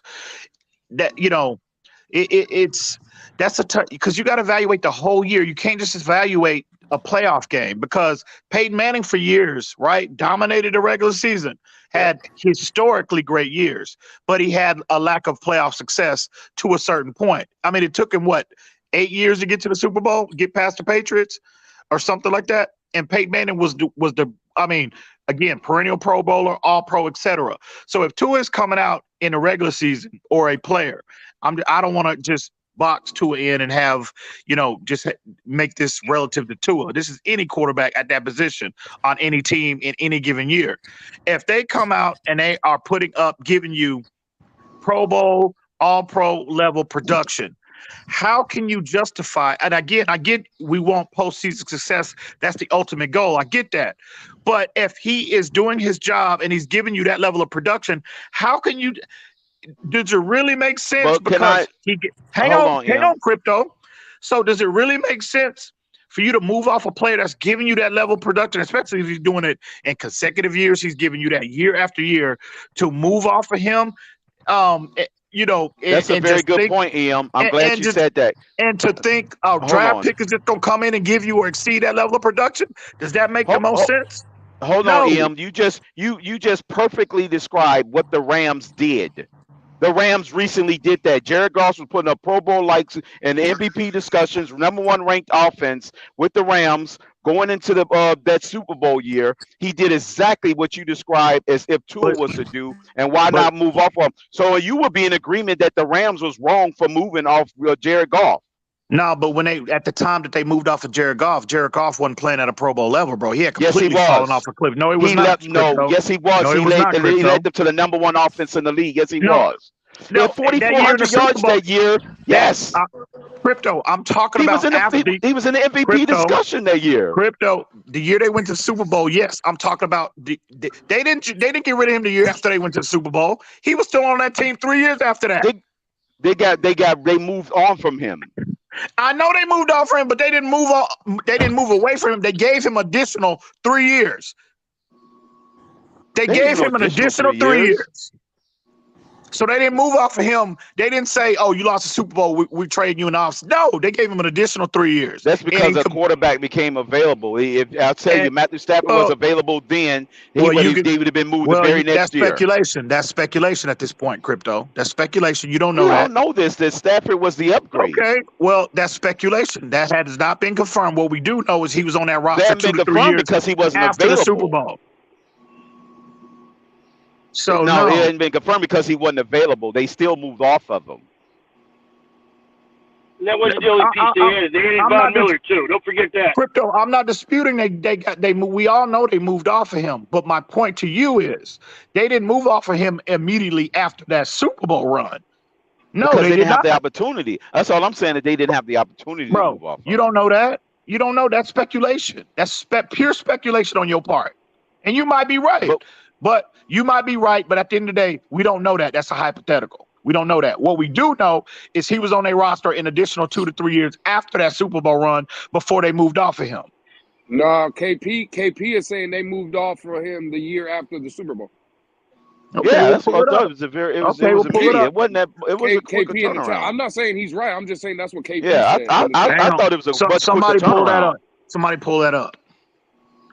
Yeah, I think it was the year after the Super Bowls when they moved off of him. All right, hang on, real quick. Yeah, it was a much quicker turnaround. Hang on, let me look. Let me pull it up. Hang on, let me pull that up. Hang on, Jared. They went to the Super Bowl 2018 against the Patriots. Yeah, because the Patriots lost to the Eagles in 17, so it had to be 18. Yeah. Hang on. Okay. They went back to back. Well, okay. They moved off of him. He was there in 2020. He was there in 2020, right? That was his last year. They traded him in 2021. So what year did he go to the Super Bowl? In 2018, right? He was there 1 year after the Super Bowl. He only played one more year. No. They went to the Super Bowl in 2018. Was it 2018? I don't remember the year they went to the Super Bowl. They were in the Super Bowl in the Chiefs and the hang on. 2 Super Bowls after that. That year, 2018, the year he was in the MVP conversation. In 2018, he had 32 touchdowns, 12 picks, 101 quarterback rating. He threw for almost 4,700 yards that year. Right. That's the year they went to the Super Bowl and he was in the MVP conversation. And he was it was 2 years removed from the Super Bowls when they moved off of him. Yeah, because Brian Flores became the head coach of Miami in what, 2019? 2019. It was the year. Okay, right, yeah. So 2018. So yeah. So what was his stats after the? What was his stats after the Super Bowl? I think EM dropped off. Hey, real quick, everybody, just a quick round of hit the like button. That was my next question, Ron. I think somebody put up that we only have like 30 likes. Hit the like button. Let me bring back EM, but real quick, everybody, let's take a quick timeout so y'all could enjoy the new track by MCJB and Vince. Shout out to MCJB with the new 2023 track called "Run It Back" with Vince. Let's roll the tape real quick and we'll get back to the conversation. I ain't gonna lie, this shit is fun. New season, let's go. Y'all ready? Yeah. MCJB. Last Last year we was one and done. It's a new year, gonna be fun. Two a time, he be on the ground like the Florida sun. You know we gonna shine. Jalen Water gonna catch the ball, then he break an ankle, make a plays fall. A-chain like the A-train, gonna run you over like a bang bang. Fins up, you know they put it on the show. 305, no Miami, the home. Other teams they be talking that talk all day. We the fit of the rock. New year we running it back. Super Bowl year we bringing it back. Dolphin Nation it's a new team. We got Fangio with the new scheme. Legion of Zoom in the 305. This year we gonna be fine. Speaking the truth, I ain't telling a lie. Fins up till the day that I die. Every day I bleed aqua and orange. Heating up like I'm feeling the lava. JB and I'm repping the Fins all day cause we gonna win. Young Bucks got something to tell you. 7-2 was on top of the game. Sad Thomas number 54 from the 305 to the Hall of Fame. New season, it's a new year. Mike McDaniel gonna win it all. Cheetah man with the water, they so fast, it's time to ball. And this is just a starter. You haven't met the fall. Unless you played the Dolphins, that means you lost it all. That means your time is off. That means you're falling off. That means you've met the winner. I call them to or fro. Some of y'all win it and some of y'all buzzing. But really this year, none of that means nothing. Ramsey with the pick and Howard mean mugging. On the pick 6, we got 7, you got nothing. On the bigger scale, we're the only undefeated team. We make records, y'all chasing dreams. You chasing us, there is no other team. I'm talking 72, there is no 73. I'm flowing with JB, I won't forget MC. That means the mic controller, they ain't controlling me. 2023, Fins gonna win it all. Like a running back, they're running back for y'all. Last year we was one and done, it's a new year, gonna be fun. Two a time, he be on the ground like the Florida sun, you know we gonna shine. Jalen Water gonna catch the ball, then he breaking ankles, make a plays fall. A-chain like the A-train, gonna run you over like a bang bang. Years ago we was down bad, but this year we picking it up. Love my Fins and I love my team, right to that is Fins up. Last year we was one and done, but this year it's Super Bowl. Gonna make it and we gonna win it, cause that's the plan and that's the goal. Fins up till my life finish, said it proud cause I really meant it. Other teams ain't got the speed, but it's all good, we got the schemes. This year we going far, aqua orange painted on my car. Other teams better watch out, cause the Miami Dolphins gonna ball out. Yo!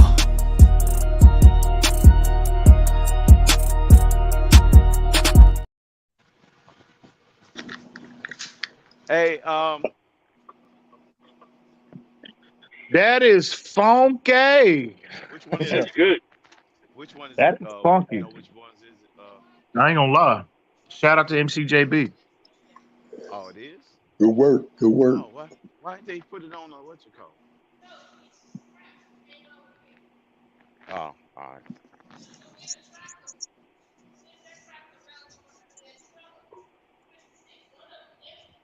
Damn, Lewis running. Where the hell is Lou at? Where's Lou? Batman, is he running? Did he get scared? He'll come back. Probably got a phone call. I didn't mean to body. I didn't mean to body that nigga like that. I didn't mean that, bro. I didn't mean to body him like that too hard. You know. Damn. Damn. What you saying, EM? He got body, right? I got me a body this afternoon. I caught me a body this afternoon. What body are you talking about? You just got by. I just bodied your was that you or Crypto who came up with that Jared Goff narrative?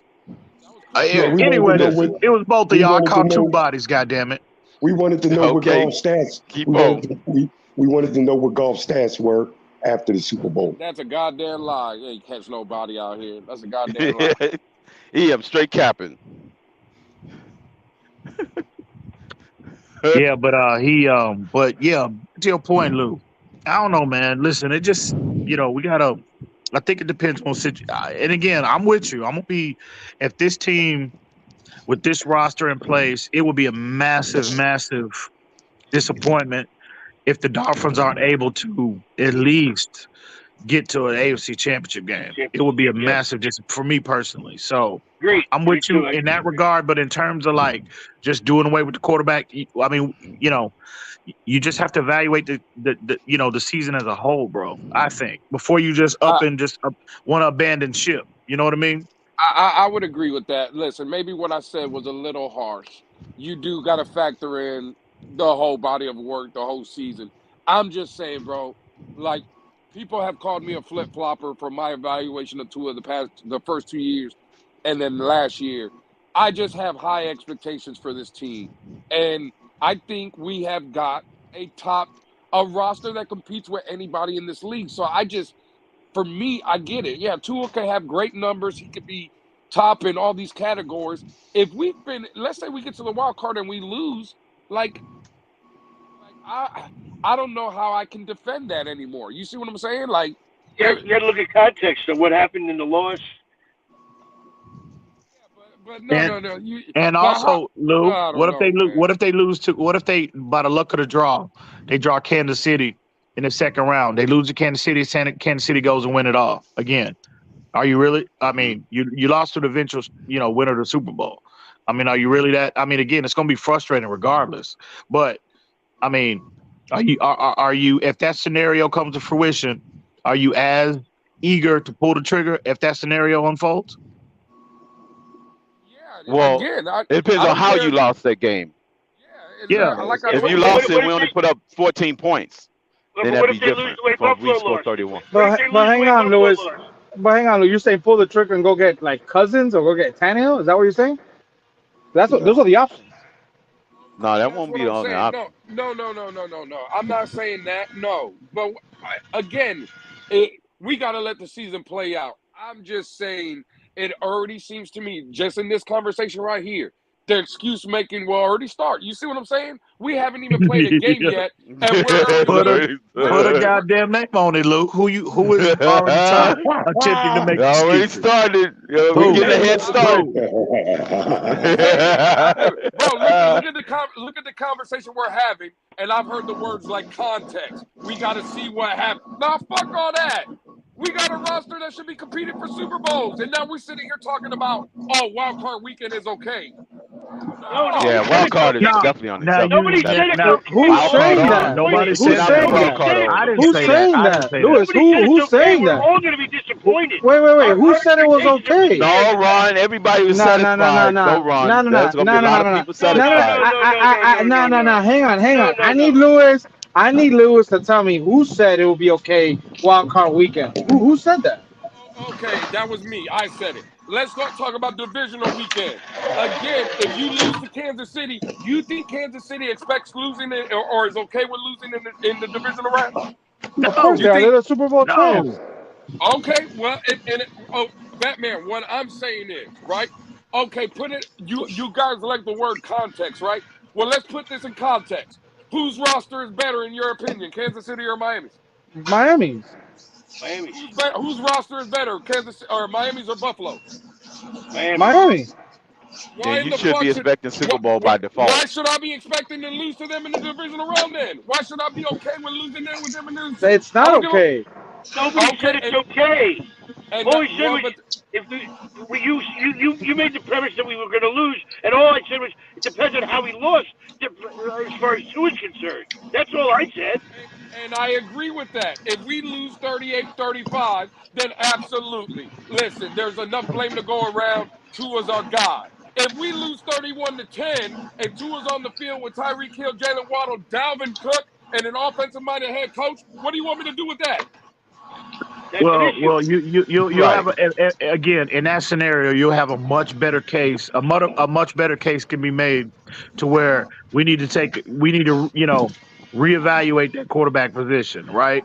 But again, let's wait and let it play out, Lou. That's all I'm saying. You gotta evaluate everything. Not just the quarterback. You got to evaluate the whole thing, the whole damn team. Well, that is, but how about the head coach? I agree. Coaches do.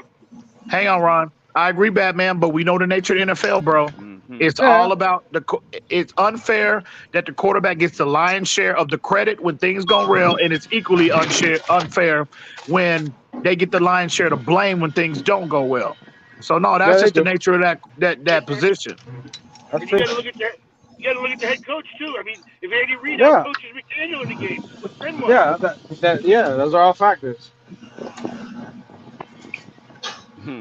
Look, I think this team is capable of winning, Lewis. I think we even have a shot of winning the division if we play our cards right and we do what we're supposed to do. We can win. We don't even have to worry about a wild card. We don't have to worry about a wild card. I expect to win the division. Bro, let me be very clear. I've been on every platform, every Twitter space, and I've been screaming at the top of my lungs. I think Miami's winning this division. I think Miami's going to be in the AFC Championship game. That's what I'm saying. Like, I'm not shitting on Tua. I got very high expectations for Tua this season. I got very high expectations for this team this season. What I'm saying is, again, listen, shout out to the homie Cap for Life. He was in here earlier. Cap for Life was saying, oh, well, if we get out of the wild card weekend, I'm fine with that. No. That shouldn't be the expectation. No, hell no. I'm not okay with it. No. No way. Listen, this is our opportunity. And that's all you I'm gotta saying. take your opportunity. You got to, in this league, with your opportunities there, you got to grab it by the fucking balls. The Bengals did it 2 years ago. They had a chance. They took it. To have this much talent at the same time on the same roster. When you have it, you gotta make it work. We have the team to do it, man. We just got to get the shit together, from paper to the field. Best team I've ever fucking seen. I'm not gonna lie. Me too. Listen, I've been following this team for 40 years, man, and I haven't seen anything close to this since Zach Thomas and Jason Taylor.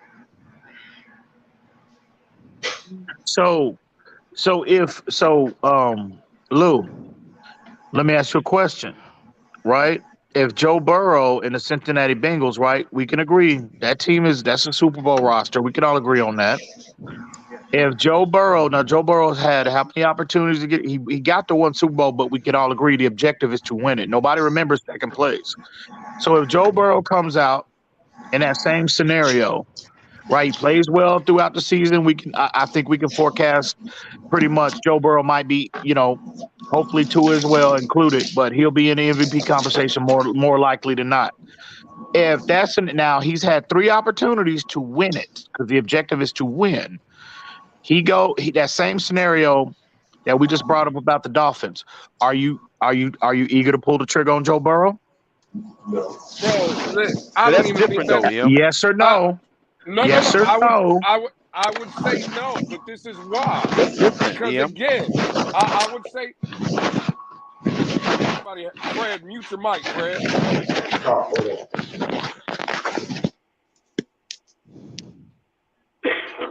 I would say no, EM, because again, I'm not going to debate Joe Burrow walking into a way better situation, at least from a weapon standpoint and a coaching aspect and an offensive-minded head coach. No one's going to deny that.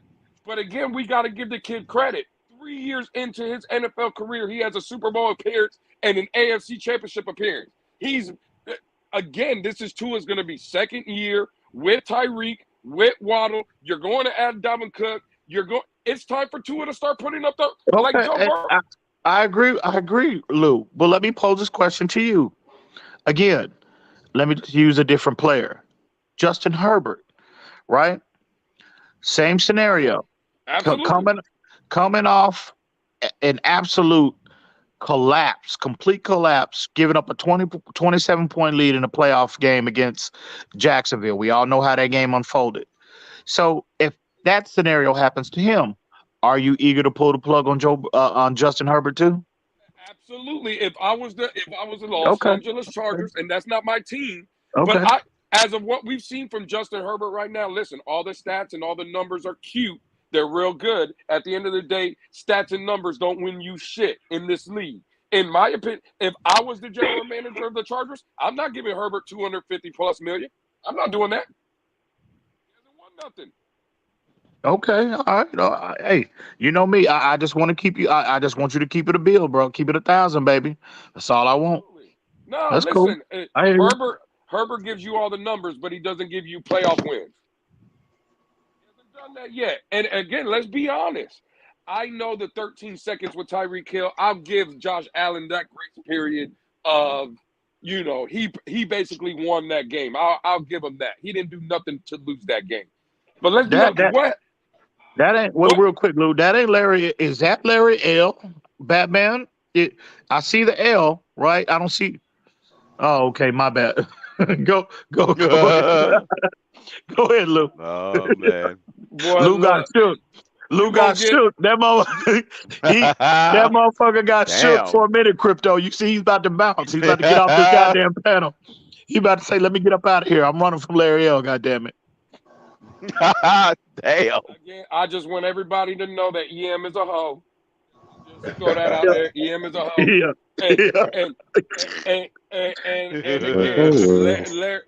Larry ain't doing a goddamn thing up here on this goddamn panel. I'm telling you right now. Larry wouldn't be able to mute me and tell me that I'm an idiot on this goddamn platform. I promise you that. Oh, say, Lou, did you forward that article to your boy? I'm glad Mountie Fins showed up. Mountie, salute to you. Always respect, homie. Lewis, did you forward that article to Mountie Fins? Did you do that yet? No, I didn't do that, but maybe I'd go on my Twitter right now. Maybe I do send that to him. Mountie, what's good, Mountie? What's good, Mountie? What's up, Mountie? Oh, Mountie wants to stay mute now. Oh. What do you guys speak of? That article of all the niggas in here that be talking shit about Raekwon Davis saying he's trash. Oh yeah. I want to encourage everybody in our fan base. I want to encourage everybody in our fan base to go check that article out by I forget where it came. I think SI.com. I think maybe Omar Kelly, one of them. I don't know who it was, but I encourage everybody to go read that article. It was some, a lot of insightful points that he was making about Raekwon's value to this defense. Yeah. I think.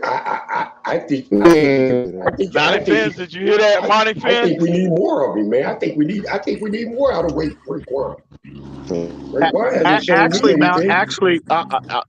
Actually, Mountie. Spoiler alert. Hey, I'm gonna drop a little nugget real quick. In that article, the person that had written that article, they were making the case that Raekwon might be the most, he might be the most valuable D lineman we have. Oh shit. Oh shit. Did the article not say that, Lou?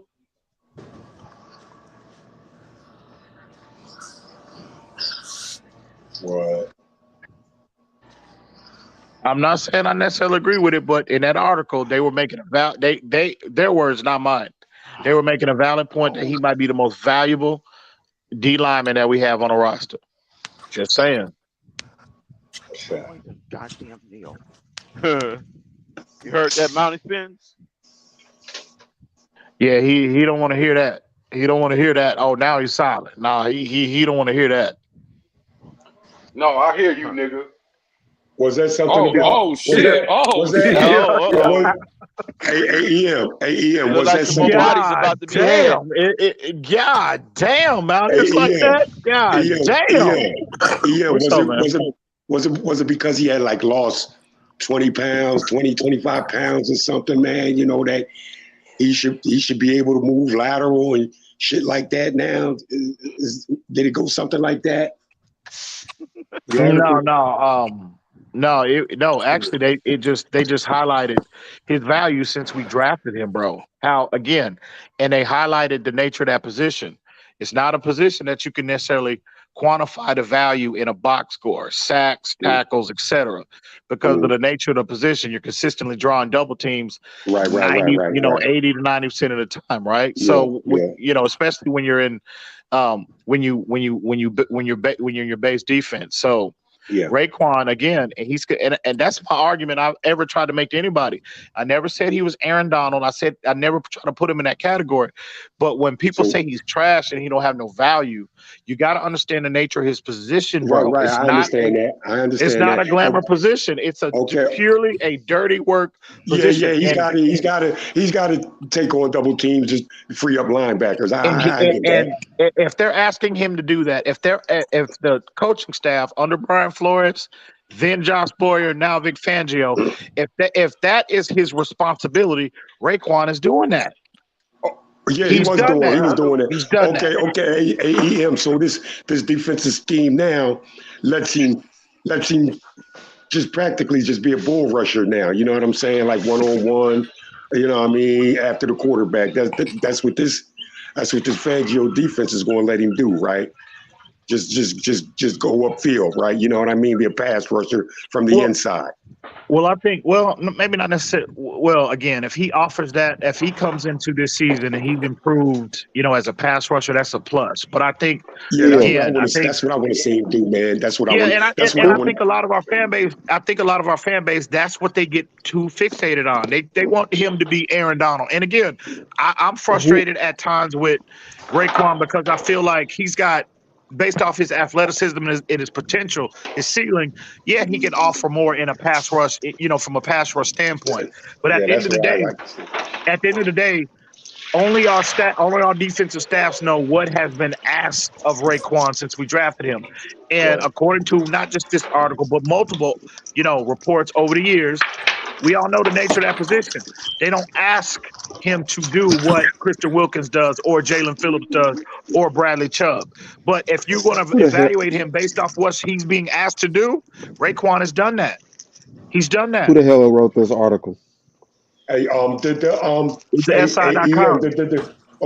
defensive tackle, the defensive tackle Hargraves for the Eagles. Did he play? Was he in that similar role as Raekwon? Man, was that like a similar role? No. They were a 4-man front. They were a 4-man front. They were 4-3 team. Okay, I was about to say because Hargraves, man, he had 11 sacks, man, at defensive tackle. 11 sacks from a defensive tackle, man. That's unheard of. Also, man, you know what I'm saying? You got to be a real special to do shit. Let me respond to this Raekwon Davis talk. That man ain't see no double teams. That we showed 6 to 7 people his first 2 seasons, and he's seen no double teams. I've watched Raekwon Davis. It's Rashad. I've seen Raekwon's tape. It's not bad. It's underwhelming. It's him 1-on-1 holding his own. He's not getting beat, but he's not destroying his matchup. He's watching to see what the ball is doing. If the running back has it, where the running back is going. Sometimes you just have to destroy. Wait. Sometimes you have to destroy. No, wait. I'm almost done. Done. Sometimes you have to destroy a player, a blocker, whatever, to make to let the next man make the play. He will just stand his own until the ball gets closer to him, and then he will try to make the play. Just do this. It's a 1-on-1. We all know who Raekwon Davis is. He's dominating. Too bad Dominican Sue couldn't do that for Cam Wake. No, hell no. Let me jump in here and just obliterate that narrative, bro. See, this is why. Let me jump in here real quick. What you just described, you said what Raekwon will do is, right? What you just described was Rashad was at. Raekwon will stack the linemen, right? And he's peeking to the left and peeking to the right, responsible for 2 gaps, right? That's basically what you just said. Do you not know Brian Flores' technique at the line of scrimmage was 2 gapping? That's literally the definition of what 2 gapping is. So again, hang on, Rashad. I'll let you cook. Hang on. I'm hanging. Yo, Rashad. So again, going back to what's asked of him, and in that article they quoted some of our defensive coaches in that article, and they are very high on him. Again, being evaluated based on what they have asked him to do, and Raekwon has done that. I hear you. The article probably sees the potential I see, because he does not get beat. It's the fact that he's 2-gapping, as you would say, when we're sending 6 people.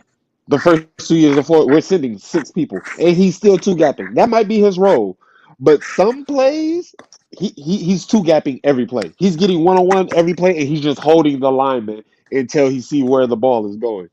Sometimes you just gotta destroy the play. We're gonna Rashad. Somebody's running the ball. I'm not going for the ball carrier. I'm going for his blocker. I'm taking out his blockers. God damn it, the football gods have spoken. Enough nonsense. Enough foolishness, God damn it. Damn. Mountie, you care to chime in here, bro?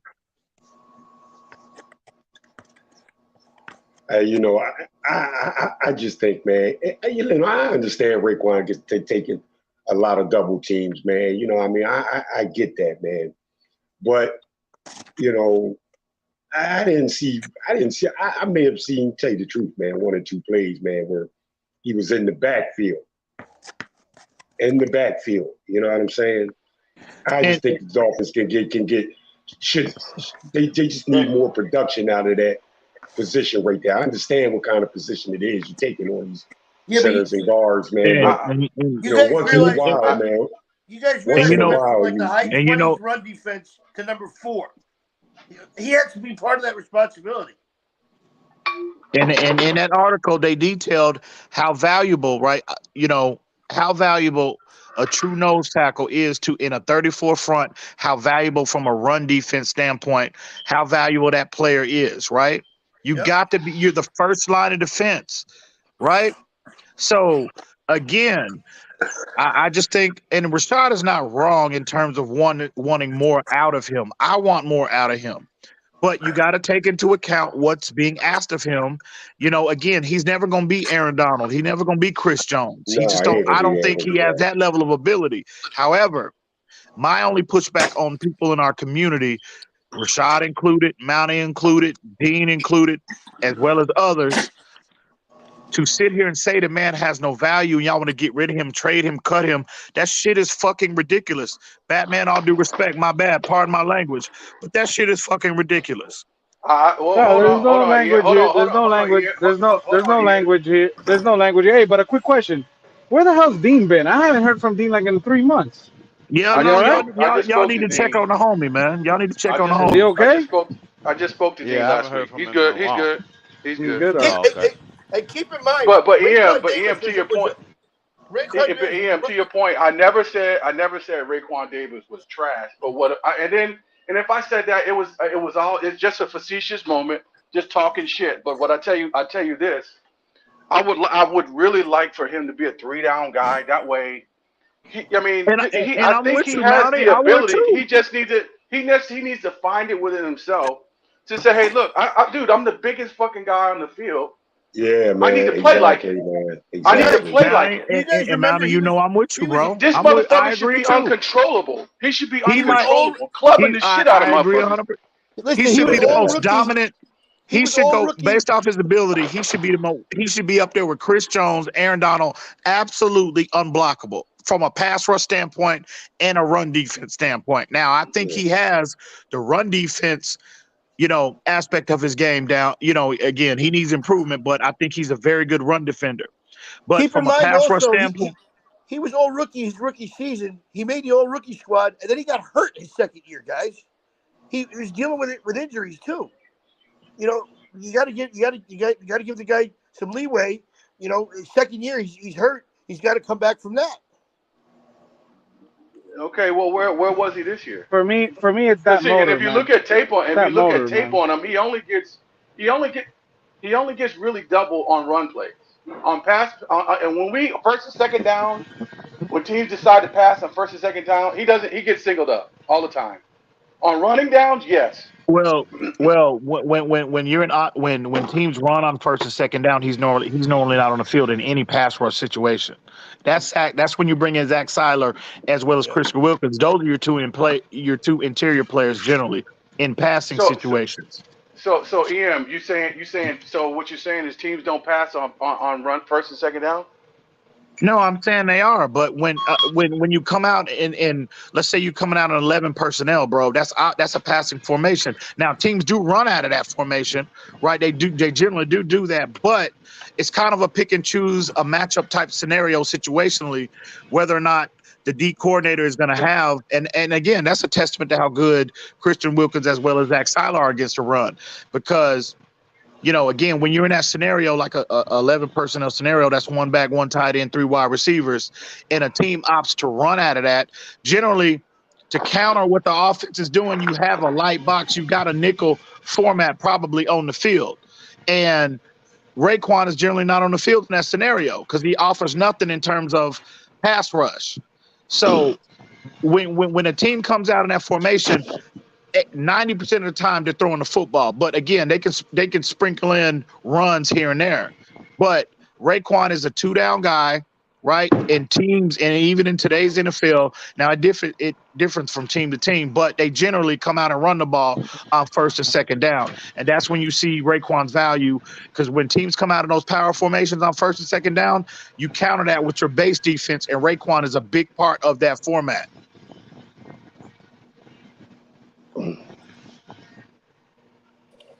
Everybody, let's So welcome Alex. I don't. You know, I think he's easily gotten under at the nose tackle, man. I think he's too tall for that position. You know, like guards, centers, like they just get up under him, man, and like, you know, turn him this way, turn him that way, man, and just the nose tackle, man, is just, I think, is a bad position for Raekwon. I think. Everybody, let's welcome the #1 Knicks fan. Let's welcome Alex. What's up, Alex? Hey, how you doing? Knicks suck, Alex, salute. What's going on, guys? Well, boy, you guys are doing well. What's up, Alex? The Knicks suck. You do realize this, right? You do realize this. I know. There's a lot of haters in this world, so. I know, man. It's all love, man. Anyways, the Knicks is the greatest team ever, though. I don't want to say that as well. I never said no. Let's not go that far, but. But I had to keep it So balanced, EM. So what are we EM. talking about now? So EM. What's up? What's up, Mountie? Alex, just tell him So would it be fair to would it be fair to say to Raekwon to his credit, well, actually to his detriment, in order for him to get paid, he's got to be a 3-down guy. Well, according to him, to get paid those big time contracts, yeah, he would have to. But that benefits the Dolphins, though, right? Oh well, he's of already course, good. That because we can sign him, right? And again, I'm not saying he's a finished product by no stretch, Mountain. He's still a player in his third, going into his fourth year. He's still a developmental player. But see, the Dolphins, he was a second-round pick. He'll be unrestricted this year. And generally 2-down players, they don't generally get big-time contracts unless you Vince Wilfork or And again, he wasn't getting paid like top, interior guys that had, like double-digit sacks or anything like that. So that benefits the Dolphins from a contractual standpoint. We don't have to break the bank for him. And we already know, right? He's already a developmental player, but he's already very good in his role. And as long as we have Vic Fangio as our coordinator, that 3-4 format is not going anywhere. So you're still going to need a player to man that nose tackle position. You already got him on your roster. Christian Wilkins. No, that's not Christian Wilkins. Hey, but Raekwon is not a defensive tackle in a 3-4. He's not a nose tackle. What are you talking about, Alex? Stop it. Don't do that. He should not be. In a 3-4. But come on, but EM, I understand what you're saying, and I'm not disagreeing with you. But again, in a 3-4, in a 34 defense, a 6'6", 315-pound man is not a nose tackle. Generally, listen, there is a prototype relative to every position in the National Football League. Height, weight, speed, perspective, right?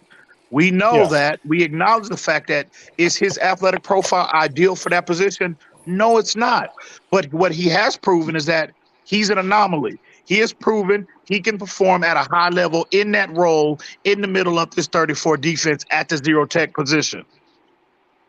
So to sit here and say that he don't belong there and we need to move him, move him to another position. Yeah, he might have position flexibility, but to say that take the position that you need to move him, he's not deficient in his role. So why would you tinker with that and move that? Unless you have a player that can step in and match or exceed the level of production we've gotten from him. He reminds me of Jared Odrick. That's where Raekwon Davis comes in. He played defensive end though. Jared Odrick played defensive end. Yes, in a 3-4. Well, that's fine. I'm not going to start having these comparisons with Jared Odrick and stuff. I want to bring out a question though. Alex brought up the right player. This is who I wanted to talk about. And maybe EM and Batman, because, I'm pretty sure they got more ears to the ground. What's going on with Christian Wilkins in this contract? Like what? I know everybody's on this Dalvin watch, and I know everybody, is consumed with that right now. But it's starting to get concerning that Christian Wilkins, for the guys that think we should sign him to a massive deal, EM or Batman, have you heard anything on that front? Like what's going on with the Christian Wilkins contract? Not a damn thing on my end, bro. Are you more concerned with Wilkins? He's getting traded, or Williams and Seiler? Well, again, I think you could get Williams and Seiler on cheaper deals. I just want to know. It's funny to me. We all know that if Miami would sign Christian Wilkins, it would save money for the cap this year. It would give us money. It depends how they do it. Okay, well, it depends how they do it. I'm just saying, bro, we were talking about Christian Wilkins getting a contract extension before the start of the season last year. Correct. We played that out all off season. All I heard, bro, we're 99 days from the regular season and there's still no deal. Like, in my opinion, there's a reason for that. Like, what's going on? I think we're gonna hear something from Wilkins and the Dolphins before we hear something about Dalvin Cook and the Dolphins. I think he That's wants probably over true 20 because million. one is already on the roster already. I think he wants over 20 million. The Dolphins don't want to go there. That's what I think. And again, Ron, this is just. I agree. That's what I think, and this is just speculation on my part. I'm not saying I heard this or heard. I've heard absolutely nothing on the Christian Wilkins front. However, I'm just speculating right now. I think the Dolphins have a number for him, and I think he has a number that he wants, and I think they're at a standstill. I think Vic Fangio might be fueling a lot of the negotiation process, right? He might not look at Christian Wilkins now. Brian Flores and Josh Boyer are totally different. They're no longer here. They might have had a different evaluation and on Christian Wilkins as they fit in their defense. This is Vic Fangio. He might not have that same evaluation on him, especially to warrant a $20+ million price tag. So I think, and I could be completely wrong and off base about, my point, but I think they have numbers. The Dolphins have. Chris Greer has one. I think Christian Wilkins has one, and I just think they're far apart. I think the biggest mistake they made was not doing this last year. They thought about doing it during the year and the beginning of last year, like Lewis said. It got where it picked up the most steam was in December. In December, they were really trying to get a deal done, and that's where the Dolphins failed because they should have gotten something done in December when shit started to pick up, and they didn't do it. Before the market shifted. Exactly. The market got high. The market got high. And I listen, the numbers that came out, the hypothetical numbers that we're talking about 4 months ago before everybody got signed. 15 million. We were talking at 15.3 mil per season. That's where it needs to be. That is where he needs to be. I was at 88 million 66 guaranteed. That's where I was on a 5-year deal. That's where I was. But Batman, how do you know that Christian Wilkins said to his agent, let's wait to see what the other defensive tackles. All right, everybody got signed, Alex. The only ones that haven't gotten signed are the top 3 dogs from his class: Ed Oliver, him, and Williams. That's what I'm saying. What if he waited for Jordan Simmons and Dexter Lawrence to get signed before he did anything? Listen, the top 3 dogs, the top 3 picks in that draft were him, Oliver, and Williams. They have not been signed. Not one of them have been signed. Not one of them. Okay. The but he's not going off of that. The question I would have Dexter Lawrence and Jordan Simmons. Okay, that's fine, Alex. I get it. Let me ask the panel this question. If that's the case, to let's say EM's point and Ron's point of let's say he wants 18, 19, 20 million dollars. Do you think, and everybody's a professional opinion or their take, do you think Miami breaks the do you think they make that deal happen? Yes. Or I don't think it touches 20. Oh yeah. I don't think it touches 20. I don't think it touches 20, but it will be under 20. I say they're going to find a way to deal him at the trade deadline. You give him 20 million. Give him 20 million. Well, that was my question. That's what I'm saying. That might be Zach Zeiler. That might be Zach Zeiler. No, the question I had was, let's say Christian Wilkins wants 20 million. Do you think Miami just says, fuck it, we're going to give it to him, or do you think they hold back and say no? No, they'll hold back. They're going to hold back. If they don't do it, then they're stupid. No. They're stupid if they don't do that. They're not going to give them 20. You know what? Remember, listen, Alex, deserves to get fired. Alex, You ready to give him 20 you million? gotta, Alex. Think about this for a second, Alex. Think about this for a second. 18 million in Miami is bigger than 22 or 21 million somewhere else where his boys are getting signed. So don't give me that BS, Alex. So getting 18, 19 from Miami is actually a good deal for Wilkins. Now, are the Dolphins at that number? That is a question. Somebody do the math. 66 million guaranteed. Somebody do the math. Somebody that has a pencil and paper, do the math right now. 66 million guaranteed, $88 million deal on a 5-year deal. What is that? And then do a 4-year deal and a 5-year deal on that money. 88, 66 guaranteed. Well, see, Batman, the number you gave earlier of 15 million, EM said he agreed with That's you. 17.6 mil. I say that 18.6, right? Like That's the number right there. I see. 17 and a half. All right. I don't think he's worth 17.5 million. What he does for this team, it is. It is. And to your point, Lewis, all these guys that signed for 20 have at least double-digit sacks every year. Yeah, listen, it's not about the sacks though. I know it's not, but when you get paid, it is. It's not when it comes to a no tackle position or defensive end position in a 3-4 defense. I don't argue that, Alex. I know what the responsibilities are, but when it comes to getting paid, you get paid for sacking the fucking quarterback. And the other factor I want to make, you're absolutely right, Rob. and the other factor that I want to make, and again, and this is nothing to discredit anybody else's team. The difference between those teams and Wilkins, that those teams aren't competing for a Super Bowl like Miami is. So they're getting paid. Yeah, they're getting paid because they're going to play for a crappy ass team. Wilkins is playing for a Super Bowl. So 18.5 mil is a bargain for Wilkins. 100%. Nah, hell nah. 18.5 is a bargain? Nah, Batman. Nah. You're not going to get double-digit sacks from Christian Wilkins at all. But what you are going to get is heart. You're going to get hustle. And you're going to also get pressures in the backfield, and your defense is going to be a top 5 against the run every year with Wilkins in that fold. No one is discounting his talent and what he does for his team. I love the guy, but you got to draw a line somewhere because you got other guys you got to pay. All I know is I'm not willing. All I know is if Christian Wilkins is asking for 20 plus, and again moving forward, you give it to him. Like, and I'm not thinking about man. I'm not thinking about this in the short term, but I'm thinking about this in the long term. Now I know a lot of people, they feel like we'll be in a position where we can sign everybody. Well, okay, I don't subscribe to that at this point, but we'll see how that shakes out. However, if you sign him for $20+ million, and again, if Tua turns out to be, if he completely cements himself as our franchise quarterback, we know the nature of the NFL in 2023 and beyond. It's a quarterback-driven league. You need to, if you feel like you got your guy in-house, you need to do everything year after year to make sure, right, his O-line is where it needs to be, and he needs to have players that are adequate at the skill positions. And if you sign Christian Wilkins to 20+, that is going to cost you in 2023 and in 2024 2 of your key pieces on your offensive line: Robert Hunt, Connor Williams. Agreed. So let me ask you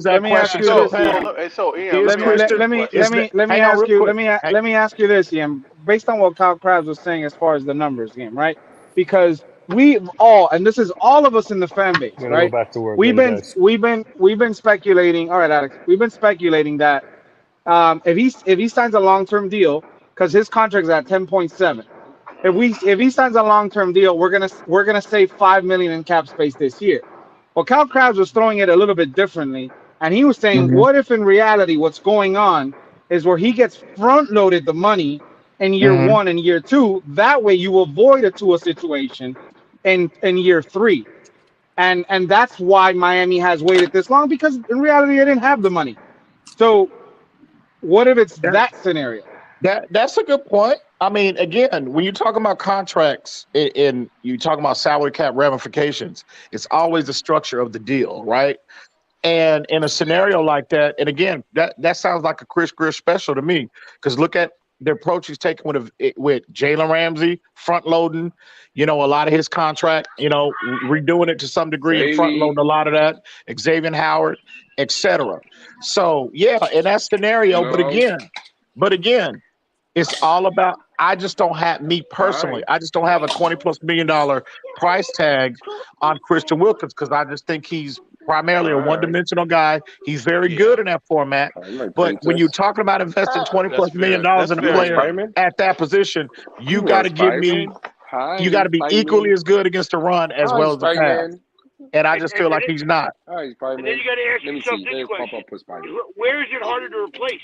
Is it harder to replace an interior defensive lineman, or Jalen Waddle, or Javon Holland, or one of those guys? Is Spider-Man? Papa Spider-Man. Well, right now, I think in terms of Christian Wilkins, because again, just like Christian Wilkins, we know he needs to get paid. Zach Seiler gets paid, and see, to me, that is what has complicated negotiations. And again, this is speculation on my part. That has complicated the negotiation with Christian Wilkins because you got a player that's lined up right next to you that's giving you virtually the same identical production. Right. And again, I know his usage hadn't been, on the level of Christian Wilkins the last 2 years. But, from a production standpoint, particularly in 2022, he has given you virtually almost identical production. Right. So if you're the Dolphins, in my opinion, that has hurt his leverage because if he's asking for that astronomical $23 million a year, the Dolphins and they don't have that same price, that value on him, they can easily pivot away from him and say, we got a guy that can come in and give us exactly what you give us, but we can sign him for half that. Right. So again, I just think where we are with him, it's not about, because at the end of the day, teams can pay whatever player whatever the hell they want. We all know the nature of the salary cap. I think it goes back to my point. I think they have a number for him, and I think it's probably being fueled by Vic Fangio. And I just think Christian Wilkins has a number, that $20+ million, and I think they're just far apart in the negotiation process. Can I piggyback on what EM saying? Hello? Yeah, go ahead. Go ahead, okay. Fred. I got an article by a guy named Alain Popart. Yeah. Okay. Go ahead. Okay, and he's saying even without extension next season, let me see, Dolphins can use a franchise tag on Wilkins in 2024, and that the number figures to be somewhere around 21 to 22 million for him. Franchise tag at 21 million? On a franchise tag? No, they said, yeah. Damn. They said the Dolphins can also use the franchise tag to keep Wilkins in 2024, and that the figures to be somewhere around 21 to 22 million for Christian Wilkins. And they mentioned the guy named last name Lawrence. Let me see how much he's supposed to be working.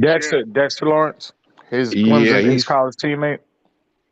Yeah, he's supposed to be worth, let me see, 94 million with 59 million guaranteed. What's the figures they had on him? I was just looking at. But you look at all those guys you mentioned. Look at their sacks. His deal is worth 90 million over 4 years with 60 million guaranteed. I think is that present?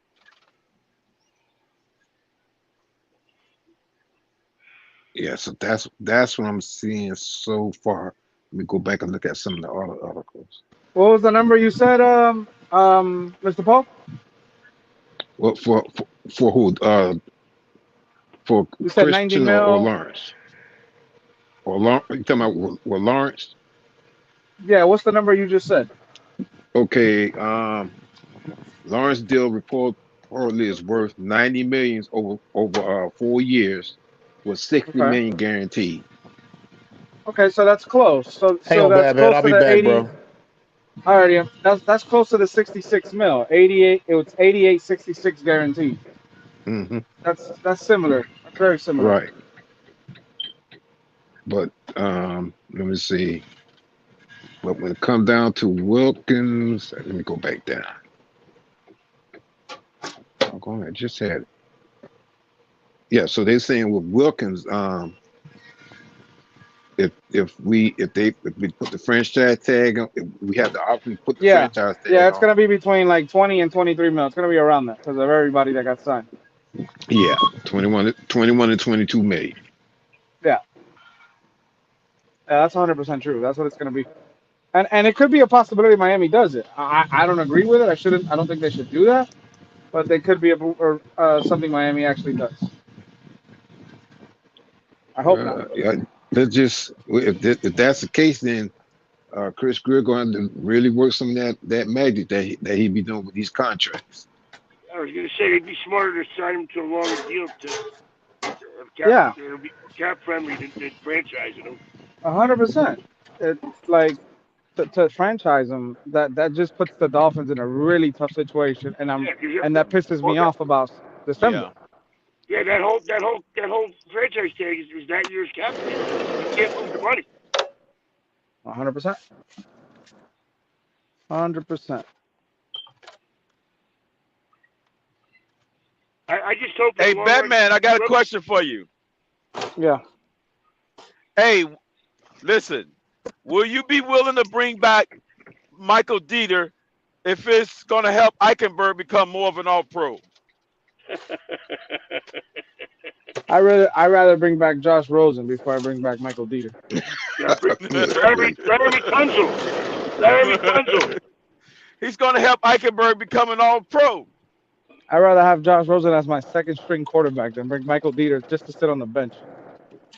Hey, listen, I just hope Wilkins. I just hope Wilkins wants to stay here bad enough. Batman, that's brutal. And sees the possibility, the opportunity. The chip, right? He'll cave a little bit and give a little bit more team-friendly deal. That's what I'm saying. I mean, look. Yep. Wilkins understands that he's never been a Pro Bowler. He understands that he is a top. I know you guys won't think, but I think he's a top 10 defensive tackle in the league. Let's say top 15 for the sake of argument. He's top 10. He's been healthy. He is he's a motivational player for the entire team, not just for the defense. He hypes these guys up. He's on the field. He's at off the field stuff. He's been showing up to practice. He's not like when a lot of players wouldn't be there because they want their money, like Zyler and Connor. Wilkins is the one showing up. Yep. So at the end of the day, the team looks at that, the team sees that, and the team, they work with players that are willing to work with the team, right? But my thing is, the Dolphins aren't stupid. The Dolphins aren't going to break the bank. Now, they understand how the money works. Greer has this guy, I forgot his name, the guy on the roster that can manipulate the money. And I think the Dolphins have put themselves in this position that now they have to go with, they have to go with Wilkins' demands. Now, that being said, you could trade Wilkins, right? But why would you trade Wilkins now when you could have drafted somebody in the draft and developed them behind Zyler and Raekwon, or even play out with Raekwon to see if he could win that battle? Now, you're going into the season without that young guy, and you're relying on Zyler and Raekwon and possibly some guy you bring off the street. I don't think that's enough. I don't think that's enough. You can let Wilkins play this year. He's contracted for this year. You can trade him at the end of the year. So let me get this straight. No, you can't trade him. You can't trade him after this year. You can't. You have to franchise. You have to trade him at the trade deadline. Him and Zyler. Unless Fangio's you're not gonna. So let me ask you this, Ron. Ron, we're balling. We're winning games. You know that you don't have the money to sign Wilkins, so you're gonna trade him now in the middle of the season? No, I'm talking about the end of the season. You got him. You can't. He's not under contract. Once the game is over, the game is over. You got to franchise him. Okay, I got you. Yeah, you got to trade Wilkins at the trade deadline. He don't become a free agent until March, right? No, Christian Wilkins is a free agent as soon as the season's over. I thought it's when the new NFL season starts. Right, when the NFL year comes, yeah, you can negotiate a deal at the end of the day. You can. So you could trade him from Super Bowl to March. No. No, he's not under contract like that. No, doesn't work like that. You have to trade Wilkins at the trade deadline or before if you want to get something for him, unless you're going to get a compensatory pick 2 years from now. You're not going to get anything for him.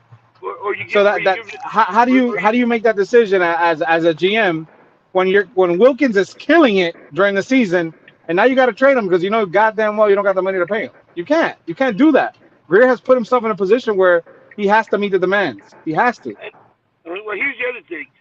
You like to see our own draft picks stay with our team and get rewarded, and that's 100%. To me, that's a big factor in all of this because 100%. You're showing the rest of the guys on the team that you drafted that you're bringing in here that if you perform, you're going to get rewarded. And this is the thing, though. You know what the sad part is? Regardless of the sacks, regardless of everything, if you look at the team, look at a guy like Javon Holland, look at a guy like Brandon Jones. These guys that get to see Wilkins day in and day out, the work that he puts in, and how he is with the whole team, and he's like he's a leader of this team, right? He's one of the leaders of this team. And you're not gonna pay the leader of this team. You're gonna let him walk because you don't have the money. It's not gonna sit well with a lot of these guys. Yeah, but I get that, Batman. But to Ron's point, right, about keeping your drafted players and stuff, I get all that. But this is where Miami has give credit to Chris Grier. When you hit on these draft picks like Christian Wilkins, like Holland, like Phillips, like Waddle, the problem with that scenario, you just can't sign everybody. Right. Eventually you're gonna lose players. So it gets back to the point. You got Robert Hunt, he's gonna need a new contract. Connor Williams, right? Then if I told you it's how you view and the players you like. But who would you rather keep? Robert Hunt, Holland, Phillips, Waddle, or Christian Wilkins? Out of those names, They're all different years, though, Louis. They're all different years. Batman. Okay, but Holland, think about it. Robert Hunt, if you don't get Robert Hunt signed during this season this year, you're losing him in free agency next year. You don't have Robert Hunt after this year. I agree. Connor Williams, you'll be short a guard. Connor Williams is the same thing. Think about Javon Holland, second-round pick. Remember, you can't play that franchise tag on Javon Holland. Javon Holland, this is his third year. Are we willing to let Javon Holland play on his fourth year next year without a contract? No, I'm not. All those guys are coming up, bro. It's not like, we got different years. They're all coming up at the right time. They're all coming up. And the thing is, when you hit the second round, you don't get the fifth-year option. That's what I'm saying, Ron. Like after this year, we'll only have Javon Holland under contract for one more year. This is his third year coming up. Next year, going into next year, and I guarantee you, we're not going to be in the same situation like what we are in Christian Wilkins. We're not letting Javon Holland play going into next year without a deal. Nah, that's not happening. Hell no. That's not happening. So again, bro, just think about the three guys. You got Connor Williams, Robert Hunt, and Javon Holland within the year. You're going to have to pay all three of those guys. And Raekwon Davis. Well, Raekwon, depending if you're going to let him walk or not, that's what I'm saying. I mean, I don't know. But Siler is another one. Like, what do you do with Siler? Because, again, everybody that's a tricky one. Bro, Siler has been very productive as a Miami Dolphin. Very productive. He's underrated. You can argue that Siler is the most underpaid player in the entire league. Agreed. I agree with that, Batman. Not the Dolphins, but the entire league. I agree. He's overlooked, and he's getting better and better. To me, each game he's getting better and better. I mean, he's underrated everybody. to me. Oh, look, Concrete said Ed Oliver and the Buffalo Bills reached an agreement on a 4-year, $68 million extension, including $45 million guaranteed. That's a lot of money. Oh God, $68 million. 68 mil, 45 guaranteed. Look, I'll lead you guys to talk about it. If you're gonna open a space or if you're gonna bring it up on a chat. I'm taking off, guys, for the day, man. I'll catch y'all on Monday. Much love to everybody that came out and was able to hold it down with me. Much love, respect. Fins up, everybody. Everybody have a Batman. Don't worry, Batman. Heater's on the way, Batman. Heater's on the way. All right, guys. Thanks, Batman. All right, Batman.